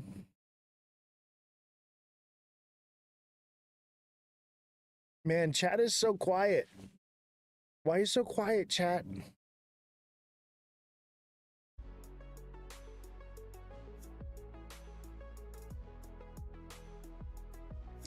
Or XRP. It's dying. XRP is dying. I think it already died. It's just people haven't realized it yet. I loved this project. I believed in it for so long.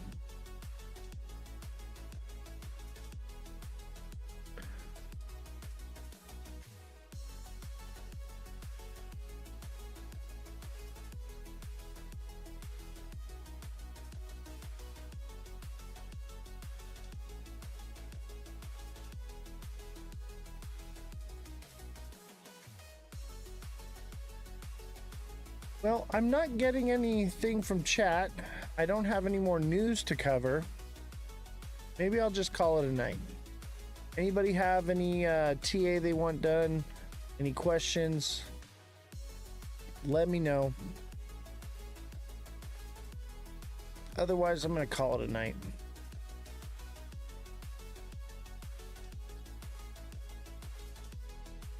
Quant.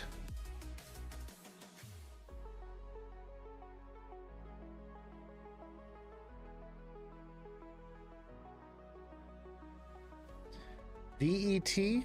What do you mean, how do I feel? Like TA, or you want to know about the project? What do you want to know? You're 2 weeks sober on XRP?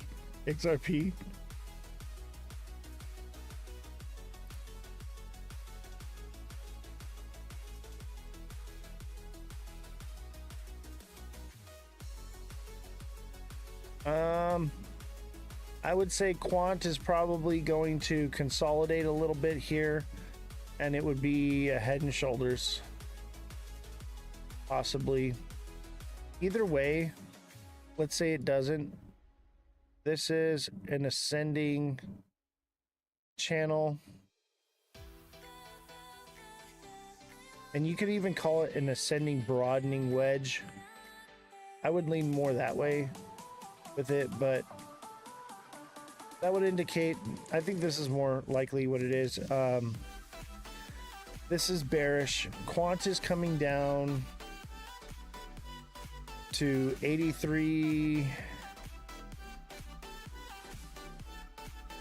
about 84-ish minimum.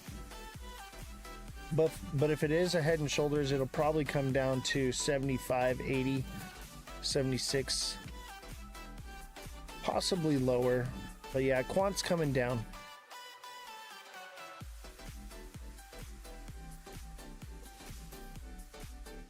Let's look up VET.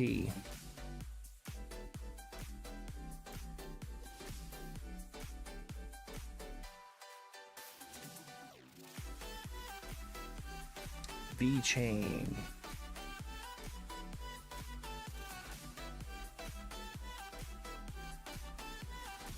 VeChain may have hit its bottom. It could potentially go lower to 0016, probably 0015 or 001333. That would be the absolute bottom, I would expect. But yeah, I'd say probably 00135. That's probably going to be your entry zone on that one. It's coming down. This is classic bull cycle. It could potentially pump,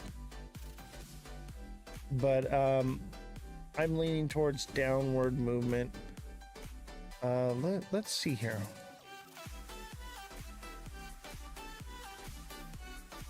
Because I just seen something. So here's our trend line.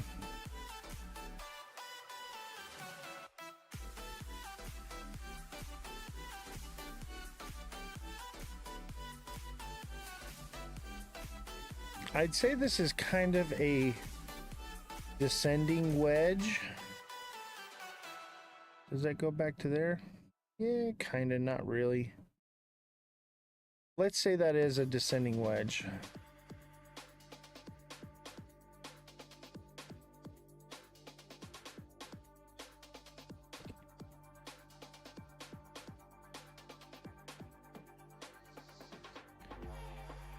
That would be an indication of a move upward. It dropped down into it. If it is a descending wedge, let's say that is, then that would be bullish. I'm just not buying it right now because everything's on the down. I would watch this one. This one could potentially pump.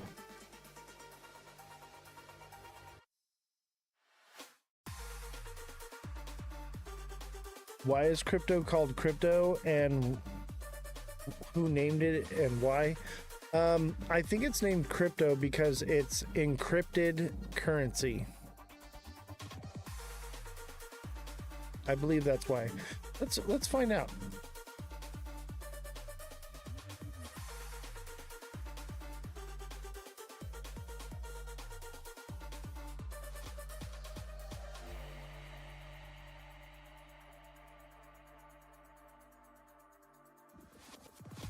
Why is crypto called crypto? Cryptocurrency is called crypto because it utilizes cryptography to structure and verify transactions. The crypto prefix, derived from the Greek word kryptos, meaning hidden or secret, refers to the complex encryption algorithms used to protect the digital currency's integrity and privacy. There you go.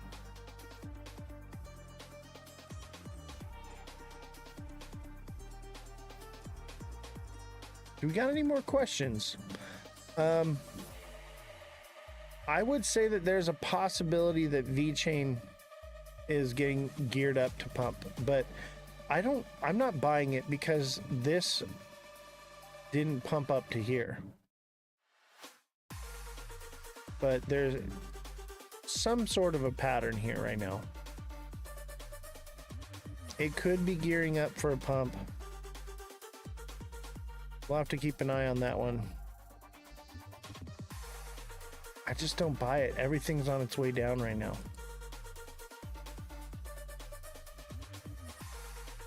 Even when things are IOs,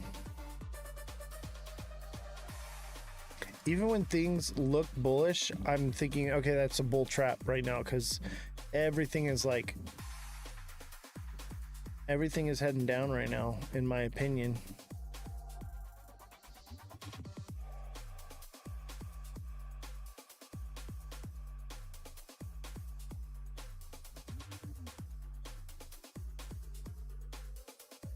See, look at this one, got its head and shoulders. It played out.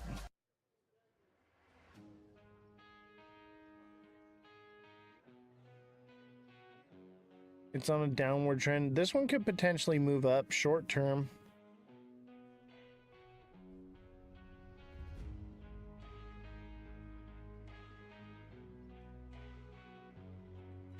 I'm just not buying it. With everything that's going on, I just don't feel like anything is bullish right now.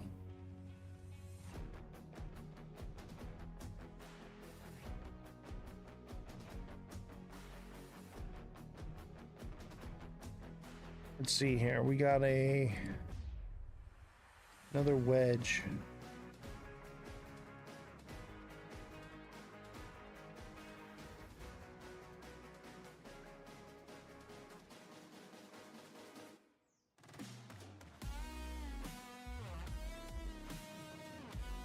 That could be an indication of a move up too. Maybe some of these are ready to break out and move up.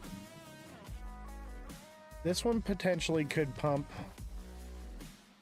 to 35 cents. I would think probably more like 34.50, 34.85. So where's the money going? What do you mean, where's the money going? Like, what money? What do you mean?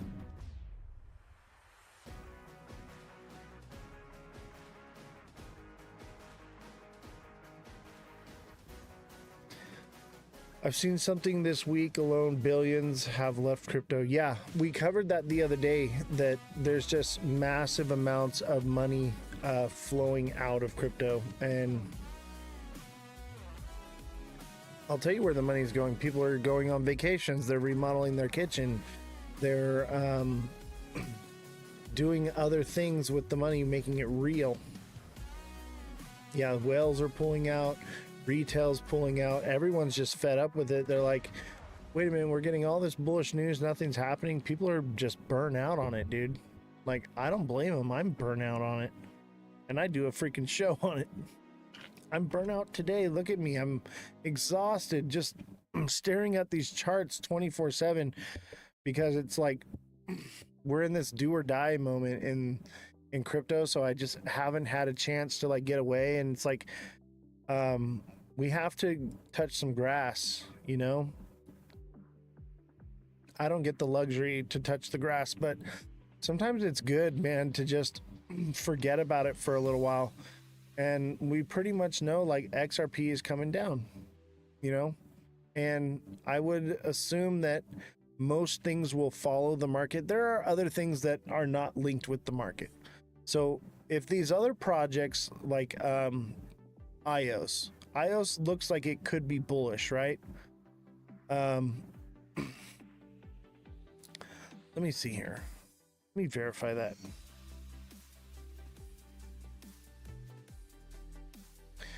I always check these triangle patterns because you can get them mixed up sometimes. No, that's bearish. Never mind, it's bearish. Yeah, IOS is coming down. That's a bearish pattern. My mistake. This is why I gotta check sometimes, because all the triangle ones are so similar.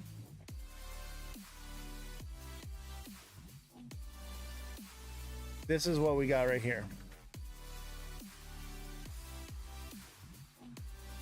Even these ascending ones, man, it's so difficult, these triangles, because they can look so different. I'm gonna save this picture.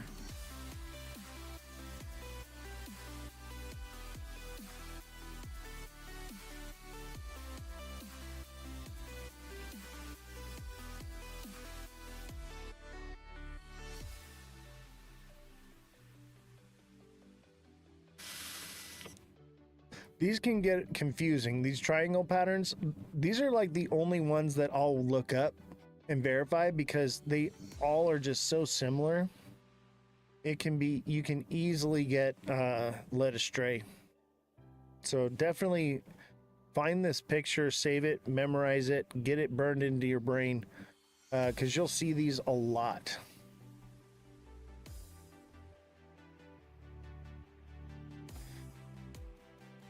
Thousands of military planes flew out yesterday for Middle East supplies mid-air. Yeah, we had a lot of jets and planes come through the airstrip here. And I mean, it was sonic booms all through the night last night and yesterday. That's part of why I took some meds to sleep, because the sonic booms were just crazy. Lots and lots of air activity coming through here at the airport, and they stop here to refuel sometimes. We've had B-52s come through here. I think there's a video of some of them on my profile.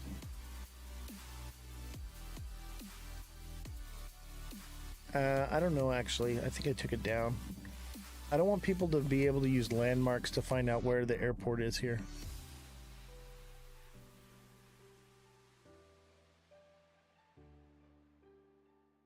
Oh yeah, there's been subs by Florida, actually. That's actually been going on for a while. World War III, baby.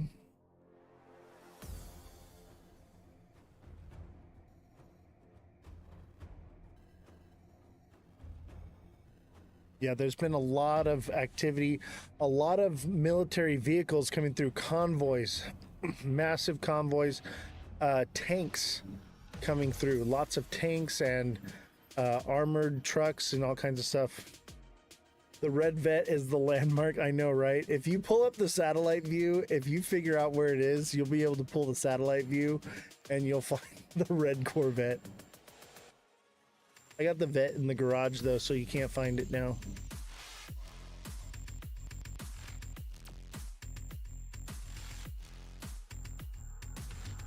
Neo, thank you for the killdozers. Yeah, lots of killdozers been coming through here. It's been crazy. And I mean, a lot of it is National Guard stuff going to LA. I saw Google Maps car a few days ago. Yeah, there's been a lot of military activity through here. I'd give you more information, but then if I tell you, you'll be able to pinpoint my exact location, and I don't want to do that. But let's just say we're plugged in. We are plugged in over here.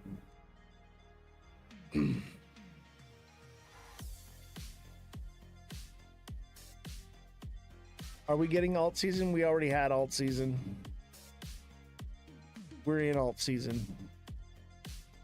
I think probably not.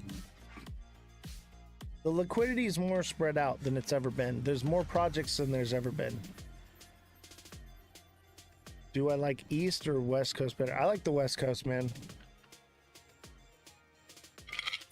East Coast got a lot of history, though. I don't think $7.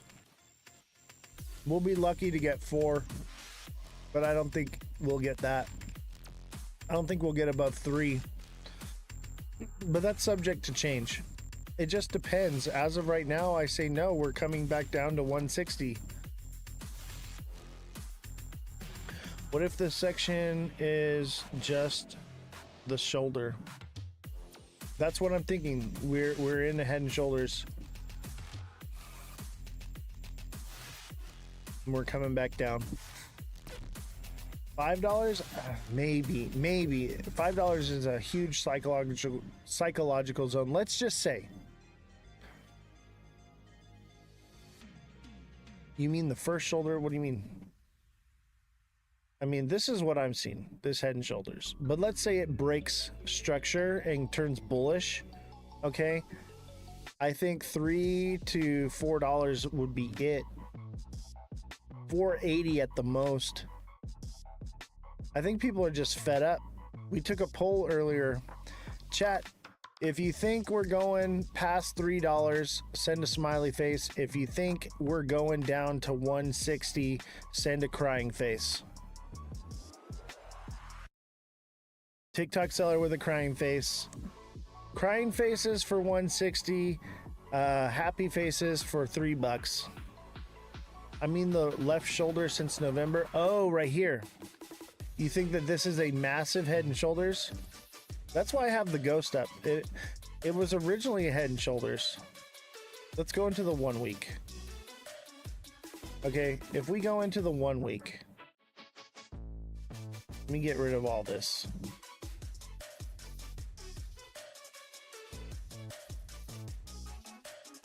If we're in the 1 week, let me get rid of all this nonsense. Yes. The 1 week is a massive Head and Shoulders. And that would send it down to like 130 to 125.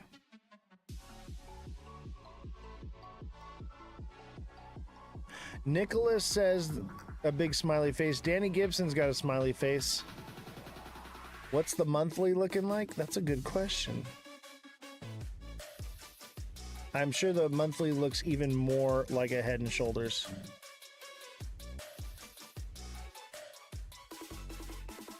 That's a Head and Shoulders, man. I mean, maybe not, but yeah. There's just not enough candle data for the monthly. Let's say, I would say that the monthly is more or less still this bearish